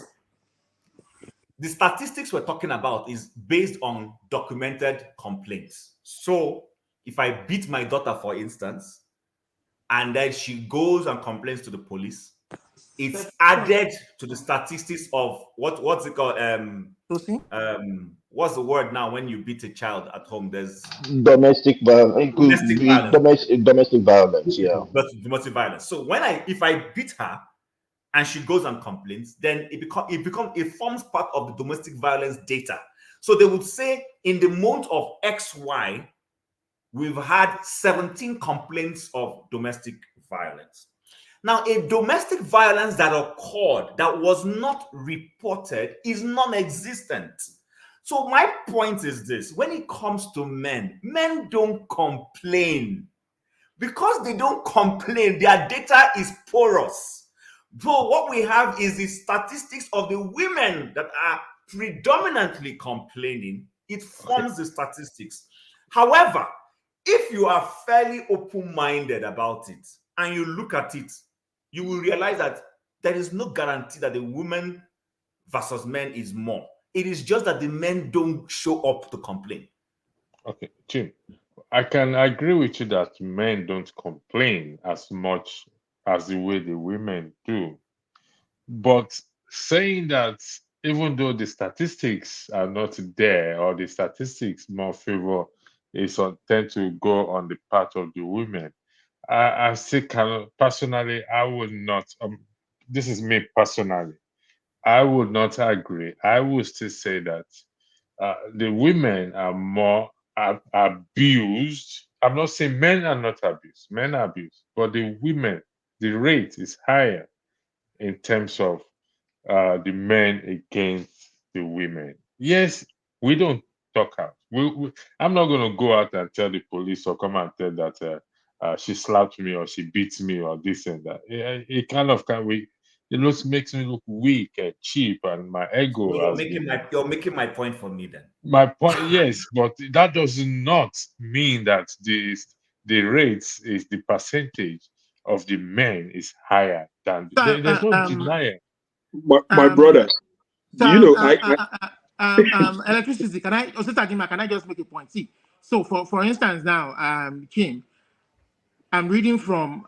I just looked up something. Canadian statistics of men abused versus women, and a website from Google pulled out Statistics Canada report for me. The rate of family violence was more than 2 times higher among women and girls, about 455, than among men and boys, 215. Meanwhile, the rate of intimate partner violence was more than 3 times higher among women and girls, 537, than among men and boys, 151. So we're not saying it doesn't happen in the men too, but we're saying the rate. You understand? In this part of the world, every report, they are very strict with you. You know that any incidents reported by authorities and agencies is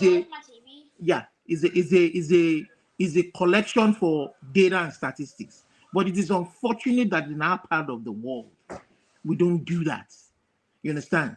A policeman will come, a lady may go to the station and report abuse or physical assault, and the policeman will say, what happened? Come on, go home and settle this thing, my friend. Pursue the woman away and not. In this part of the world, they will document such incidences and it will be part of data, passes to relevant agencies. But somebody will say, she data like Jenny. She not data we want job. It's everyday life. Sorry, guys, just as an aside, there's a one black experience or whatever he did. You're obsessed with me since the first day you came to this program. I don't know what your obsession with my name is. Come and enjoy the program and go away.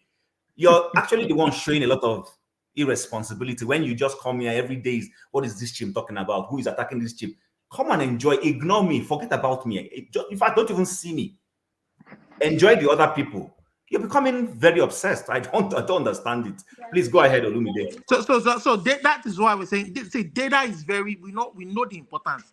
Yeah, let's say you know the importance. You know the importance of data in UK or Sitadima. You know that UK, they are the king of data. You know, everybody looks up to them. They are the king of data in UK, especially when it comes to health issues. You know, with the British Medical Journal, BMJ, and everything. I'm sure you are familiar with that. And those numbers, they don't joke with it because it has made their society thrive a large number of the time. When they see those numbers, they analyze it. Oh, 80% of the time, this is what happened. 90% of the time, this is what happened. And when they see those numbers, there's nothing you're going to tell them about your country. When they see those numbers, you can't prove anything to them otherwise. It is those numbers they will rely on. We're all Africans here, and we don't even need data to tell us. Chim, can you continue? I'm gonna be backstage. But don't go away. We'll come back. Okay, but just continue. Yeah. All right, no problems. You're a nurse, a professional. You don't need data. No. I'm saying to you that even in the absence of data, we know that women are more susceptible to abuse. Based on from a physical standpoint, especially from when the abuse is coming from the male folks, but also, my brother, there are loads of men that suffer in silence. That's true. I mean, then it now brings us to the types of abuse. There's physical abuse. Women are most likely to endure more physical abuse, especially, let's say, in a marriage setting from their husband. But men endure a lot of emotional abuse, especially when you're not a man who is holding on, who holds your own, like who is able to, live up to the expectations of your duties in a home. Yeah, that's true. You get. So, I don't have all the data, and I've not made any research about the difference in the level of abuse. I'm sure if you pull it up online, there you will see data for UK. I mean, I'm looking at the one that concerns me in my country here, but I'm sure if you look up UK, US, it's there. It may not be the most recent. I'm sure there will be 2-3 years back that Nigeria needs to start working systematically and scientifically to progress in not just in all areas, in all facets. No, it will not work. It will not work when we decide not to put the right people into power. And that brings me back to yesterday's interview. Chim, I really want to appreciate some of you who were outstanding during the interview yesterday, because I wasn't there. Because he was my candidate that I managed to bring to the platform yesterday. You get. Unfortunately, Tone is not here tonight. I wasn't absolutely impressed with the way Tone handled the conversation yesterday. So, can I ask you this question, because it's your candidate, based on what we know. So, and we know why he said that he left the Labour Party for the YPP. So, is it true? Do you know that there were allegations that Olumide Akpata bribed delegates in Labour Party? Do you know? Okay. Do you have any news about that? First of all, let us start with the definition of what is bribery. Can someone pull off what bribery is? And I can show you how that bribery happened. But we know it's a corrupt act when you try to influence people by. Does anyone here remember when Olumide Akpata started buying buses for the Labour Party? I think we heard about that in the news. Before the primaries finally happened. That's right. He bought. Does that act? Hold on. Sorry, the conversation is. So you're saying he bought buses for the administration of the party? Of course. Hold on, KJ. Hold on, Chim. Let me ask the question, please. I'm asking you the question.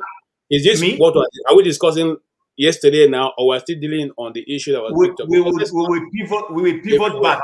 I was going to say but I wanted to allow it to flow, and then we'll go back to what we're saying, so it doesn't look like you cut it off totally. So my question to him, please, if you guys would indulge me, is he didn't buy buses for an individual. He bought buses for the party. Yes. Okay. All right. This same thing where we talk about how we'll come back. Don't worry, please. We will. You know, this idea of how we talk about when an interested person of interest who has interest, you know, how they hijack political parties. Because Nigerians do not support political parties, maybe by way of contribution and all of that, whoever adores the others tends to carry the day. So you might not call it, that he bribed people, but by the virtue, before the primaries, he had not won the ticket. The virtue of providing those buses, telling you are supporting the administration and whatever, the party and the whatever. Who are we kidding, please? Let us be honest with ourselves here.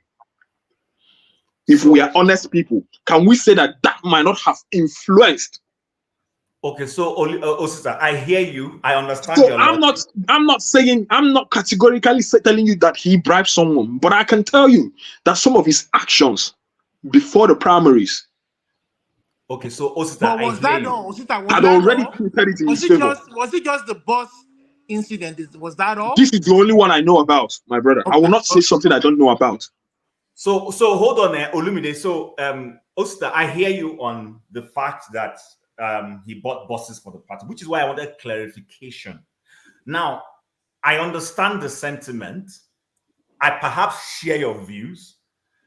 However, the point is, in as much as he did not induce individuals in the party, or the buses? Is it an empty office that would drive the bus? Will still be driven by an individual. Wait now. So, but those buses belong to the party. They don't belong to Obi. They don't belong to Abure. They don't belong to an individual. They're going to be used for the party.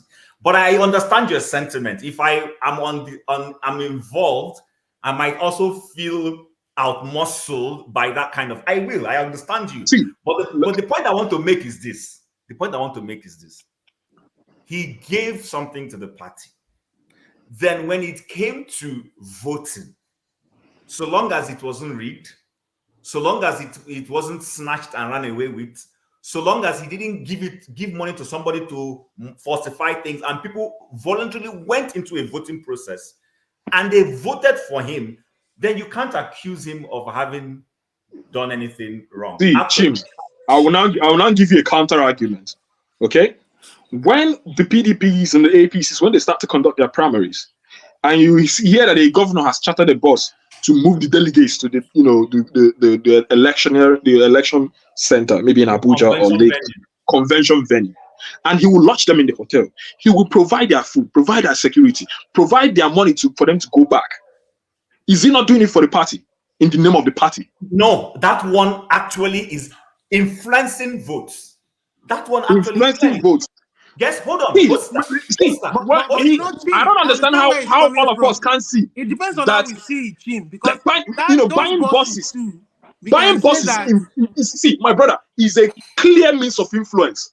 You can't tell me that is not influencing. He bought those buses to move delegates from different local governments. I didn't say he bought the buses to move delegates. No, please. I didn't say that, please. No. I'm saying potentially. I'm just. Okay, Osita, I don't want us. Guys, hold on. Guys, it was quite sad for me that I wasn't here yesterday. But thankfully, some of you that are here on the platform, I'm going to have to mute you. I don't want us to change the topic. I only wanted us to express our views while we go back to the normal. The core of what we're discussing today, because we're having a mental week, conversation. But let me, in closing that topic, there is a difference when I use my boss, go to Orode local government, pick voters for that election from Orode, and I move them to the convention center, or I give brown envelopes to voters so that they will vote for me. That's a different thing altogether. Let's be honest. But like I said, I understand your sentiment. If I probably was involved, I might feel sore to say this guy has used his influence to influence things. But the point is clear. He didn't give anybody money.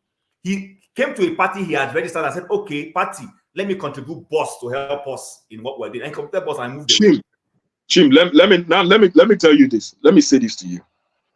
So this will be the end, and then we'll come back to our normal topic. Absolutely. Let me say this to you. If Olumide Akpata was not contesting for the ticket of that party, and he brought those bosses to support the party, I won't have a problem with it. See, if we are trying to say, let us build a better nation, let us build it holistically. We can't build it haphazardly. We can't build it by looking at one thing from one side and not look at it from the full picture.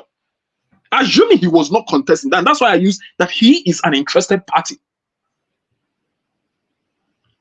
And let us now, it will now become a question of the heart of hearts. If he were not in the race, will he donate those buses to the party? Anyway, I don't, let's move away from that, because we do not know that. But so long as he is an interested party, and he didn't do this after he has won the ticket. See, it would have been a different ball game that after he has won the ticket. Jim, he now said, you see yesterday. He now said, I'm bringing those buses. Hold on, let me show you what Peter Obi did when he was campaigning, when he did this thing. Got the ticket of the Labour Party. At least we didn't hear that he gave anything to the party before. But after he started his campaign, he has won the ticket. He donated his own money and gave it to the party. If we want to do things well, let us do it well. I'm not everybody here knows, first of all, I'm not a fan of Olumide Akpata. And the reason is simple. I don't believe any of those three candidates have anything to offer Edo State. I'm not from Edo State. I also believe that the moment people continue to share well the fact is not leading Nigeria anywhere. So some people might have thought that my candidate, oh, he's so innovative, he's so Elon Musk like, he's so who's the other guy, Mark Zuckerberg like, that is the kind of actually is the lack of innovative leaders that has kept Nigeria poor. The moment you start getting leaders who are able to innovate, who are able to think outside the box, because you can only achieve as much as you are able to envision. Nigeria is poor. We are lacking in money. I'm not saying that all his ideas are things that practically come to fruition, but he would tell you that he's someone who is really open to ideas. Who can sit down and imagine and recreate? Let's move away from this topic. Let's move away from this. But I wanted to commend you. Thank you for how you handled the conversation yesterday, and a good number of you who are here on the platform. Thanks very much for that. KJ, you want to say something on it before we close it? If you allow me, you see, go ahead quickly. I never commented on that man because I had followed his development right from when he was NBA president. It's nothing for me. It's nothing to write home about. There's nothing, whatever he's trying to portray now is not who he is. Who he is when he became, and his role as he ran as NBA president, and even how he got into the office and all that. So it's not somebody I have confidence in. He's just one of the packs. So I didn't make any comment about him, and that's why I was trying to stop us. Even trying to use P2B to compare, they are totally two, between light and darkness. This guy was NBA chairman when he couldn't even stand in for lawyers who were being harassed and stopped from entering their own chambers to go and listen to cases.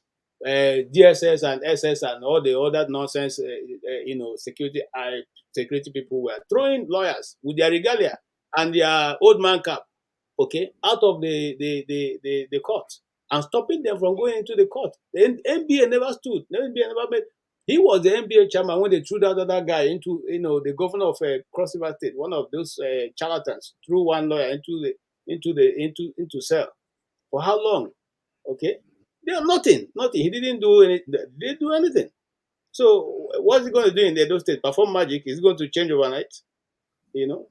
But that's story for another day. let's leave that and go back to our call for today. I mean, this is Mental Health Week. First and foremost, the original conversation that I think Pastor Yikoro, aka Andrew, started was he was talking about if there is an absence of sex. He was trying to link sex in marriage with mental health. So we know that sometimes there are, unions have challenges and how it affects the mental health issue of either party. Just because in this instance, it can happen to either party. And I don't want to be, honestly, I'm not siding men over women. The only point, like I said, is that when it comes to some of the statistics we throw around, sometimes I have issues with them and I have reason why I have issues with them. But that aside, so when there is no sex in the relationship, can it lead to mental health breakdown by either party? So anybody can go. And that was where we started from before we dovetailed and kind of lost track a little bit. So maybe we start from KJ and go back in this order and then continue the conversation.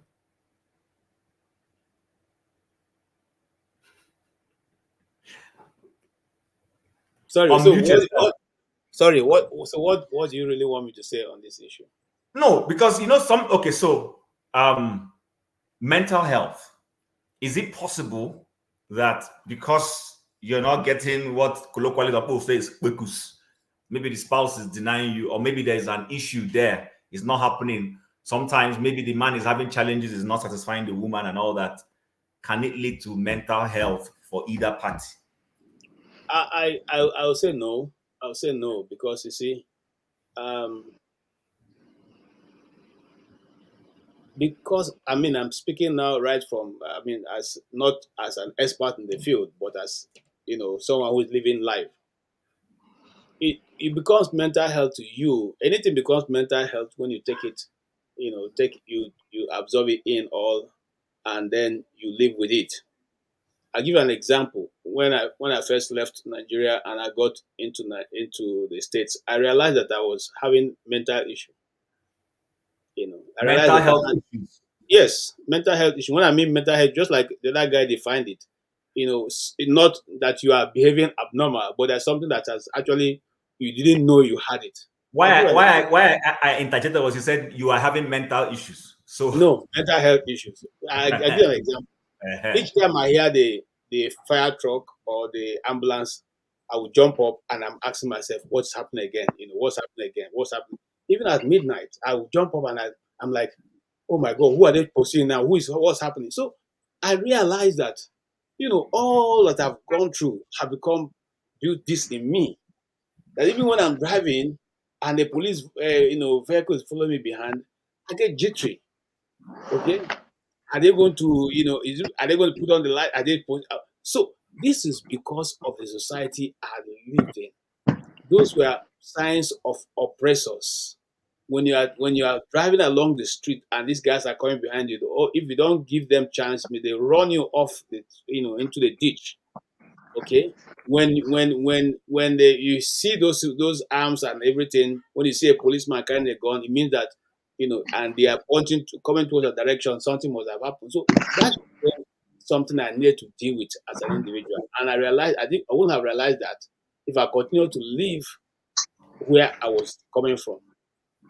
Now, but coming back to bringing it back home, you only accept if let me go straight. If you are in a married relationship, and that's the only one I'm going to talk about, I'm not going to talk about anything else after the marriage, and you seem not to be having what it becomes an issue, sit down with your spouse and discuss. Oh girl, oh boy, this thing is not happening the way I want it to. What can we do about it? Okay. And if you have a good relationship with your spouse, you should be able to come to a conclusion that will help you and help her, because we are all not experts.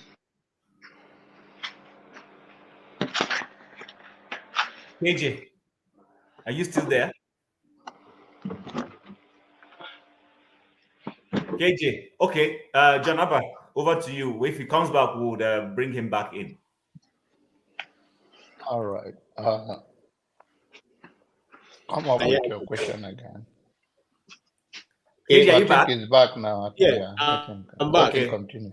No, but I think my brother John, you can go on. I'm not an expert in this, continue, like continue. No, complete your Nobody is comments. an expert. Nobody, the expert have come and gone. We are just speculating or okay. spinning. So what I normally do in terms of, as a who have been able to counsel one or two people, I'll tell them, look, it is good for both you and your spouse to sit down and work out what works for you. The Bible says marriage, the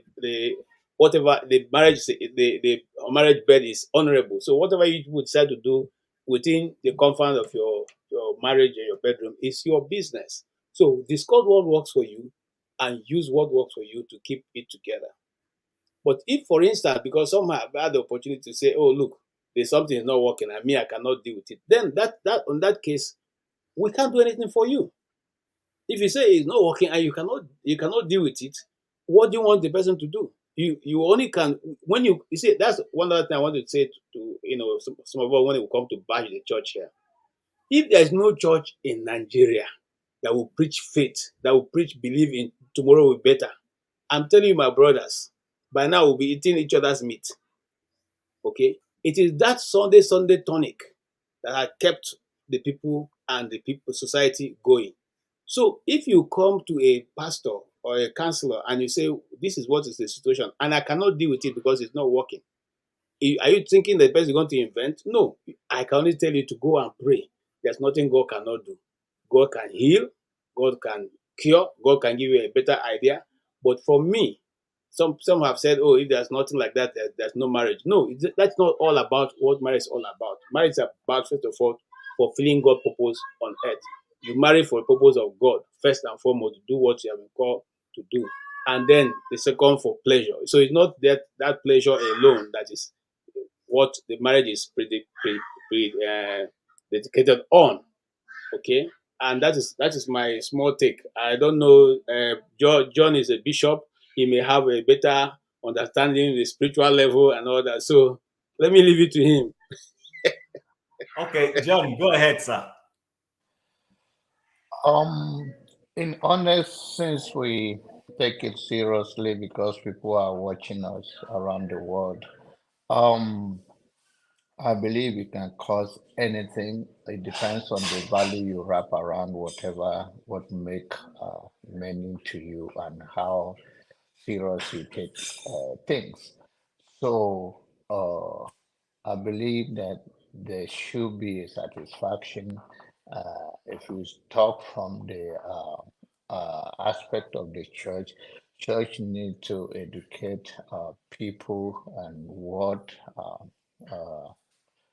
what it takes in terms of how to make marriages work on counseling way if they need be. And most of the time, I've experienced it in my early, when I was a little younger.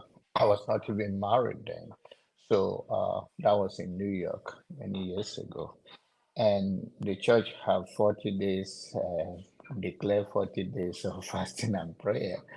And I was staying in the church. I was single anyway, so it was good for me, and I stayed in the church. But the people were having problems, and they were coming inside the church in the night. This both male and female complaining, and for people to leave their house in the night to come to church to complain. So it should be a serious issue, and depends on how people. Everybody body is different, and everybody sexual life also is different. But then when it comes to one, if there is a problem that a man or a woman is experiencing in their marriage and it need a medical attention or any kind of help, because those things will matter as much. And if it is on the spiritual level of fasting and abstain yourself, it should be discussed, just like the Bible says. to be discussed within the party. I think it's better when two of them can do it together. It will be better, but it's not compulsory. But then you cannot say it will not have impact. When I was a young man in my own village, I used to, very young, family will fight in the night. We hear them screaming, and then it's a tradition of the village. The people, especially if a woman scream or anybody scream, people run to go there for help. Well, in most cases, we find out when they are not coming out clearly that this was sexually things that involved in it. And so it's a serious issue, and I think it should be taken seriously. I think people pretend a lot, and that causes other problem. And like I said earlier, people sexual life, some are driven more than the other. And sometimes you'll be surprised that some women that have a sexual urge more than men. And in the sense of that, okay, you are fasting and you did not tell your husband, or your husband is fasting, he did not tell you. To be very honest, it has even caused one of my pastor friends very close to me. He lost his marriage. He was fasting. He's a pastor right now, and then he was a minister. And the wife could not cope, and the wife went and have affair outside the marriage, and the marriage broke up. So you cannot take those things lightly. It's a big deal, even though the society tend to be silent about it. So my own advice is that people should do what is needful in their marriage, understand each other, study each other, and have an open communication before anything. And let's say there's a difference between not even, there's a family again in Abuja. I don't want to mention the name of the church. They were going to church. The man knows that he was having an issue with his man organ, and he did not disclose it to the woman until they got married. And he kept praying and praying and praying and praying. And the lady approached her mother. So, what is going on? Is that how marriage work? The mother said, what happened? He said, my husband always stay in the living room and pray all night long. So something like this should be taken seriously. And eventually, the man said he was believing God for everything is going to be okay, this and that. And well, end up also in divorce. So there are many things that we all have to be open as a society. I believe we can have a mental impact on any of the party, whether it's female or a male. All depends on how you handle it. And then is it before you get into the marriage or when you're already in marriage? Because some of those things can come in before and after, or when you are in the marriage. So John, before you close, quick question for you to follow up on what you said. So let's assume that yes, we know that the man might have, problems. Let's say problems. I'm trying to be careful because I'm not sure if I can use those words on air right now. Now, what would you say should be the solution? Would you suggest that they go and do a medical test before commitment to be sure, or some will say they should start enjoying themselves before that time? What would be your recommendation? Now you are talking about in terms of the one person do not even is not aware about the struggle of the other party before they go married. So it can be both ways. No, in the case of the man, we know it's very straightforward. The performance. Performance. The woman, there's no way the performance level is always straightforward. However, the woman might be, when it comes to the ability to bear children. This is what the future of agriculture in Nigeria can look like. Here, we produce high-quality, nutritious feed for both our... Is it Masca? Okay. That was Masca. John, can I come a bit? Look, this thing didn't start today. And I'm going to go back as far back as 2003, 2000, and, I was in the church in Abuja. And the pastor, very gracious man, made it such a way that people will not be, because people used to go and bring, you have problem, you want to marry, you won't disclose everything. You are sometimes AS, SS, and all the S's that you have, and you not tell your spouse. So, and then eventually you trap them in. And because the Bible says, I hate divorce, those people are now trapped in and cannot go away. So what he did was to say, look, in this our small gathering, if you say you want to marry, both of you should go and get a medical report. In other words, you go get medical report, she go get medical report. And once he's satisfied that you are not SS, that's one. You are also good to go, that's two. And then we can now begin to talk. You see, people, the Igbos have a proverb that Eneke bird says, since men have learned to shoot without missing, he too have become very wise. He will not pitch. Okay, he will fly without pitching. So people rope people into all kinds of things. And because of that, we also became a bit clever to beat that situation. However, when all this is done, and you discover that in the course of your marriage, certain things begin to happen that were not in the beginning. For both parties, is bearable and it can be tackled. Now, on the case of the man, there's nothing that cannot be treated now. Yeah, so the church advise you, since this is it, and you have been able to get medical, examination, go and get treatment, both for the man or the woman. This should not be a reason why people, will go their separate ways. But eventually, people have done that. Even people who are highly placed and leaders in the ministry have left their home because they see, this person did this also. And of the truth, I want to, also testify that some people, okay, not testify now, but just tell you, give an account. Some people, okay, deliberately know. They just want to frustrate you. They know what their life, their medical history has been. And then they see you, who is a charming young guy. They just want to block every chance and any chance of your being able to do anything. They will just continue until you have been given that word and gone through the process, and you find out that you are stopped. Okay. So that is it. And that is why I say it is not a reason to separate in marriage, but do everything possible before getting to that point. Know that you are not walking blindly into something that already have been said before you go to that point, to deal with it. Churches have helped, but some people still go, away from there. We will not, and I repeat, we will never advocate that you should go and get pregnant before you come to do marriage. Okay, supposing you try to go and get pregnant and it's not the man's fault. The woman's fault. It's your own fault. You can't get pregnant. What happens? You will have tested the forbidden fruit and gone your way because you can't do that. You can't get pregnant. Okay, if it takes 5 years for you to get pregnant, so you continue to test the forbidden fruit for 5 years until you get pregnant.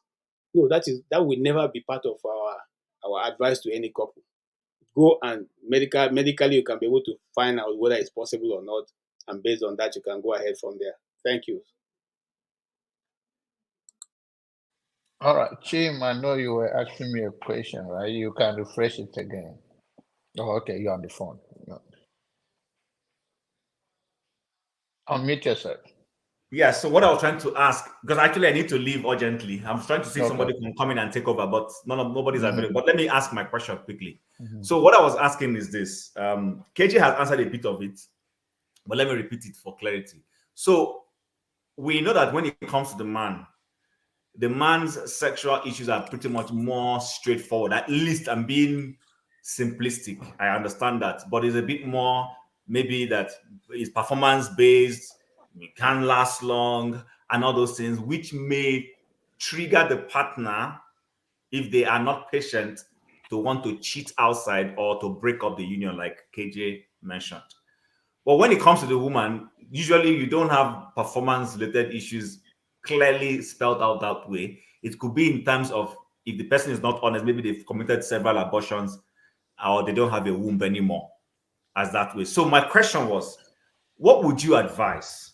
Would you say that before both parties commit to that union, that they should go and do a kind of test to satisfy each party that they are both okay, so that nobody's entrapped?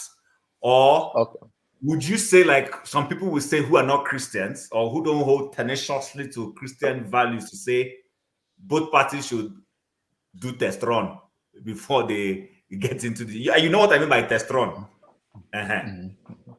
Okay, I heard you. First and foremost, I'll make my own stand clear on issue on marriage and mental health, since we want to link it with mental health, because we are talking about how people can stay healthy and unnecessary stress that people bring by simple decision they can make in their life. When it comes, first and foremost, I think people should go and do medical tests to make sure that both of them are in good health. And after that is done, if they are into marriage and peradventure anything else happen that causes any delay or any pain, if they cannot work it together, that one fit trap, I personally I don't mind if they go separate ways. I don't believe marriage or relationship in life. I believe what I tell people is that there's no perfect life, no perfect human being, so you will not have a perfect life. But you will have a level of endurance, a level of discipline, a level of value that you bestow upon yourself, and can influences you by your religion, by people around you, by your tradition, by everything in this world where you come from, can influences you to make a good decision, and vice versa. But in the terms of I'm not like KJ say. There are people that come to church, whether male or female. There's a guy, a friend of ours. When I mean our, talking about my family, he lives in Oklahoma. When he wanted to go marry, he went to church. And after he got married, the lady complained that now he left the church. He came to get her as a church girl, very obedient girl. Now he's taking advantage of her. He's no more coming to church. So, and go also with female also does the same thing. Some of them have run their race of life to a certain level and take advantage of maybe a poor boy that is struggling, and they know they have some medical, or maybe sometimes it not even be medical issue, but we say like a womb issue and all of that, and they use their influence and grab the young man, and they're struggling, and now you are more spiritual than the man, and you're the man more spiritual. So all of that, I believe if a man fit trap like that, personally, my advice, if you guys can go separate ways, because I believe that I always tell my younger ones that nobody want to live a good man, and no good man want to live a good woman. That's my belief. And doesn't mean that when we say good, there won't be life challenges. But what we are mean is that at least you are trying your best. Another one that happened to one of my guy around here is that they were in relationship, and these people here are very straightforward. He told the guy, I am not going to have a baby. Something went wrong already. And the guy says, oh, don't worry, I know myself, God is going to do it. And when they told me, I told the guy that if you say that, whatever come out of it, because it's very close to me, you're on your own, because if you know that you can't do without having a child, she already made it clear to you that she cannot have a child. If you are now claiming anything or otherwise, you are on your own, and tomorrow don't get me involved. And then and he said that he really don't care again because he already have one child. But the lady said, no, I know African people, they'll put pressure on me and all of that. So eventually he didn't walk again. So there are things like that is different. But in summary of my words to the world is that I'm not advocate of anyone struggling and they cannot work their differences together, that one has to be constantly be in pain to stay together. Meanwhile, I made it clear life challenges throughout as a family, and we can solve it together. But then there are different things that happen that one is very abusive, whether it's verbal abusive or physical abuse or emotional abuse, all of those things that make you guys can't rectify it, and you cannot work together as a couple.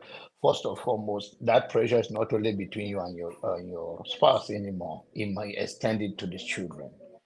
And sometimes those children in this society, they are very sensitive than you think.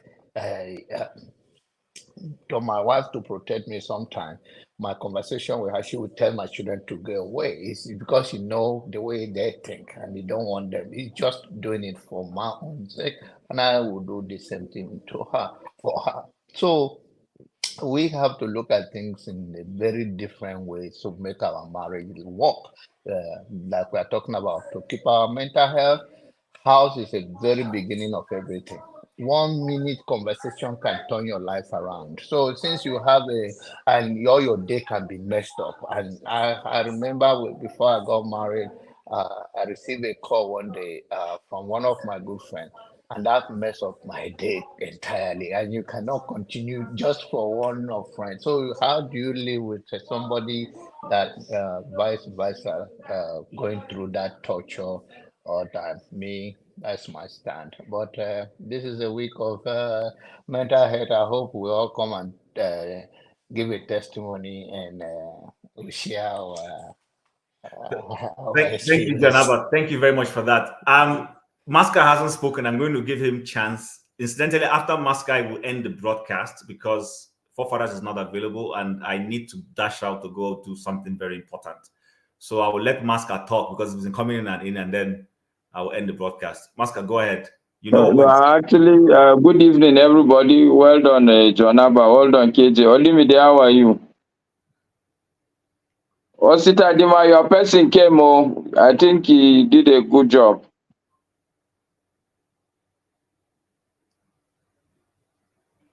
Thank you, Masca. Thank you very much. Thank you. Did you get the comment from all the other people when he spoke, after he spoke? I've reviewed some of the comments. I've not completed the review. But like I already commended Chim, KJ, Olumide. In fact, most of the guys here on the panel currently, they dished out some great comments about him. But I think you should equally pay attention to those that were not supportive, because in my mind, I think everybody meant well for the guy. So we should take always the positive and the not so positive, but in positive light. There was this particular question, and I think you should pay. There was this particular question someone asked him, why couldn't he start from local government? And the guy made a very valid point, which I thought he handled the question very well. He said, when was the last time you saw local government election being actually fairly conducted? Which is a fact. And the issue of also experience, how can you, it's just like sometimes, in Nigeria, they ask somebody to provide 15 years of work experience, 5 years of work experience, when the guy has not had any opportunity to even work anywhere. But then again, the guy showed you clearly that directly or indirectly, he employed over 500 people. He might not be paying them millions, but to keep people engaged and off the street. I would say people know more about the guy than they know more about Olumide Akpata, just from him appearing here once. Osita, but the challenge I have for him is, okay, guys, I honestly need to go. Okay. Even if you're going, you can leave the platform. Thank you, Jim. You don't need to end the broadcast. You can leave the guys on. No, I will end the broadcast and then you guys will continue. At the background, that's what I'm saying. Yeah.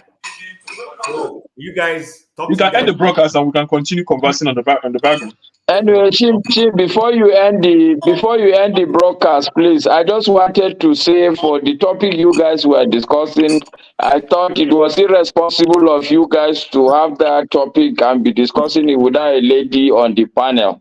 It was very presumptuous of you guys. No, Masca. Okay, please. I know you're a very fair-minded person. At least you. So I actually offered, and I mentioned a specific person that I wanted to come on. I heard when you were calling Black Beauty. And she responded. She said, incidentally, she won't be able to come in because she had some domestic thing she was doing. So the most appropriate thing would have been to hang the topic. But you guys went ahead and discussed it. Okay. Anyway, have a wonderful day. And we've learned from that today. Maybe some other time we'll have those kinds of topics. We'll try and get a lady in. Canton owns the broadcast. So Ton says he's speaking to FF. I should hold on. I don't know.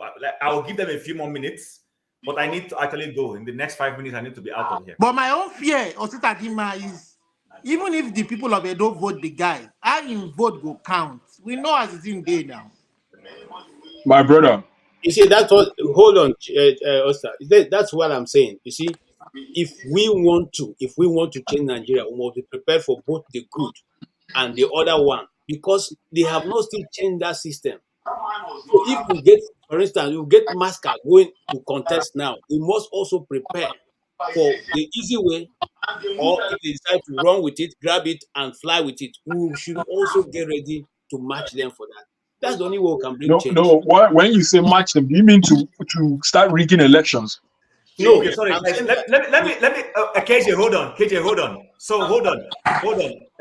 Sometimes we get to what's the word? We get to. Can somebody mute? Olumide, can you mute? So we get to. I'm looking for the right word. Mechanical in some of these things. You know, when I keep saying here that I use OB, KJ and others who have listened to me to say, what is he doing to make sure he hedges some of these things next time? People think, oh, leave him. You see, Tinubu in 2003 would have lost his seat. He would have lost his seat as governor like all the other AD governors, because PDP really came out for them. Some of us, let's not forget our history. PDP came out to clean out the entire Southwest because OBJ felt he did not have a base. And Tinubu, being a smart politician, that's what he was trying to do. He took care of his side. He knew his people in the Southwest and Lagos were going to vote for him. But that not being the case, he still made sure he protected his votes. I don't want to start opening up a lot of things that I know that happened in the way he survived. I'll just leave it there. He protected himself. Unfortunately, some of us who are good people, yes, we know that people are going to vote for us, but we don't do anything to make sure we protect that vote. And then eventually we lose and we start screaming. My wife is calling me. So I'm actually going to end this topic because Tone hasn't come back to me. So, but I don't want to keep keeping them waiting. Guys, I need to go. We'll talk some other time.